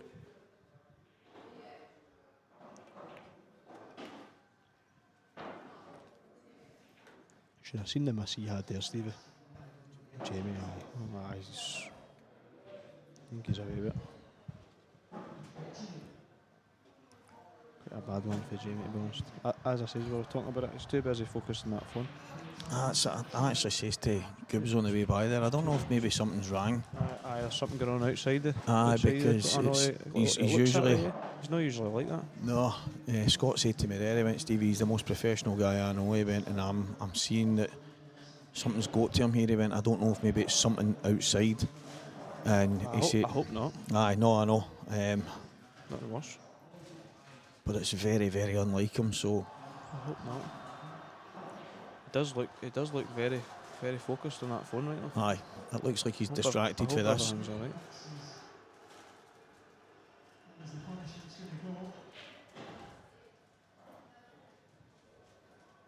Shug will be delighted here. Shug's getting chances that we did never even have dreamed of here. Aye. At least he's. Oh my God, man. I'm going to be honest, I really expected better for this match here. Two great players just don't seem. You notice that, but see when your opponent's not playing great, it's as if it drags you down a wee bit as well, eh? It's mental.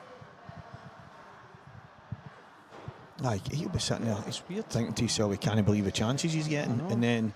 And he's struggling to take them. Aye, knowing that it's one of the best opportunities you've ever got to go and beat a guy like Jamie in a semi-final of a major tournament, and that's strange, very, very strange.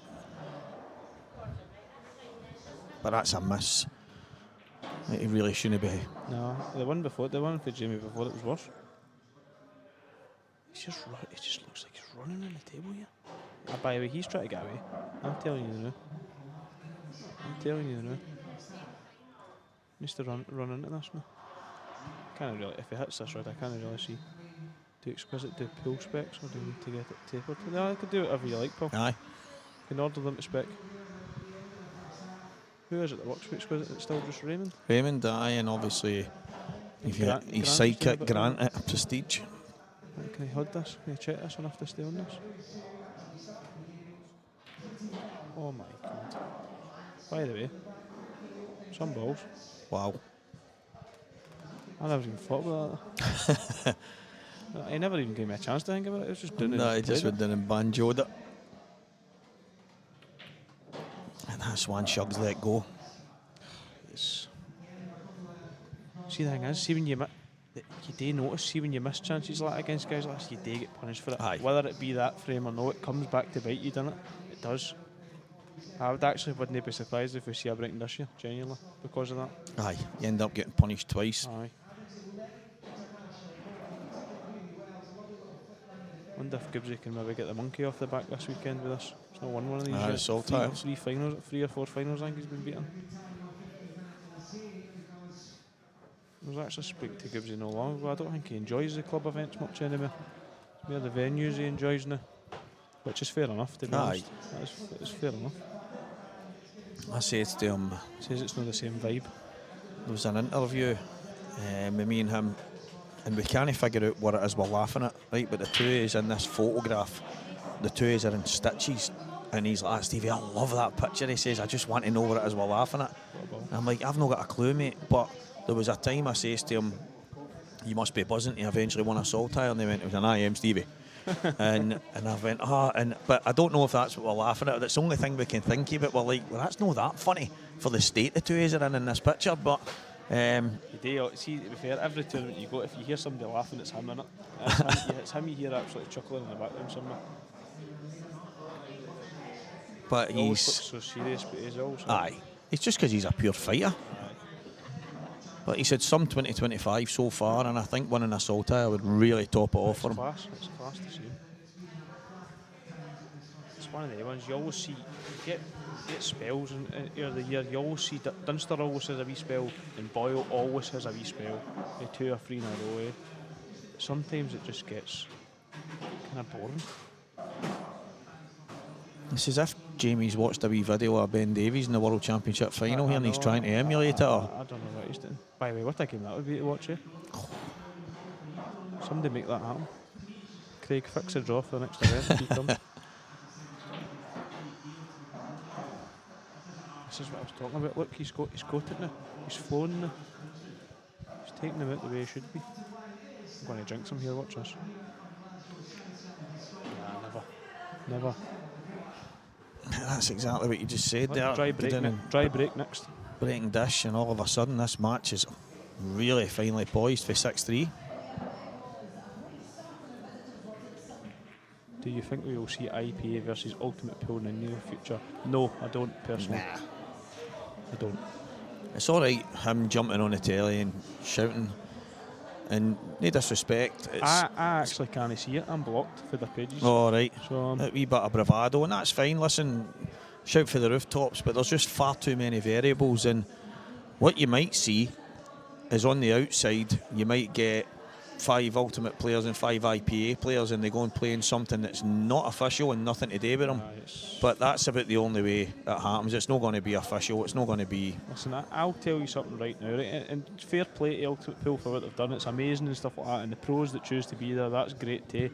I can assure you, if you take 95% of the pros into a private room and say that you won't repeat what they say, they'll all say that Black Ball Rules is the best. It's like most. And either this cloth or Hainsworth match is the best. Most of the tournaments that's ran and most of the money matches played, yeah, it's obvious. It's Black Ball Rules. It's obvious.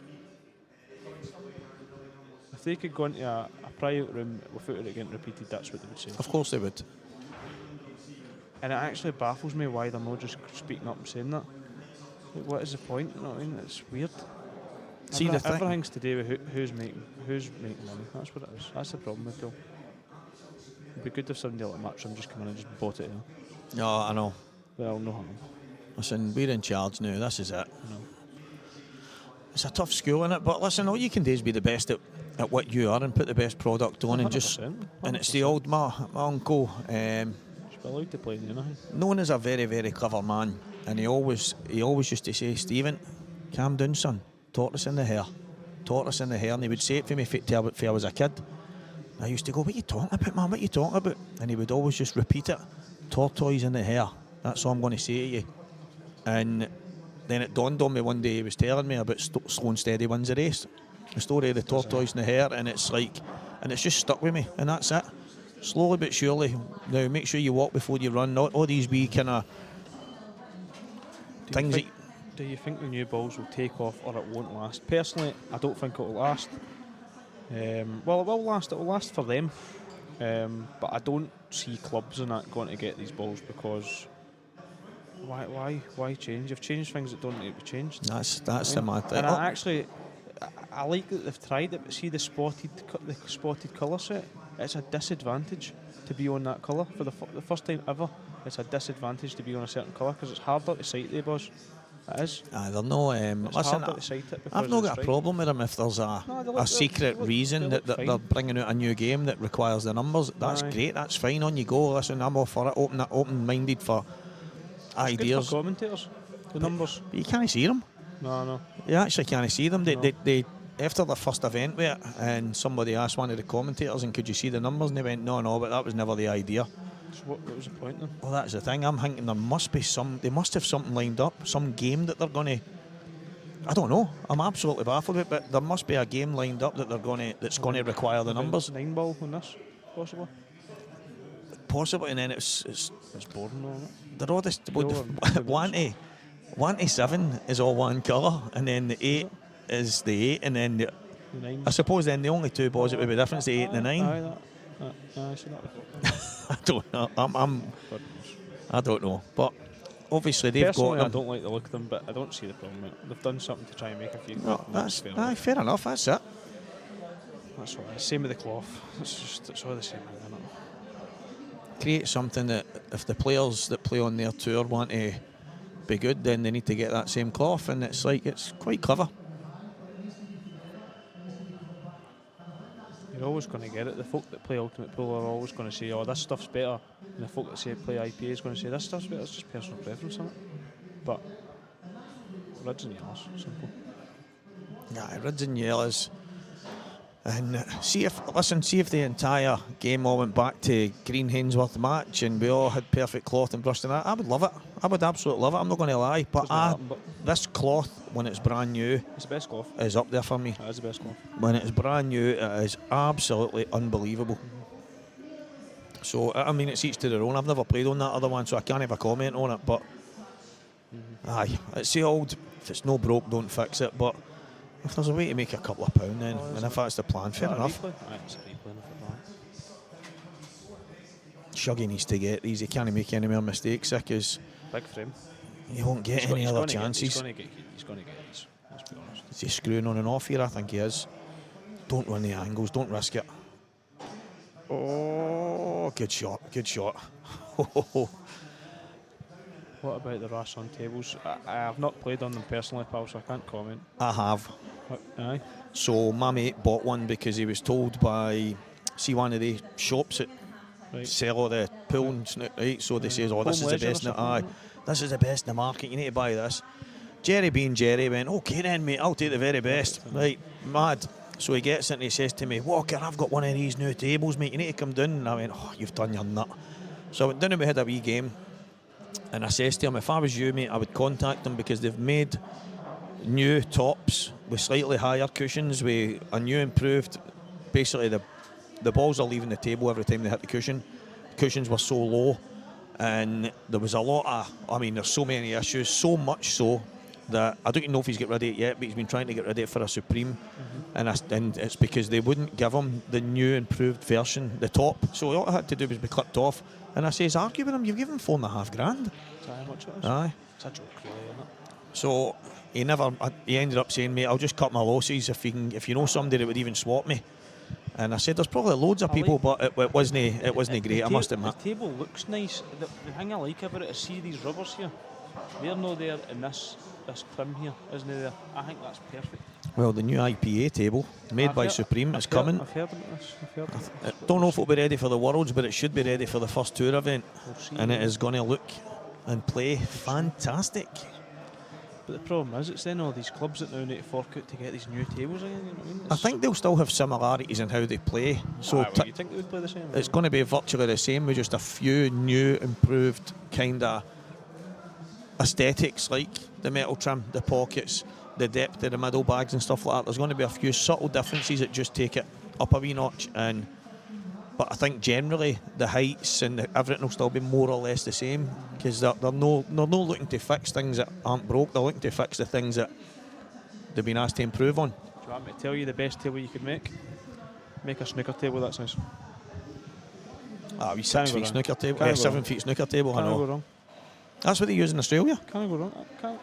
That's what they use in Australia. Nothing wrong with it. I was told, I asked a lot of questions. In Australia, that's what they use, right? And it's the sack pockets and stuff. And I asked a question to somebody a number of years ago. I actually think I don't know if it was John Brownlee, but somebody like him. And the reason why we've not got exactly that is something to do with the patent for the pockets. The patent? A European patent says that actual pool tables whether they be American or ours, can't have the sack bags. So they could try and create a snooker type table, but it wouldn't be able to have Is that those. like a copyright thing? Aye, to do with copyright and What a lot. basically the patents. Aye, so but because it's not a worldwide patent, they can have it in Australia and probably America, but unless the patent goes as far as America, but worldwide, and that's what it's to do with, and it's the reason why ours are like these kind of plastic type pockets rather than the sack bags you get on a snooker table. They've basically patented them in such a way that they can only be on a certain size of table. I think you could probably do like a kind of Weird. Aye, but see, to be fair, when you watch the Australians and that, the table is bigger. aye. Aye. Aye, that's weird. John Barrowman, don't know how these guys can manage to play so well using Pro Cups since they don't roll as good as you. To be fair, John, I've heard that these new Ultimate Pool balls are meant to be slightly heavier. Yeah, they but are. I don't see the clothed one. Has it got a nap? Is it a nap cloth? That is napped, Is yep. it? So, to be fair, a heavier set of balls on this cloth would be better because it wouldn't weave as much. You know what I mean? I'm not even going to try and read that last guy's comment because it's frying my brain. I don't even know what he's talking about. Right, guys, here's one for you. I've honestly no idea. It's a trick question, clearly. How many hours? Aye, I'm gone. Aye, the new balls are I don't know, but if it's like 2 gram heavier or something like that. But I've never. I like everything with the balls that we've got, but the white, just make the white bigger. Just make the white the same size. I'm an arguer against that because I've never known it to be anything but that. So I think to myself, why do we need it bigger then? I wouldn't change it, but if you're going to change anything, that's what to change though. Yeah. But to be fair, it's an advantage for the better players because or not the better players, but whoever's got better cue actions. It's hard to move that white ball a bit. There's a lot of people with the 7 and 7.5 mil tips are saying, so I need to get a bigger tip now. Aye. Patch that. The cue makers are sitting going, change the white, change the white. You can take timber off your cue, but you can't put it on. Oh, good shot. He's trying to force it a wee bit. But fair enough, I don't mind that. He's actually trying to win the match rather than no lose it. But sometimes it's a time and a place to have a go. Come on, guys, it's easy.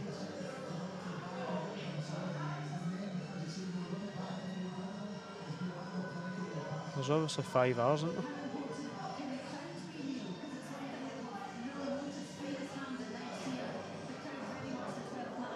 Well, there's none, because you're going to ask me how many R's are in the word that. That's only two conclusions that can come to. A wee riddle there. Riddle me this, riddle me that.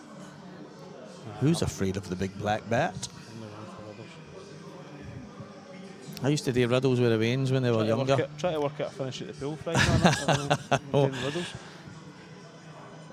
7-5 to Sean Thompson. Aye, my brain's usually riddled trying to pot a straight black, never mind. Okay.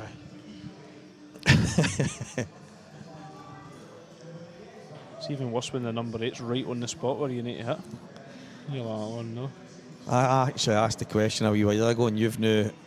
So I've said to even the top guys I've interviewed, is there a time when you're on the black or the zebra or whatever you want to call the black and white that it is these days that you land on a certain spot that you think, brilliant, because I just need to hit that part of At it? the 8 ball. Aye. This is going to. I actually had a wee scuffle with a guy. I'm having scuffles with guys all the time here at Balmain. I was at a flyer, right, and it was a penalty shootout. He's just, What was he played there? he's just gave Shuck a chance. What on earth? Straight back on the phone again by I'm starting to get a wee bit worried about Jamie here. I think something on the outside might be wrong, and if it is, I hope it's nothing too bad. What was I talking about there? Scuffle with somebody. So, I was at a flyer and it was a penalty shootout. See if I'm doing a penalty shootout with somebody, I would also purposely make it a red or a yellow. Aye, well, Right? Oh, even though that's weird, right?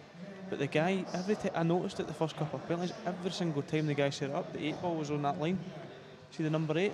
It was right on the potting angle. So I he's- said to him, I was aye. like, stop doing that. And he's like, what are you talking about? I was like, I'm not saying you're meaning it, but how can that be a coincidence that that's perfect on that line? aye.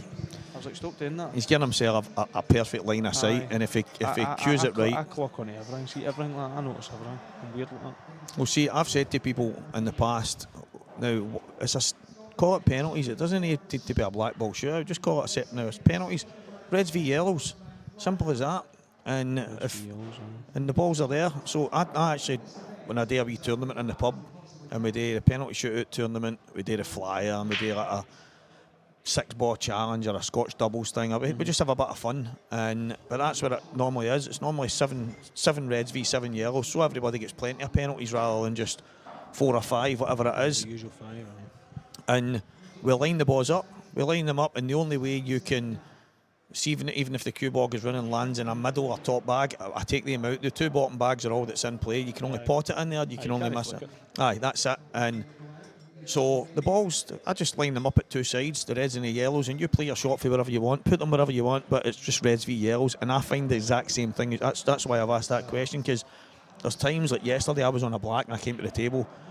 I've played the shot and I've landed and I went, oh yeah, beauty, because I knew exactly where I was queuing. I didn't even need to go down and line it up. And on a penalty shootout, you know, I've never even thought of that on a black ball shoot. I've never even thought of it. And it's, well, you think about it next time. You'll know what to do next time then. Wow. What would be the biggest match possible between the IPA and the Ultimate Pool? Do you mean like 2 individuals playing each other, pal? I'm assuming that's what you mean. Well, you're looking at the... For me, obviously, Boyle, IPA. Well, Boyle Cousins have played each other twice, right? And even though I wouldn't say there's anything between them, Cousins has beat him twice. So he's got bragging rights over there. So then we go one better, and I go Tom Cousins, Liam Dunster. But when you're talking about pay-per-views, I don't know how many folk would pay to watch Dunster. That's the problem. Stephen Smith, it's Cousins versus anyone. I don't think you could go that far. I think there's only, even though there's so many guys for the IPA that are amazing players, there's only maybe 4 or 5 capable of beating a guy like that to that race. Do you think, Stevie? Dunster, he sticks out like a sore thumb, and he's the only guy I think on God's green earth that after 10-15 frames could drive Tom Cousins insane. And I'm saying that with the utmost respect, because Tom's arguably in the top 3-4 players that's probably ever lifted a cue in the world of pool. But I watched Liam play Chris Mellon in a race to 7, and after a few frames, a guy that I've watched as a genius when he's in trouble, I watched this guy, honestly, if he jumped off a bridge I wouldn't have been surprised. Yeah. He jumped up, it was no like he scattered the balls. We're talking about people scattering balls, and he swung his cue through the balls. Who was this? Chris Mellon against Dunster. It was when the first year of the Saltire, Mellon was in it and McGoldrick, and he lost the plot. He was in the toilet getting off his head, and Liam drove him insane. And he basically didn't like the fact that Liam was taking Liam Dunster time to take simple finishes. Liam was just pre-shot routine, nice, and Chris Mellon lost the plot. I'm not saying that would happen to Tom, but if anybody could at least unnerve him a wee bit, Liam's that one for me. Cousins scudded Dunster in the King of the Hill match a few years ago. When you're saying a few years ago, how long? Like 3, 4, 5, 6 years?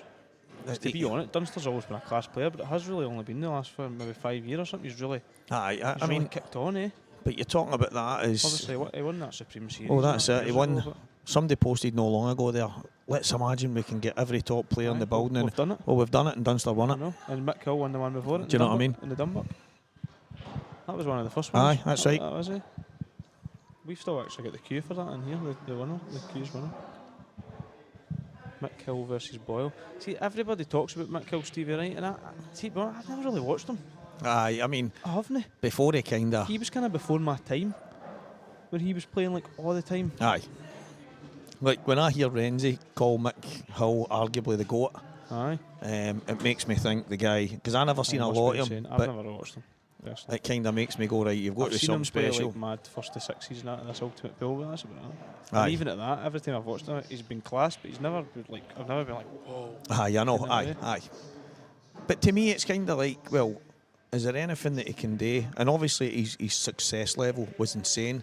But I think to myself, is there anything Mick can do that Aye, Boyle can't, No. or that Cousins can't, or that? See the big problem for what I've heard about Mick. I've heard he's a nice guy in that, but he wants paid just to be in the building. Aye, aye. Whereas that's just arrogance on another level to me. We're pool players, you know what I mean? No Ronnie O'Sullivan. I think you need to know where you're at. Obviously, I know he's went to other countries and done things in China and stuff like that. But I see, I'm. It's like as you say pay-per-views there. and that, I would never pay to watch pool, I must say. No, do you know what? Neither would I. I wouldn't pay to watch pool. And I don't mean that. If somebody really close to me, Aye, that's different. aye, I'm That's not different. watching it to watch pool. I'm watching it to watch them Aye. and support them. Whereas, I'm in the same. I get some of these streaming companies and that try to make a few quid for their sale, which is fine. 100%, All this stuff 100%. costs money to do. That's fine. That's fine and fair enough. But when you're charging for just kind of average games, I just didn't hear it, man. Even yesterday we were watching Farmsworth in that game yesterday, and there was so many folk on Facebook all day. What's the scores? What's the scores? Aye, I know. That just tells you how many folk didn't pay the tenner to watch it. Aye, And that's a sign. You know what I mean? aye. Keep us updated. Surely these streaming companies make more money with the viewers on their actual live stream Aye. than the day the tenors. Because that's what all these multimillionaires are all live streamers now. Aye, I know. So I how know. does it work? I don't know how it all works. I think. Well, the thing, the more views you get, I didn't realise how it worked, but I'm starting to learn it. And it's funny because I've not done it in major yet, and I'm saying yet because things are slowly bubbling in the background and things are really starting to kick into gear. And it's not just planning anymore; things are starting to come into motion. But I'm making money by doing nothing, just on Facebook. It's mad. This is going to sound cheeky, but is it a lot though? No, it's not crazy. But is it decent? It's not like pound coins. Like, is it actually? Is it all No, right? aye. I mean, Is it? like, I hadn't. I don't know. I genuinely So, don't know. Stephen, I didn't realise about monetisation until I'm in Turkey not long ago, and I got a message on it saying, please fill in the form for monetisation of your page, and I'm like, what? And then it says, we owe you money. And I'm like, owe me money? I get and look at it, and so I says, I'll do that when I get home, and I says to Claire, I'll go up the road and I'll do it. And so we come home, done all the stuff, 100 quid into the bank, 60 quid into the bank, 9 quid into the bank, 6 quid into the... And I'm like, what the hell is all this? And then it tells me for what and where the monetisation comes from. So what happens now is, because I've had so many views on my videos, what they do now is they throw certain advertisers are now... So if you're watching one of my videos, it might cut to an advert. I get money for that advert. And so all that starts to come now. So there's a couple of them I've had that I've got a couple of 100,000 in, and I'm like, What's the try here? Big double. oh, he's got Oh it. my god. By the way, what an effort that was. But some of it's mad, and there'll be people out there that know more than me. But it was, I say 100 quid, it was $100 and $60 the first two. Then the next ones were £9 and £6. But it tells you what you've got. There's one video there now, and it was a one that I made a mistake on, and it's telling me to like reshare it and do stuff, and it's got like 80p on it there now. Oh. And it's like you can, but I'm like, that's no, I wasn't even thinking about that. But then Craig was telling me about how YouTube and all the other things work, aye. So he was telling me how it all works, and they all pay different percentages, but it's quite eye-opening. Stephen Leslie, Morgan McInnes makes a fortune. Oh, with the Ross Reacts thing. That was classy. We were on That's an one thing I'll give Morgan credit for. That was funny as hell. We were on an aeroplane going to Turkey last year. Me and Ross and that and Paddy were sitting in the same kind of row, Aye. and somebody comes up and taps Ross's shoulder, a woman, and she went, "Are you famous on TikTok?" And he's like, "Ah, that's me." She's like, "My son's down there and he's all nervous. He wants to meet you and see if we can get a photo." I'm not joking. We get off the plane. There's Ross in the airport getting photos with people. I actually remember. No, because he pulled me, because of Ross Reacts. I remember. I done the shop. I done the work in their shop when they opened on Cuesports, and there was a labourer I had out with me one day, and he was telling me, he's like, "Oh, I love playing snooker and that." I says, "We're actually going to do a job for Michaela Tab." He's like, "No way." I'm like, "Aye, see, but see, because we know, it doesn't Aye, feel like I know. you're Aye. What is your?" And he said to me, he's like, "Jink, I'll be able to get a photo with her." I was like, "Don't you dare ask for a photo when we're here working." He says, "That's embarrassing." And he was absolutely ecstatic about it. It was buzzing. Aye, I know it's mad, innit? It's mad. You do forget. Even I mean, one time, obviously, I remember one time we were in. It was actually a Saltire, and Steve Maguire walked in because he was in to watch Gillespie, and everybody was like, "Whoa, what is?" You forget he's just a normal guy. I tell old Stephen Seuss, Aye. Mental, man. and he wanted to just, he's like, look, you're not in a hurry to get that done anyway, are you? And I'm like, what do you mean? He's like, just have a drink here. You want a wee whiskey? You want? I'm like, no. If I start that, mate, it ain't getting done. We're not going away. It's like next week time when my hangover goes away. And The what a guy, man. most famous person I ever done a job for was Nicola Sturgeon's sister. Wow. Doing a nursery. The Sturgeon Didn't even know it was sister. her till I got there. I mind me and the guy that used to work with me, Ginger. Ginger was mad, right? So we're doing Ford Kiernan's, Ford Kiernan's, the wee stumpy one for Still Game. Aye. So she kept going on about my Ford, right? And Ginger's going like that. So whereabouts is it? And he's looking at the window. And she's going, what do you mean? He's like, your Ford. I can't see it in the street. He's acting as if he didn't know her, so he's bamming her up. No, my Ford. He's famous on Chewing the Fat and Still Gaming it. And he's going, oh, right. And so he's winding her up to some tune. And honestly, mate, there's jobs that I'll do, and certain people are just, that's amazing, brilliant guy, brilliant people, brilliant whatever. This woman was a nuisance. Oh, really? A full-scale nuisance.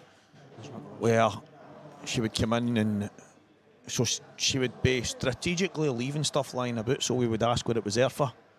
Come in and go, that bowl of oranges wasn't there a couple of years ago? Well, there's a story behind that. My Ford when he was 15 now, all that, and you're like, what the hell is going on here? Hard work, mate. And I think the fact that we weren't really getting excited about the fact that that was our boy, it was just... I think he's not really that famous, is he? Chewing the Fat is class, right enough. I know. It would be good to get some players on a podcast kind of thing, to get their profiles and get to know. See, the problem with that is, some of them are all shy. You know. I've watched, obviously it's great with the IPA and that's doing your cell and that, some of them actually look nervous.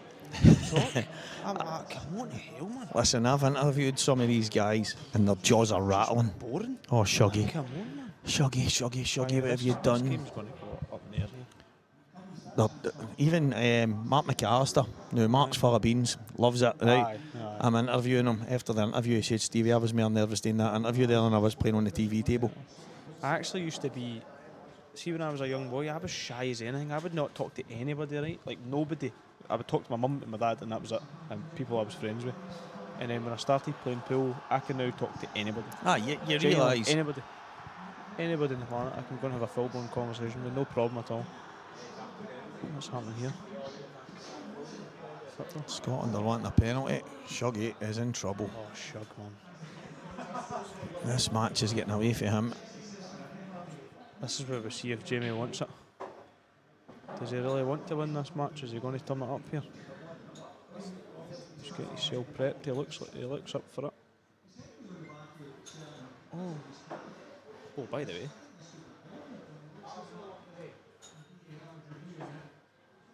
What do you think of that, Stevie?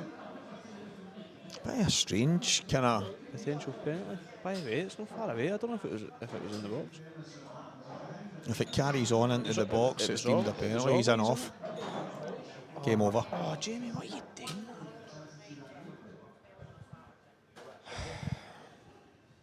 No, I don't like that, to be honest, man. Yeah. So Shug Thompson is in a Saltire final. Wow. What a chance for him to be the biggest underdog story in a while, and what a chance for Gibbsy to get his first even. Aye, definitely. It's a weird one, eh? I'll tell you what. It's a wee bit of a weird atmosphere here, you know that? Well done. A weird one.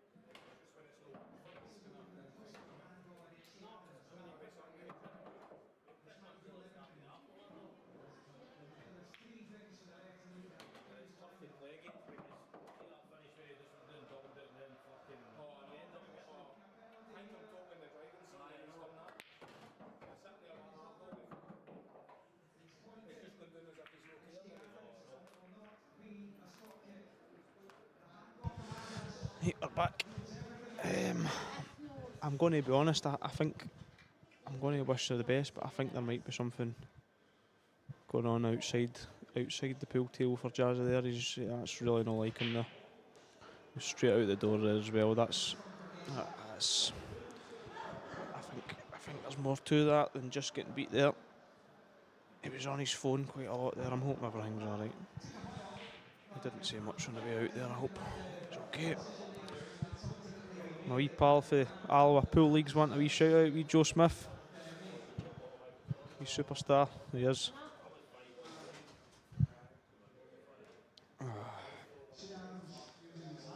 Any idea where the trophy would be? Any idea where the trophy would be? I've no idea. I wasn't planning on winning it, so I don't know. Maybe in the cellar, maybe?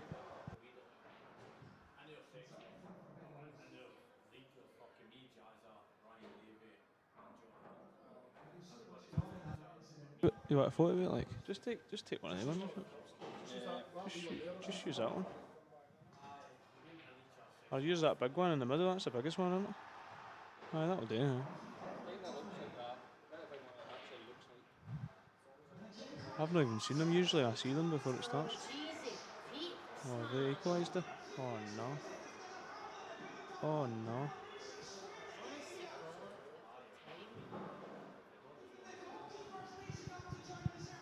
They said through the match that something doesn't seem right.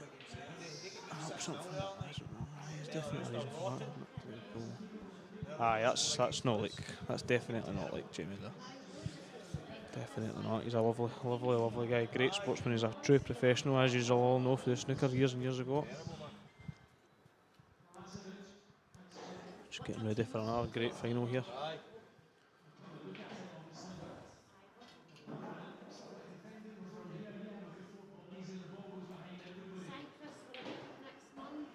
That's class. Aye. Oh, that looks tight. I think Shug might have just got that by the way. The referee straight in the action here. Oh, he's giving it.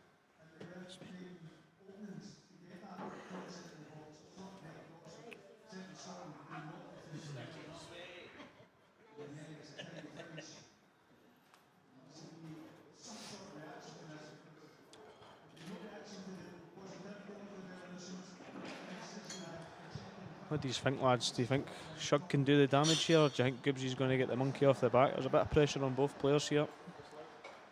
Probably, I'm going to say this is probably going to be Shug's best win if he takes this here. It's a new one for Gibbsy to add to the list. Gibbsy's had a long wait in between his semi and his final. He was looking a bit tired there, so hopefully he can manage to give himself a shake and get going straight away again. Scoreboard still says, no it doesn't, it says final. What if it says final on my screen anyway? I think Gibbsy will run away with it. I hope not, mate, to be honest. I would like to see Gibbsy win it, but I hope he doesn't. I hope we get a bit of a game at this year. First break's dry. White on the bulk cush. Not sure what he's on here if I have a wee look.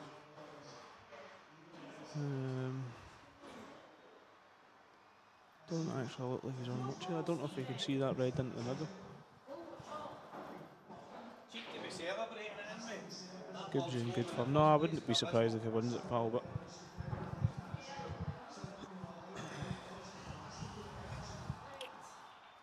tough wee starter here for Shug, to be honest. Don't think he's on that red in the middle.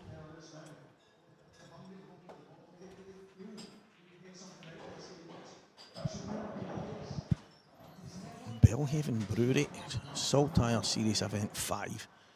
The Players Lounge in Falkirk. Shuggy Thompson, underdog story. Or does Gibbsy get his first? That's the question.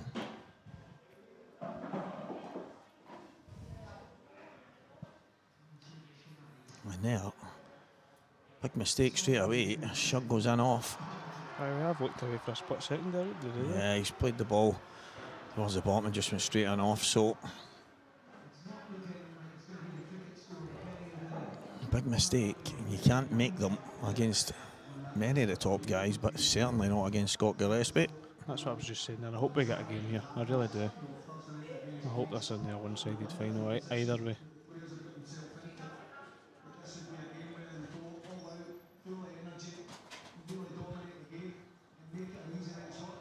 He's been in a final before in the Saltire Shug. Has he? He's been in a final before. Who beat him, do you know? Can't remember. But he was in that must have been one of the first ones, 'cause I don't remember that. He was in one of the Saltire finals. I'm trying to remember who it was that beat him. I mean, probably Liam, but he's been beaten a final and he's in another one here. He's had some good runs. Not being funny, but see if Gillespie puts the white ball just next to that yellow and pots this red. Almost all the yellows are wide open, same as the reds here. I don't know what he's playing here. I'm actually quite intrigued to see what he's playing here. This looks a bit different here. Aye, Dunster. Dunster beat Shug. When was that? Was that recently or? Look, he's going to play my shot. By the way, I know my stuff here. I'm getting good at this. I think it might have been. It was last year. It wasn't that long ago. By the way, correct me if I'm wrong. I was having a debate with somebody the other day, and I should really know this because it's my dad, one of my dad's tours. But see, the first year was this first to tens. No. It wasn't, eh? No. So I'm right. I can't remember who I was having that debate. Somebody was telling me it was tens and eights. I went, no, it wasn't. No. It's always been sevens and fives, isn't it? I mean, I've played in it for the start, and I don't. Eights and sixes at least. What we had I was said that, I'm like, no chance. When the IPA stuff comes up, it's races to 10 and stuff. Masters, the Masters is the Masters and the Grand Prix. That's soon, actually, isn't it? That's That's advertised right now. So, but they're 10 and is it 10 and 8? 10 and. I think it's 10 and 8. Sorry. Aye. I'll be playing in that. Gibbsy's made me look clever here. I'm glad they played that.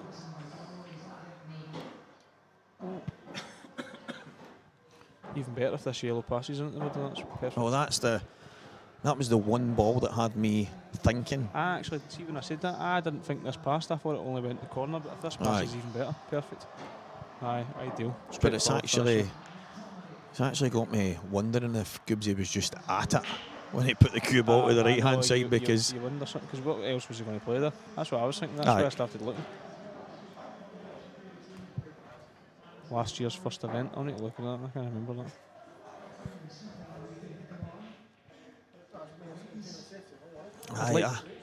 Because I played him in the second. I'm sure it was the second one. I played him in the third, and I beat Shug quite comfortable. And I played well. I was hitting the ball good. That's fine. That's what you can. But Shuggy, after it was.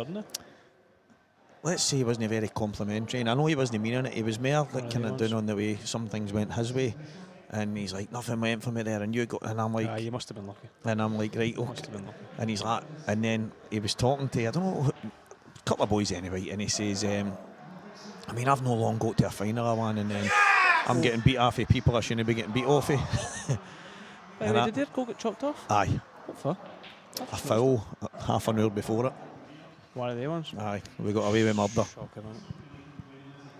But he's one of the boys. He gives it his eye, wears his heart on his sleeve, and the game's gone. But he's going to need a lot more than a heart and a sleeve to beat Gibbsy here.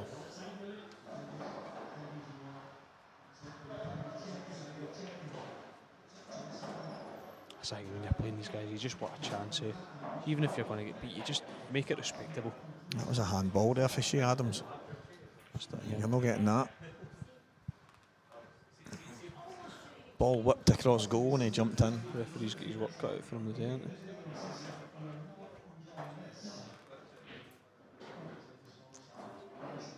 he? Linesman was flagging, but I think even if it's no offside, I think it's a handball.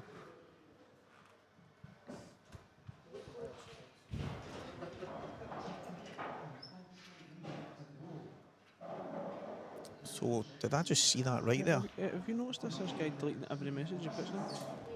He keeps doing that. I've noticed that a few times. Every single message he puts in. Mad Maz, he's always on watching. Watches every event. IPA, Saltire, he's always on, but I've never noticed that. Maybe he's one of these people that realises everything that's out there, once it's out there, you can't get rid of it again. I don't know. I've not got a clue. He's done that a few times. Oh, give me that. He's a ball. Oh, wow. Yeah. Absolute. I fancy him absolutely great. If you're going to, I mean, there's Robert Stephen in the match previous. 4 out of his 5 breaks, reverse dished. By the way, can I tell you something? That table that they're playing on is the table I practice on, and it's not a good breaking table. Well, do you know what? That's the table where, as I say, I watched Liam on the other two and he was breaking great, and then on that he was struggling. Funnily enough, I've contradicted myself there because I played the Fernie on that last night and I broke brilliant. Aye. But it genuinely isn't. I find that quite a lot. And it's weird how that's a thing, but it just is. It is. I played Charlie Shaw in the Glasgow Singles League and I broke like a god. So much so that Charlie said to me, Steve, you're going to do that a few times more for me. And I went, what do you mean to set them up? Just want to see it. And I kept doing them and he went, that's mad. And I went, you saying I'm cheating? He went, no. I want to see if there's something you can work on. You know, he said, I'd have said you before, Hon, if I thought that. I just want to see it. I went to the next table, didn't play Barry Thompson. I didn't get a ball the full match. It's crazy how it happens. Crazy. Well, I was the same this morning. I went for last night. Breaking like a god. And just breaking dry. Even though you're hitting them really good, still just dry.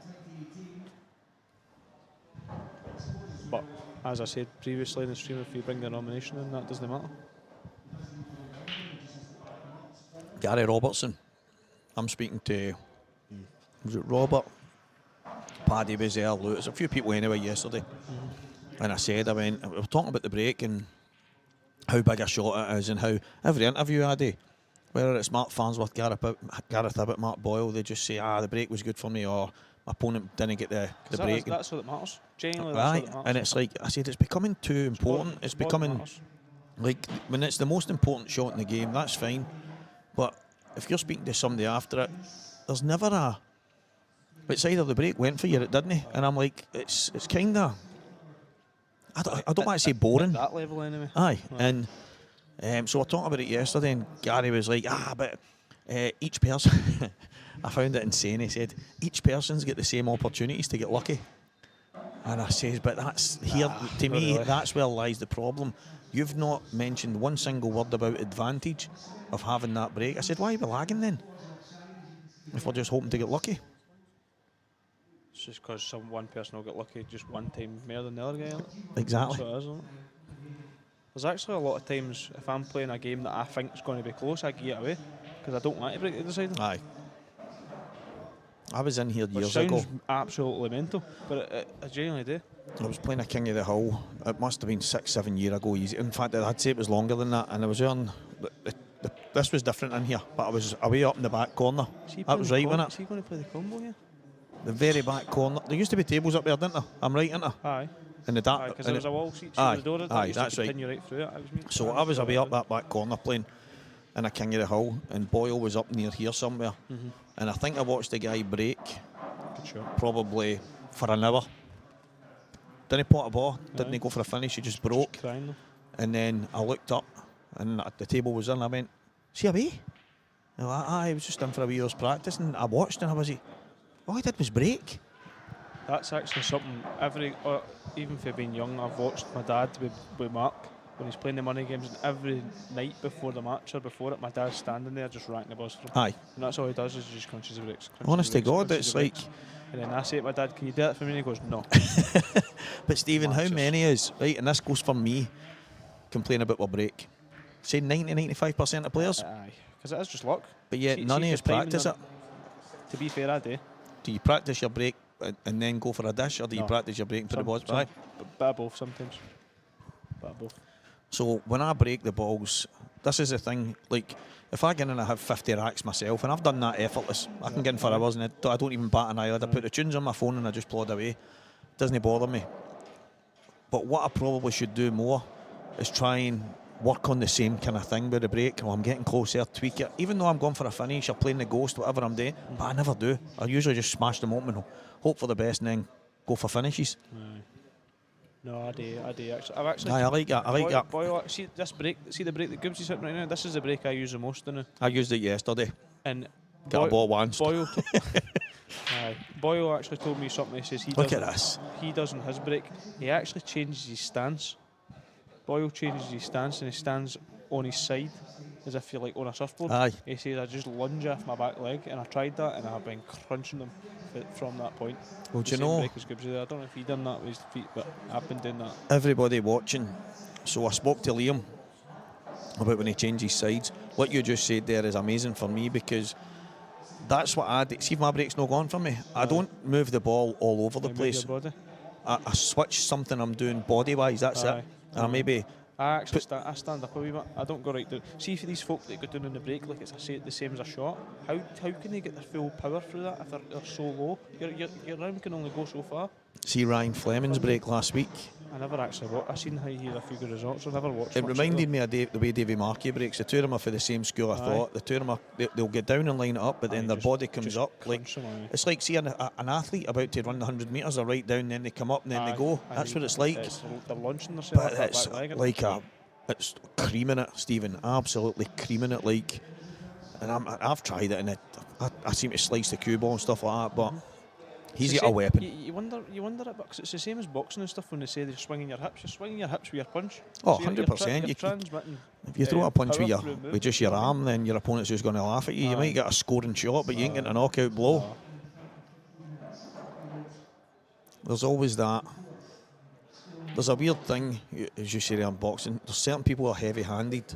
Aye. And Naturally. so there's some people that we'll watch playing pool and you go, how is he doing that? It doesn't even look like he's doing it. And it's just Gareth does it, Ben Davies does it, and you kind of go, how is he creaming them like that? He's barely swinging his arm at it, but they've just got that wee hip switch just at the last second that we're not seeing because it's so subtle, and it's enough to put the power through it. Shug's going to need a miracle to stave him here. Going to run away with this here, I've seen these first cut frames go. I think this is 2025's been epic for him, and to win the first Saltire. I think this is curtains. Aye, listen, I hope I'm wrong, because I love Shug to bits and I want it to be close, but and I don't want to say he's rode his luck. He's had a few kind of ties, like George Payton. I didn't see the match. I seen wee bits. George reckoned that he should have won it. Yeah. George at 6'5" made missed a big chances mistake. at the end. He did. And Shug should have been out. Fair him. Then Shug nails a cross double, then a mad black in the last frame. I Then was actually in his house all day. I was in his dad's house. Recall on his pool table was a nice wee set. Aye, brilliant. In the back garden. Aye, it was decent. So he must be practicing all the time secretly. He's one of the ones. Oh, I used to. I'm saying used to. I went out to George's a couple of times. He stays obviously the full opposite end of Glasgow. So, but Claire and Nicola, my missus and George's missus, are quite pally, and myself and George have been pals for years. Aye. But the thing is with the two is we don't actually play for two guys that are quite close and love the game of pool. We do not practice together a lot at all. And he's got a table, I've got a table. Mine's is in my mate's pub, but I can just go in and out whenever I want. And he's got his at the house. And for two guys like that to not put the time and effort in, but George had a busy life for a wee while there, and I know he's just slowly starting to get back into it. So I was good to see him do well. That's the one thing I've always struggled with. See in Falkirk, you'll know how many good players are in Falkirk, right? None of them play pool. None of them. The only time it's funny that they don't play pool. It's mental. So see, for getting practice partners for me, it's always folk for other areas. You do a bit of travelling, I'll give you that. You know what I mean? I see you in McGoldrick's. I know you travel up the way. I'm in McGoldrick's more than I'm in here. I know. The amount of times I see you in there and I actually think to myself, what's happened? Is his dash shut the shop? What's it? You would think that, honestly. You need to get McGiff in, mate. McGiff? That guy will just play. To be fair, but he came in once or twice, first to 25s and that, and then he just never appeared again. Aye. I think it was maybe because I beat him right enough, but he never came back.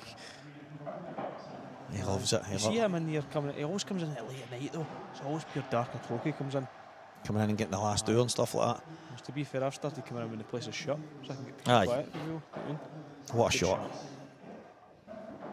Nicely controlled. McGiff's, he's one of the... I didn't really see him when he wasn't handy, right? I did, because he came in here and he started playing the league, and I'm going to say something, he played in probably one of the lower teams in the league. Right. I just thought, it's just another punter. Aye. See, 6 months later, it was like close to winning IMs and that. I'm going, what the hell is going on here?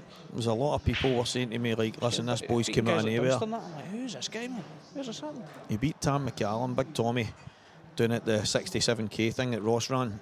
And I more or less watched the full match, and I went, that boy's absolutely buzzing. But I knew there was a boy. I didn't know McGiff really at all, just to say all right to. And we would see each other in passing, how you doing and whatever. But then that day I was watching, I said, that boy's absolutely flying. And then I seen that I can't mind. I think he'd been getting lessons for say 6 months or whatever here and there for Jazza, and I went, "Is that boy that Jazza was coaching?" Jamie. Aye, Jamie Jamie Burnett. does Aye. it? And somebody went, "Aye, that's him. That's that boy." He was. The words that they were saying was things like he was rotten, he couldn't hold a cue, and daft stuff like that. He was when I first met him. And I went, that's some difference then if that's him, because I heard there was a boy grafting with Jazza and he was just getting better and better and better, and then it turned out to be McGiff.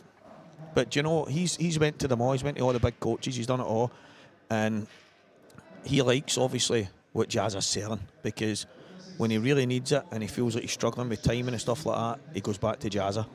And that's his. Where does he do his coaching if they still get that wee unit? But he'll go see wherever you are. Jazza, he'll just go to wherever you are. He'll just say to you, tell me where to be, and we'll date wherever you want. Might get in touch. There's actually loads of people doing that. I think Aye. Billy Starden that's doing coaching now as well. Well, I know Mark was doing a wee bit. I ended up speaking to him about it, and he went, Oh, he's too busy to do it. aye. But he says to me, look, come out and we'll get a session, and if you want, I'll give you a wee MOT at the same time. And again, mate, I'm like you.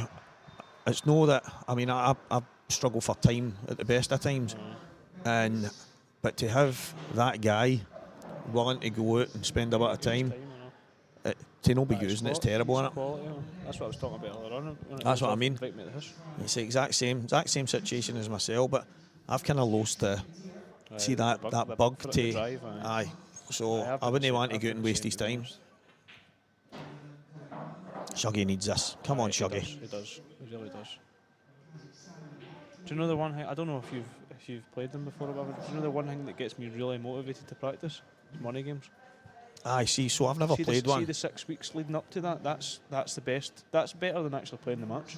Stephen, I said a couple of weeks ago. I think it was Paddy said to me, "So what you got to do? You finished with playing?" And I went, "I'll never finish with playing because I love the game." I says, you were but getting a right good go for it. aye. A wee while there. And I said there, I went, but putting the kind of effort in to go and do a wee bit of damage. I was disappointed. I'll say this. I was a wee bit disappointed last year when all the big changes get made at the IPA, and I finished 19th in the rankings, and the top 16 got offered pro. Is that right? And I finished 19, and then there was guys in 50 and 60 and all that got it.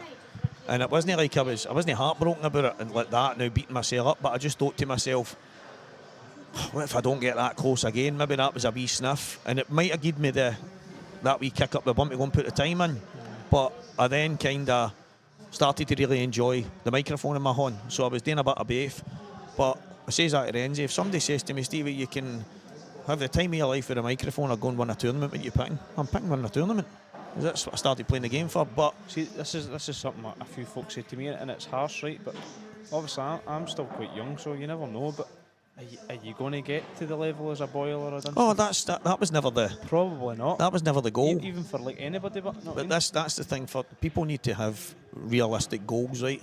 And my goal wasn't to get to the level. I didn't start playing the game till I was heading towards 30-year-old. I played football. I played snooker when I was a wean. I'm talking about like for 6-7-year-old till I was about 14, and I was good at the game. But then for the best part of 10, 12 years, I never even looked at a cue, never mind anything else, and then learning the game of pool, and I was a bit bonkers. But it was never about that for me. I started to set about a goal of, right, let's go into these IPA amateurs and let's get to the top 16 and get a wee pro status. That was it, just to say, right, that was my goal. It wasn't to, I'm going to go and beat Dunster and Boyle, and I've done well against them all. I just think that I would do better against better guys, but you've got to earn the right. I never made it into the top 16, so I had no right to get it. But when a few guys that were a lot lower down had only played 2 and 3 events and stuff, I know the feeling. that was the kicker for me. And it was probably at that time I says, right, that's the wind out the sails, that's fine. I'm loving them what I'm doing anyway. But and this year I was sitting in the top 20 there as well, and then it got changed for 16 to 8, and it blew the wind right out my sails again. And I've went, but see, to be honest, this year I don't really deserve it because I've not put even 2 minutes practice in, Stephen. Would you want to go pro though, Stevie, honestly? Would you? Oh, shuck. What's he done now? Aye, Would you? aye. Just for one crack at it, aye. Just that one crack at it. Because a lot of folk wouldn't. Aye, I would bite the horn off them. I would bite the horn off. And people were messaging me and saying, because they knew that a few people obviously in that top 16 maybe didn't accept it and they were doing what they were doing, but then they knew there was guys coming from different areas. Top 6, it was going to be a 64 pro. So people, have you been offered it? Have you been offered it? Have you been offered it? And I'm like, I've not heard anything. But there's a few names that were offered that I was kind of like, that's what's happening there. And I know they said no and whatever, but I was kind of like, wait a wee minute. But aye, I would have, I'd bite the horn off just for, see, even if it's just for 1 year to have a crack at them. But at the end of the day, what's going on right now and what's building, I'm loving being part of it. And it doesn't, listen, it's never going to, as I say, I'm sitting high up in the rankings this year and before the last event, and then I've not even played any, to be honest. I pulled out of the last one in Coventry while I was doing there. Do you know, I've been in the tour this year and I've played one event and it was in the Normandy. Because every time it comes to the 4 or 5 days before going to Coventry, or whatever, I'm just like, I can't be bothered. And I've not put the time in, and I'm just like, I'm not going. Well, that at the last event in Coventry, I've actually told my dad not to put me in it next year because I feel bad. I know. I'm quite lucky that way, and I'm not even going. I'm looking at the draw, and I'm saying, me, but this year I've just no. I'm going to be playing when the TV starts. Aye. Who's starting the TV? And it was all that kind of, and I'm like, right, wait a wee minute here. And I'd message Paul and I says, look, mate, you're probably better just taking me out it, because what else are we going to do? And he's like, right, okay, mate, obviously up to yourself. And I'm like, I don't know what else, what can I going to do? But listen, I'm absolutely loving it. I love where the IPA is going. I love it. Two of the best guys that I know in the world of pool, and it's class. It's absolutely class. By the way, see if he's left him enough of this cushion here. Wonder if you can see around the enough back of these. A free. This could be highlight stuff. This could be bigger than Jamie McCutcheon's. Pingy cushions on that video, the way. Very pingy. I reckon if you played that same shot on a new table, you were miles away from that. Some shot, right? So that's what my cloth's like on the table. And I was talking to wee William and wee Sean Mullen. I says, we'll go in during the week and we'll do a wee recreation video. And then I was thinking about it. I'm going, we've got no chance of playing that because the cushions are too slidey. Right? I went into juniors not long ago, and I don't actually know who's doing their tables now. I'm not 100% sure. See the cloth on the cushions, I think it's pulled too tight. Might be. I mean, I've not really checked. I don't know if you've ever looked at a cushion with cloth on it. It's obviously the rubber. I think they're pinching the rubber, and that's why you're getting funny. So it wasn't Scott? I don't think so. No. I don't know. I might be wrong. I know. I've actually not got a clue. I think for a new cloth, because they're brand new, it shouldn't be pingy like that. It should be the opposite. You know what I mean? That should be really slidey. It should be slidey, and it should take a good thud. You know what I mean? It should. I hate when people say it, right? But it should play deed. Aye, that's when it's new. That's exactly it. Aye, the bed should be rapid, and the cushions should be deed. That's exactly it, and it should. And the way that shot reacted tells me the cushions are not deed. Aye, because that actually bothers me sometimes when people say, like my table right now playing just brand new, and the cushions are deed, and I'm like, no, they're just new. That's the way they're meant to be. It'll not be like that for long. There's nothing worse when you're playing on an old table and you're going on at the cushion and it's coming off twice as fast. Aye. What the hell, man? That's not meant to happen. The cushions are meant to slow it down. Nah, exactly. That's why it's called a cushion. See, to be honest, see this shot. Oh, where's it gone here? See, like the shot I was talking about off the free cushions to the left hand side. See the way the tables are now. It'll play properly. It'll no slide as much. He needs to just. I don't know if he can't get below the middle, so he'd need to go loads aside, just above it. What is he like? Here we go. Aye, this is a shot. He needs to swerve it a wee bit though, I think. Aye. I don't think he's ever going to do this, but I think he needs to get up now. Come on, Shub, bit of magic. Oh, by the way. Nah. Do you know what? But that's that's not a bad second prize, knocking the red further out of the black, because I know he's going to be in a bit more trouble, but this is a handy guys like Gibbsy play for Rerex, or do they just go bush?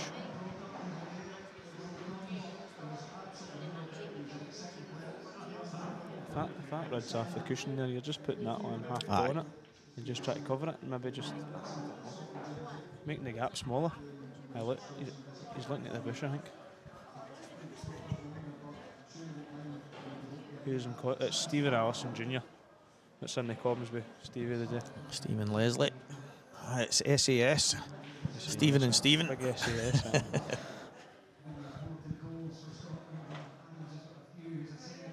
Right, let's see what he was looking there to see if he can get this out and then bring the red out on top of the black, but I don't think that really benefits him. I think he was looking because I think he's going to play this into this one with a bit of pace, and if he can cash into that with the black foot going, what is he playing here? No, I think he's changed his mind. I think he's going to play. Nah, he's going to play for the red. He's putting the red here. Look, aye, that's the shot. That's the right shot. That's the right shot. He's hoping Shug pots the black for him then.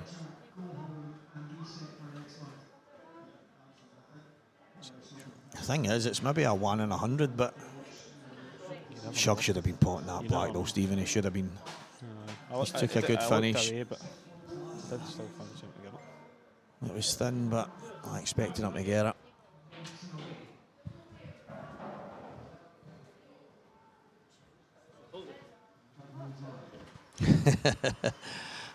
That's probably more like it, Ferrier. SOS, aye. Cheers. What does that mean? Is it save our souls? Save our souls, yeah.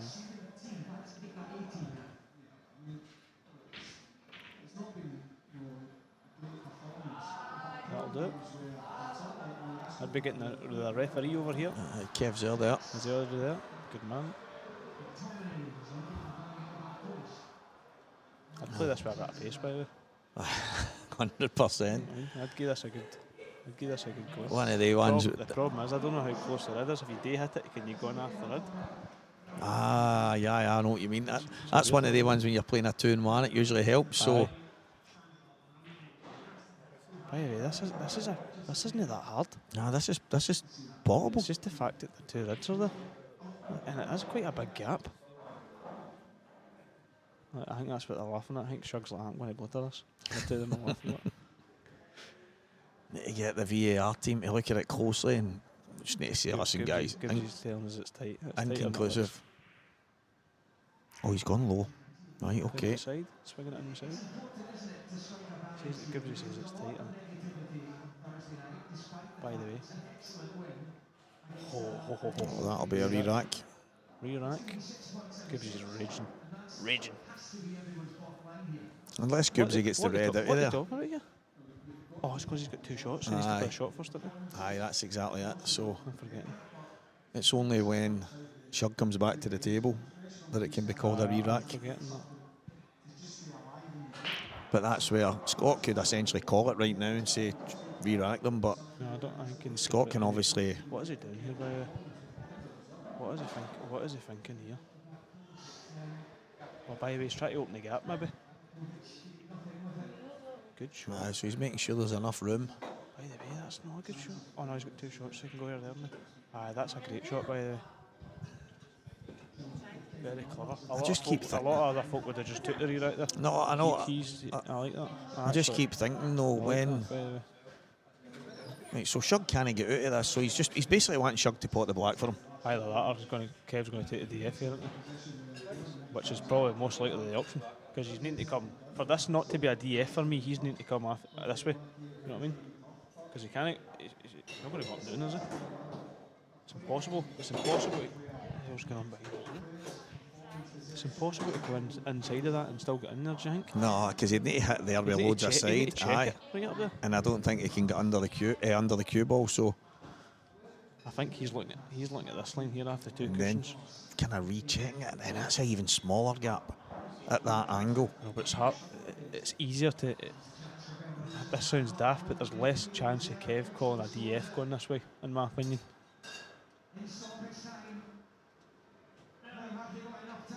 Belarus have scored. By the way, oh my God, how have you got away with that? Look at Gibbsy's face. Wow. It should have been loss of. Gibbsy can't get the amount now unless he plays the one on the top cushion. Gibbsy's praying Kev's going DF there. It's just because he's gave it the pace though. Like, see if it stopped like there. Aye. They gave him it. Surely you just need to accept you're getting a re-rack here. surely.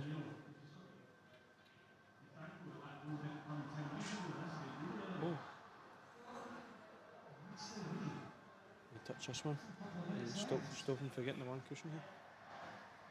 If you can see enough of that. I actually had a thing yesterday. This is a thing we talk about all the time. See with the 9-ball re-rack, how you can't get, apparently you can't get a ball off it. So every time I've had one of the last couple of months, I've gave the breakaway, and every time the opponent's got a ball, right? So I got one against John McCarthy, who says, I'm taking the break. I got a ball and then missed the black. Missed the black and finished him. I was raging. Yeah, this is where we see. This is a shot I used to practice. What's This actual shot. So you're actually about 6 inches up the cushion. Check. And I with loads of screwing off screw, the cushion. so it I've actually bends got a video back. on my phone. I got one of them in France actually. It was a belter. It was Right. actually very similar to this. Used to do it. Me and Tiger used to practice it Very similar loads to and this. loads, and it would It's just quite- bend. You can actually do it on this Aye. cloth quite easily. Aye, I know exactly what you're talking about.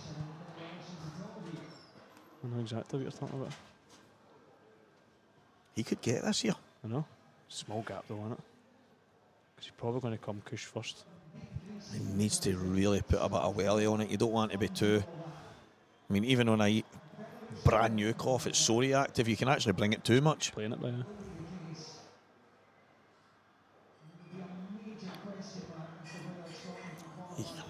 Just didn't hit it hard enough. He's not got through that. It wasn't far away. If Gibbsy just gets the 2 reds out in the one shot, let's just frame over. I don't even think he needs to. I think the other one goes. I think that goes. I think this one goes by it. If he just bounces this over the middle here and leaves his sail on it straight away. Or he can try. Aye, that's He'll maybe just bring the 2 of them out and leave the white ball better for the next ones. By the way, he probably will do that, to be honest. I'm probably being trying to be too perfect here. No, but it's not a bad shout because it just limits the contacts that he's going to have. Aye, I don't blame him for it, but I'm trying to be too I perfect. quite liked your shot as well.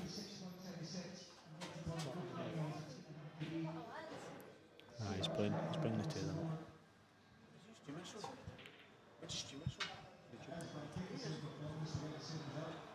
Good shot. Play the wee dislodge here. He guarantees himself a shot on any other red. So this frames went on for a good while after Shug missed that black, but I have to admit it should have been 3-1. Should have got it.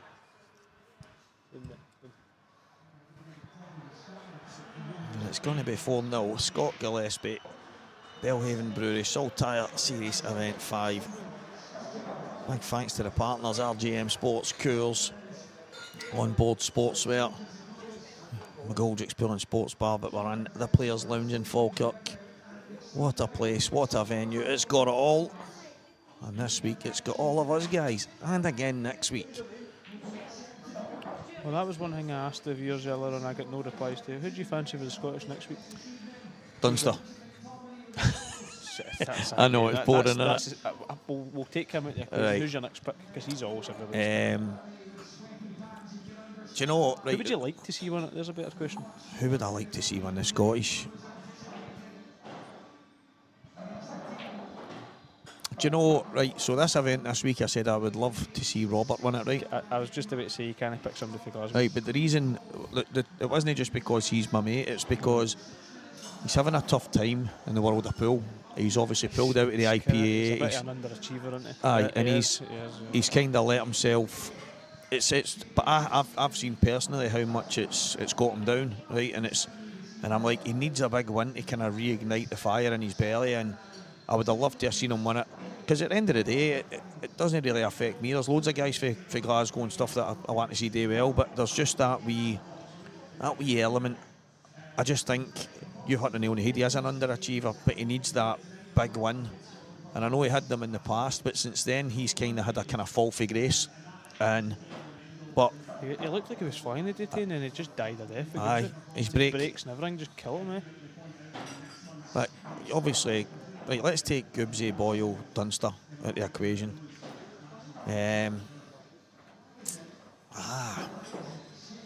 So many players going about the round and about So the same Gio's a level, defending champion. Morgan had won it before that. We want a new winner. Or do we want a new winner? Who can we think of? Ross. Let's let Ross win. Oh, that would be Quality. that would end. I mean, I don't think there is a in Scotland he's the GOAT, but when some people, By the way, funnily enough, the guy just asked a question there, who do you think the best Scottish pool player ever is? that's Ross McInnes, isn't it? Is it though? Renzi Jr. for me. He's got more titles. Aye, I mean, I think I think somebody can quote me on that. I think he's got more titles. I don't know every player that was about back in Ross's day, right? But I know they weren't bad, and I know the likes of your Mick McGoldricks and that were about. And for Ross to dominate the way he dominated, it's no normal. Different game back then. No, I know 100%. Listen, Stephen, there's guys, when I started playing the game, it was different for this. Aye. And there was a lot of guys back then that, see when the rules changed to black ball, the guys that no disrespect to them, that I considered were really good or high up in the world of Scottish pool, became kind of also runs. They were just nowhere. Aye. Because you had to then open the balls and finish. You couldn't just. You used to be able to pot a ball, roll up behind one, 2 shots, pot your opponent's ball, roll up behind, and it was like you were just getting mental torture every single match. The guy I practiced with him for years. I don't practice with him that much anymore. I don't hear from him much. Was Gary Scott, Gary. and he played the old drills. Aye. So that's what helped me with the other side of the game. That's why I was always semi-decent at that. Gary, every time I'm in here, Great player, he'll say to me, "You've not been in touch." Great Because I player, keep man. telling him every time I see him, I'll come and have a game. By the way, his setup's quite good. Aye. Could be, it is decent. I used to go down all the time. But I'll never have a wee peek. Do you know what? I'll never have a wee peek at the draw. it's good practice as well, by the way. Yeah, good game. So, is the Scottish draw up? Well, the Scottish draw is done actually. Oh, do you know what the script is with the Calcutta? How could we not do that? Is I it don't a think. league I don't or think. No, I don't think he had time for it. Was it? Somebody told me it was something to do with somebody's like, got a company running with it or something. You need to pay for it. Well, there is a new. Set There's a guy that set it up and it's supposed to make it better, but it's It's too dear. whatever it is. Aye. So, but obviously Ross has done a lot of manual ones through the years, but I don't think he had time to get it done this time. That So was always the best bit about it. Watching that live stream, him sitting and drinking red wine. I know that was it. Wine.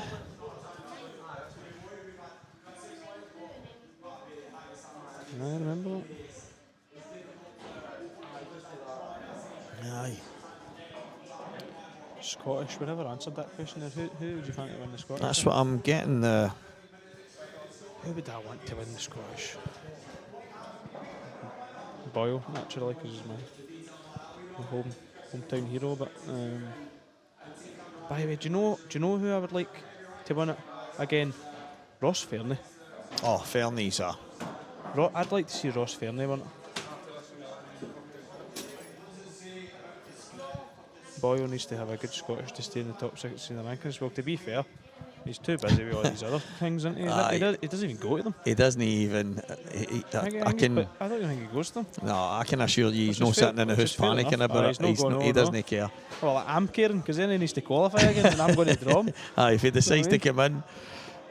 But the first round, that would sum it right up for me. Johnny Boyle, McDermott first and Gio, if both of them win, they play each other straight away. round. Right, who do they play?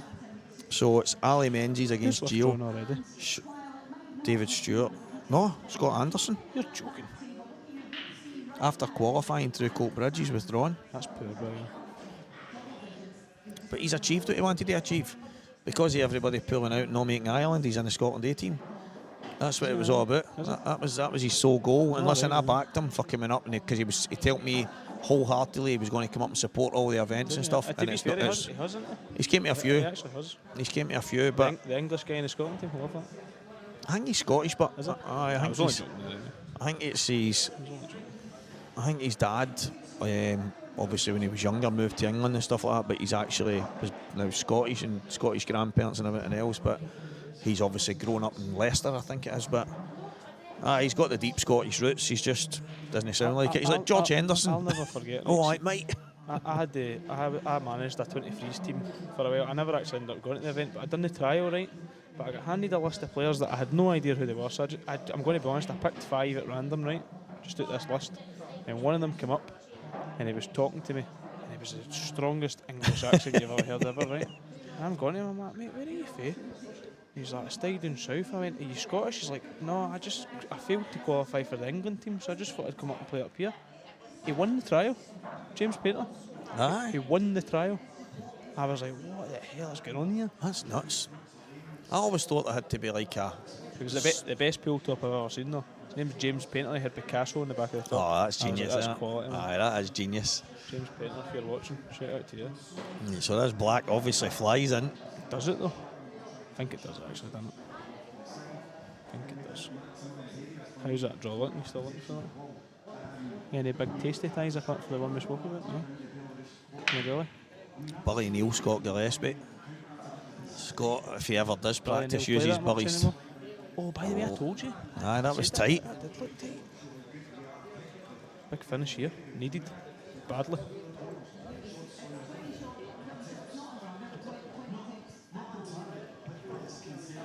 Not really seen much exciting here, have we? Chris White, Scott Rory, that was a decent wee game. Aye. Robert Williams, Robert Stephen, Brian Cumming, Michael Gallagher, that's a good one. Aye. Brian Cohen playing Steed at the end of November. That'll be some match as What a well. Great game, I know. Straight with that. Jamie Burnett, Scott Dunbar, Graham Sellers, Jamie Simpson, couple of good ones. I don't know if Jamie Simpson plays that much anymore. You see him here and there. Kent, it really annoys me. See this thing with Sean McGiff. That really bugs me. It really does. The SMM. Is that a wee diamond? I don't know. It's an ice cube or something. I think. I don't even know what it's meant to be. Do you know who's the worst for it? I kept getting on him about it. See Martin Keenan. He changes his Q score to Glasgow Celtic. I keep saying, I'm like, stop doing that. I wasn't convinced it was him. It was. And then he said it was, and I was still kind of thinking, I'm not believing it. But What's at it, man? Glasgow Celtic, I kept changing it to. Kept looking at the rankings for the IPL. Who the hell's Glasgow Celtic? Who's that? Ryan Davey, Lewis McCool. Oh. Ryan Davey just had twins recently, didn't he? You don't know if he playing much? Aye. Ryan Fleming, Colin Down. He's not a bad That's game a good either, one by as the way. well. There's a few. Who would you say There's the a best lot of Fleming names. is? There's a lot of names in there that I didn't get a clue who they are. There's a debate. Who's the best Fleming? I know who the best at judo is or whatever it is he's doing. What is it? I wouldn't fight him anyway. He's. Who'd you I would think's only best? fight him if we're not allowed to put our hands on each other. Aye. If he can throw jabs for a distance, I can hit him with a swift 1-2. But if he gets close to me, I'm getting jiu-jitsu'd all over the place. I would send Mark Gahuli up for that one. Aye. When you go 10 Dan Mark, you can deal with that. Aye, once they start rugby tackling you all over the place, I'm out. That's right.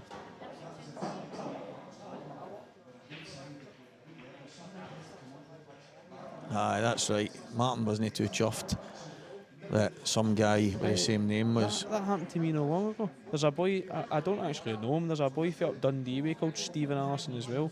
And every single time Q score come up, I kept looking at my Q score going, how am I getting beat off these folk? Who are these? And it was that guy. Aye. That guy kept using mine. There was- Didn't you? The funny thing for me, there's another guy in Ireland the same as me, Stephen Walker, but his name's with a V, mine's is a PH. And I was noticing it on mine, and I says to Kev Barton at one of the IPA events, I says, Kev, I don't know what's going on, mate, but yous have put me in tournaments in the wrong name, and I've told you you've changed it, but is there, and he went like, what's the difference? What do you mean, what's He's the playing that difference? guy and I'm playing this guy, so who's got Aye, who? that's what I said. I went, it's oh, there's a difference. He went, I know, but you're both called Stephen, and you so you know who's. And I'm like, but it's not the same. It's like, By the way, it's funny how often that happens. And I always thought once you claimed your profile and you done what you had to do, it, then nobody could do that. But it happens so often. big shot here. I wonder if he'll just play the snigger here again. Do you think he'll go? He'll go take this long one on here. Do you think he'll just bounce it? Bounce this on the side cushion. It. Probably a right shot on that. Problem is he bounces it with my toe. He's got a chance of I going know. right in the market. That's what would actually make me kind of want to go for it. Because this is the one you bounce it out and you do get nailed and you're like, oh my god, I wish I just went for that. Especially 4-0 down, you're thinking to yourself, I may as well just put all my eggs in one basket here.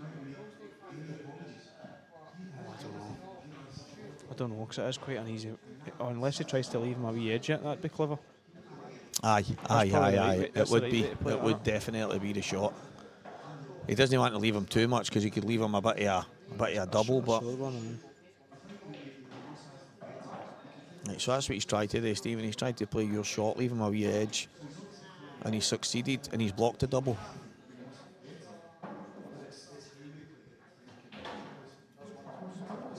But that's, I think, the only shot Gibbs has got now is to try and go right in behind it. But I don't know. Is he covered the one cushion? No. See enough of that? now can he slide off it too? I can't. I'm talking nonsense. Slide off it 2 knuckles. That's just not happening. So he's going to have to just find something here. Unless he comes off the bulk cushion and just wellies it, blotters it, and hopes for the rest. Sometimes you just get a blotter. I remember that years ago. Sometimes you can play for a flick. Aye, that's it. I got away with one a wee while ago, and it was this kind of laughing joke, and the guy shouting about me getting away with murder, and I've probably done the same myself, but I said, By the way- he's got this. By the way, oh my God. Wow. Scott Gillespie and Shug. What did I just say 2 seconds ago, by the way? Sometimes you're better just having a go at it, aren't you? Yeah, right. Because see if he got that long putt, it was like 3 balls out of the bags. But you know the funny thing for me as well, and it was practicing with Robert Stephen, Right, that's what you're saying. he would drop on that and play it to the top right, the yellow that didn't go on the top left. So he would say, right, I've got a finish, I'll drop on it. And you start to see and pick these wee things up. Boyle and Dunster, they'll drop on these balls. Gareth Hibbett, he's I've never seen anybody drop into small gaps as much as him. But if you leave somebody enough chances, it's something like that, they're going to get it. And there's a time, that's what I'm saying there, I smashed, honestly, and I said to the guy, sometimes all you can do is hit it as hard as you can, and he's went, you've got away with murder, and I went, well, I didn't really, mate, I just smashed it because you gave me enough chances to do it, and sometimes that's just the joys.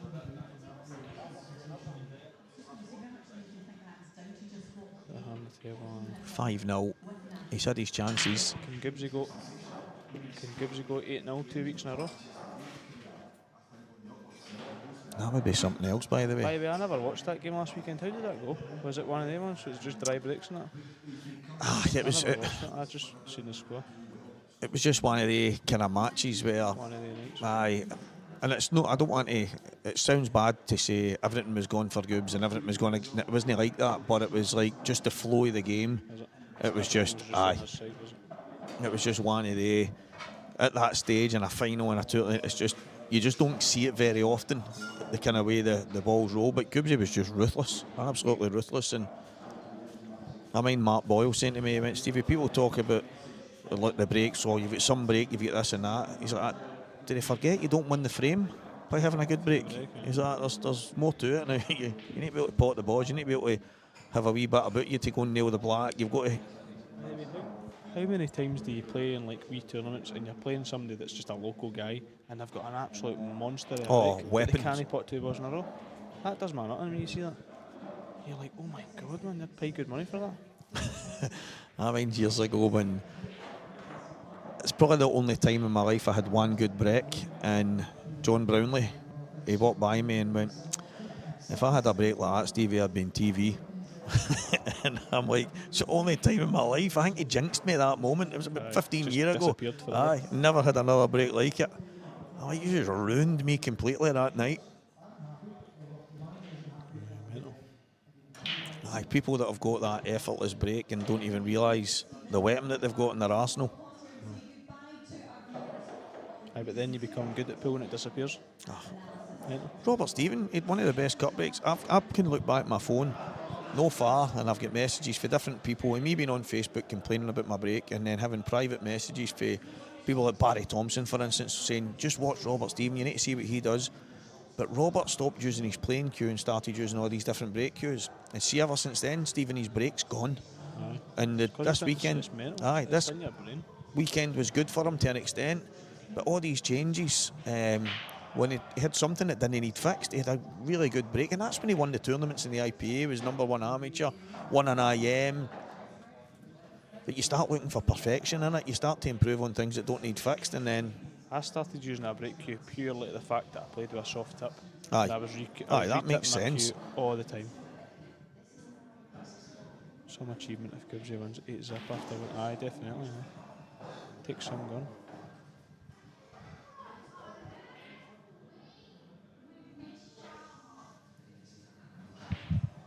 Takes some gun. What is the format in Scottish? Is it just single on? aye. Yeah, first 8s, 7s? Well, 8s? here's the thing for me. I don't know the reason for it, and it's maybe to do with timing. It got cut, didn't it? A couple of years ago, it went up to 8, and then the next year I was playing a qualifier, and my opponent went, "What are you doing, mate? That's us finished." And I went, "What do you mean? It's 8 now." "No, it's 7. I went, "When did it go back?" So it was only, I think it was only 8 for 1 year, and I can only imagine it was to do with timings. So I played, I don't know if you know this story, I played John McGinn and I beat him 7-0. We shook hands and we left. We couldn't get the tablets on the McGoldricks for Q-score, so that was it. That night, Didn't he make you go and play the frame, did he? mate, he phoned everybody in Scottish pool to force me to play him the last frame, but he didn't tell them who he was playing. He just said his opponent hasn't finished the game and he wants it finished and all this. And so Ross ended up on the phone to Paul, and he says to Paul, "What is going on here? What is?" And he says, "Stevie Walker's beat him 7-0. And he went, "Stevie went, tell him he's out, it's done." Later on in the week, he said, "Gonna please play me the frame. I know you're through, but please play me." And I says, "Right, okay, Mum will play the frame."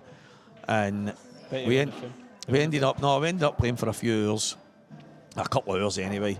And that night, I had beat him, I was 10 or 11 frames in front by the time he won his first frame.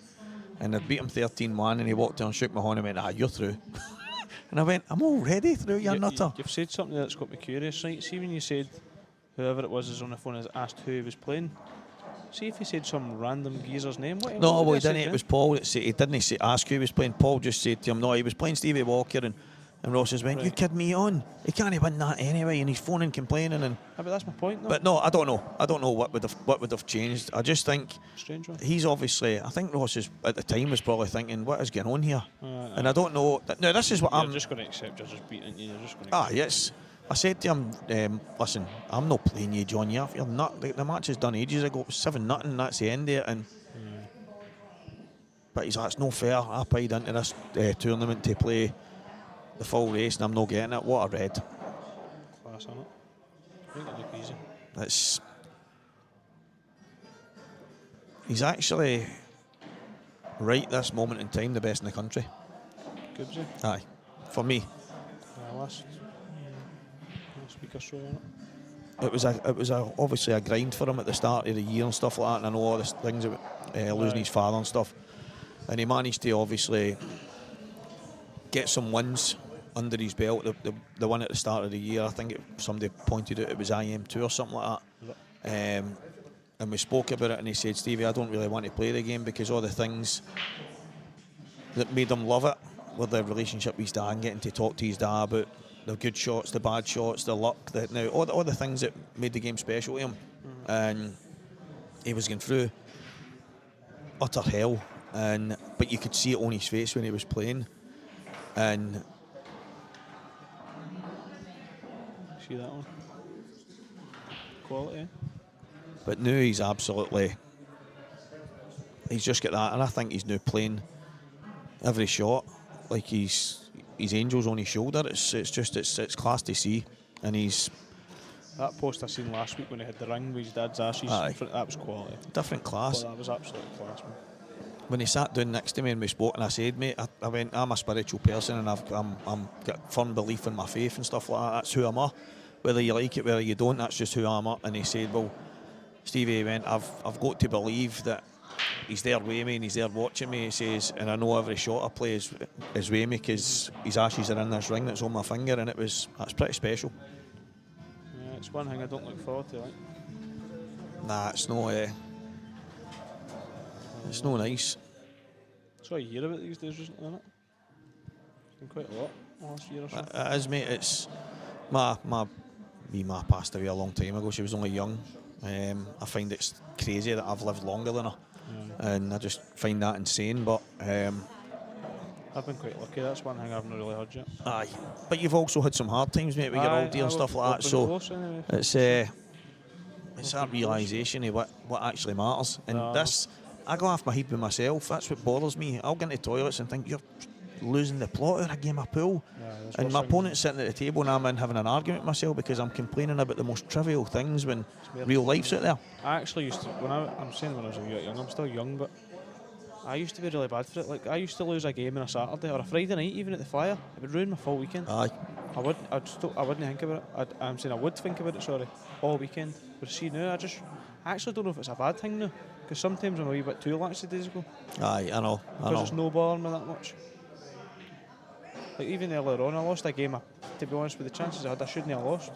But I could say the same with him. But I was disappointed for 5 minutes, and then after that, I was like, who cares? It's a good place to be, and I think that's the It difference used with to- guys like Scott. It used to really bother me. Oh, that's not a good show. Scott, Mark, Liam, Fernie, Morgan, all the guys that have been winning over the last while. You've got to kind of, Mental strength. you've got to have that wee bit different. That's something extra. But I'll tell you what, Scott's got extra right now. That break is frying my head, man. Good, isn't it? Unbelievable. He's got great bottle too. Not that he's really needing it at 6-0 up, but his bottle's unbelievable. But even today, mate, some run. He's had to beat Gio in Dunster, Robert Stephen. That's what you need to do to win these events. That's it. Shug had chances. He's had a few. No, 100% Morgan. He has. Early on, he had a few, didn't he? He's rode his luck to this point. He came up to the bar just before this match, and I was like, how the hell did I win that? and he's basically saying about the chances that he'd blown to get games out of the way kind of quicker, and he could have been out. George Payton could have beat him earlier as well. So, but it's the difference with, and I'll throw yourself in that mix. You don't get second chances. Rarely. Rarely. 7 frames to 0. And Shug, kind of a bystander in this match, but Shug, a wee breaking dish for the fans here. Go on. he has had his chances. He has had some opportunities. You don't take them. This is By the what way, can happen. This boy's just took the words out of my mouth here. See, like, I absolutely despise playing it against it, right, even though I can. Why not try to beat that break? See if everything else isn't working for you. Why not have a wee go at it? Why Well, not? aye. Why no? Do you know, Morgan is... He's shouting one more. You feel for Shug here, don't you? I know. He must be feeling horrible, isn't he? Especially when you know everybody's watching, that's even worse. But here's the thing, right? So obviously Morgan's sitting watching. That's brilliant, good because shot. I said he nearly went in off in the last one as well. I said last week when things weren't gone kind of Morgan's way, and I thought I think it was a match before. I could be wrong. He can correct me, that he tapped the pack a couple of the frames.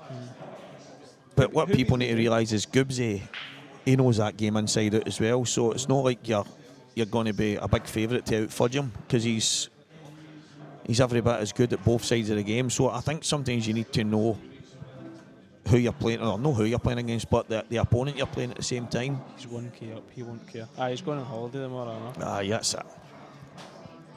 No bad for some, yeah.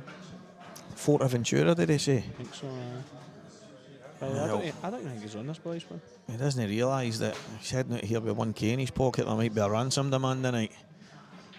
Yes. Fair enough.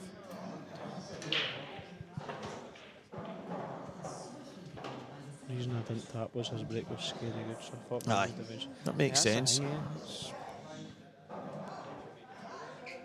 It makes sense. And then I don't know. I didn't actually ask Goobsy, but because it didn't happen. But would he have just put his cue through them, or would he have just? Guaranteed. Do you know what I mean? 7 up first 8. Somebody's tapping it. You're putting the cue right through them as well. Curtains. Am I right in saying this, Morgan? While you're there, did he win 2 Scottish in a row? No, I don't think so. Was it no? Am I wrong? Because I was going to say, is it maybe a chance that he 2 out of the Boyle won 3 one, out of 4 year? Was it? Boyle won one, didn't he? I think Boyle beat Gio in the final. I think that's what it was, by the way. I think Boyle beat Gio in the final. Morgan won it twice, Then didn't he? Was it 2 out of 3 then? I don't know. He definitely won it. Correct me if I'm wrong. I thought Morgan might have won 2 out of 3 and then Gio won My it. memory, the last 3 that I've watched was Boyle beat Gio. That was Gio's first final. Then That was the one that got played on the Monday night or it something, was wasn't the next week, Morgan beat, was it Lewis McCool, I think? it? So I was in here watching it. And then Gio beat... Davy Markey beat me, Lewis beat Davy Markey, and then Morgan beat Lewis. It was like... And then Gio beat Fernie. The last one, I think. If I mind right. I thought Morgan won it 2 in a row, Taylor's but I'm probably Morgan, wrong. I don't remember Morgan. I don't. I'm not saying he's not won 2 in a No, row. no, I don't, know. I don't remember him. I don't remember that. I'm probably tripping. I don't remember him winning 2 in a row. He'll no comment now. I'll just let everybody. He'll leave us He'll leave that stewing. lead me. I'm actually surprised he never just played that when he was on it there, do you think? He was absolutely perfect. He was perfect on it 2 minutes ago. I mean, he's still got a chance here. Aye, He of can run it course. in with a wee trace aside. Maybe Morgan won 2 IM. Aye, by the way, I think it was 2 IMs. I think Anton's right there.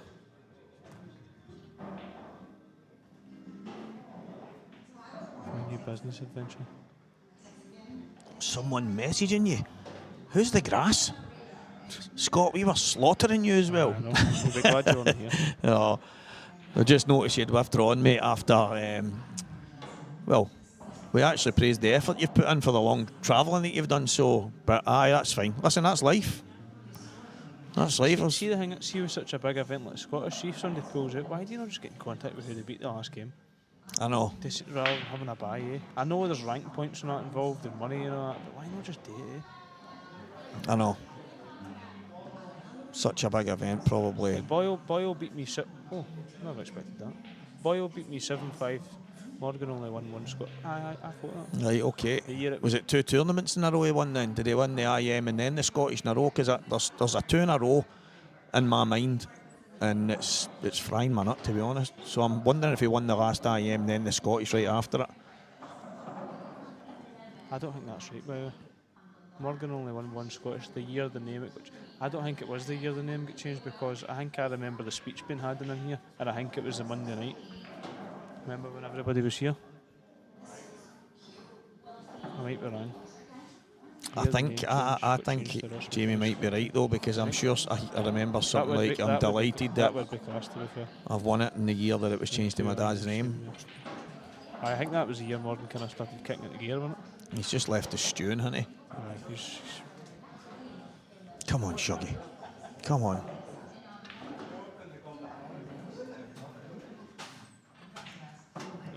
Oh, wow. I actually kind of thought he was going to miss that time. Now, it looked to me as if the red went into the middle. I don't know why he didn't play that, but he's just trying to get his arm going 7-0 down. It's just, that's the nature of it. You get lucky losers in some of the sports teams.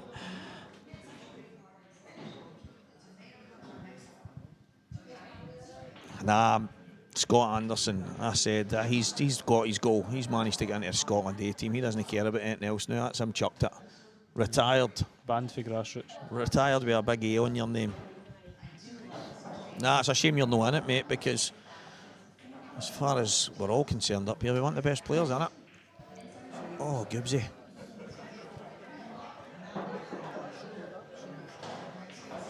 Nah, he looks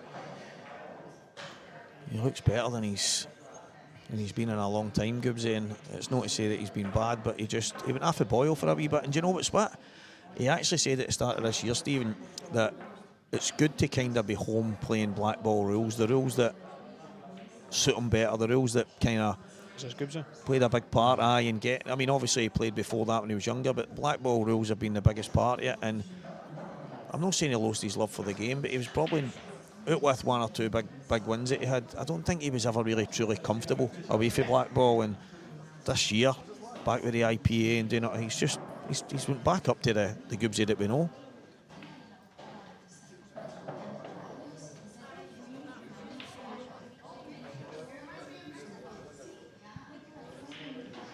Aye. Right, Peter, you step away for the vodka bottle, Chief. I'm sure Scott would be delighted to have a wee game with you sometime, Peter, for a few quid. We'd be happy to commentate. 100%. Right, Shuggy, come on, son, get one on the board. It's not worse. Seeing you're getting beat like this and you're just trying. You're so mentally drained. Aye. You're just praying. I've seen crazier things at pool though. Oh, I have. it's no, I mean, I actually says earlier, I don't believe, and it was when Robert Stevens' match was on and he was 7-1 up, and I say, listen, there's loads of times, I've seen it a million times, people come back for the big deficits. but I would bet my life that Gibbsy's never been that far in front and lost. He's nearly missed that. How does it all work with that ultimate pool with the tier thing? Is there multiple tiers for levels now? Aye, basically. 2 IMs in a squad. Aye, that's In a row, aye. That makes more sense. That's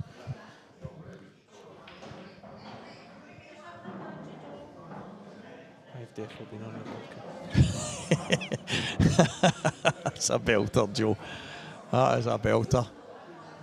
First time he shook my hand, man, honest to God, I thought I'd lost. I was like, it's away, it's away. Shug's like, what's up with you? And I went, on it. It does look tidy, and it's a 6-inch cutie. Wait. It's a big long thing. Crazy. It's like a javelin.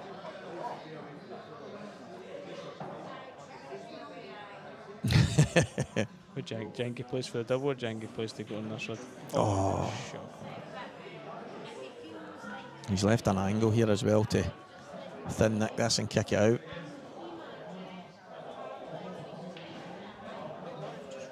Scott Anderson, top man. Ultimate pulls a lot of.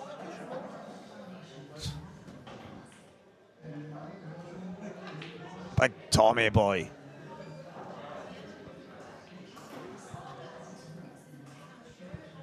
Shug will just be wanting this over and done with now. He'll be wanting up the road.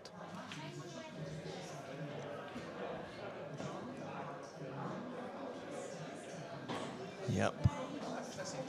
Plum. That is the moment. Absolutely. It could not have landed any worse. And he's just knocked it in, kicked it out. Game's a bogey. Stephen Allison, 8-0. 8-0, 2 weeks in a row in finals. Scary, innit? Frightening. Absolutely scary, innit? Was me that inspired Shug. Right, Joe, so it's your fault he's going to be 8-0 here. We'll take that. Big shout to Hugh Thompson, who, by his own admission, said he probably should have been out of the tournament a couple of times today. Should have been. But he's made it to the final. He's got a few extra pounds in his pocket for his holiday at Scott Gillespie. Scary good. Congratulations, Scott. Well done. Oh, Coors, RJM Sports, Onboard Sportswear, Belhaven Brewery, all the partners, McGoldrick and Sports Bar, the Players Lounge in Falkirk, Scottish Cuesports streaming. Guys, thanks very much to every last one of you that tuned in. But Scott Gillespie is the champ. He is on absolute fire right now. Can he go 3 weeks in a row winning major tournaments, because it's the Scottish coming, so please get back involved next time around, guys. Cheers now. Walk of the Talker, over and out.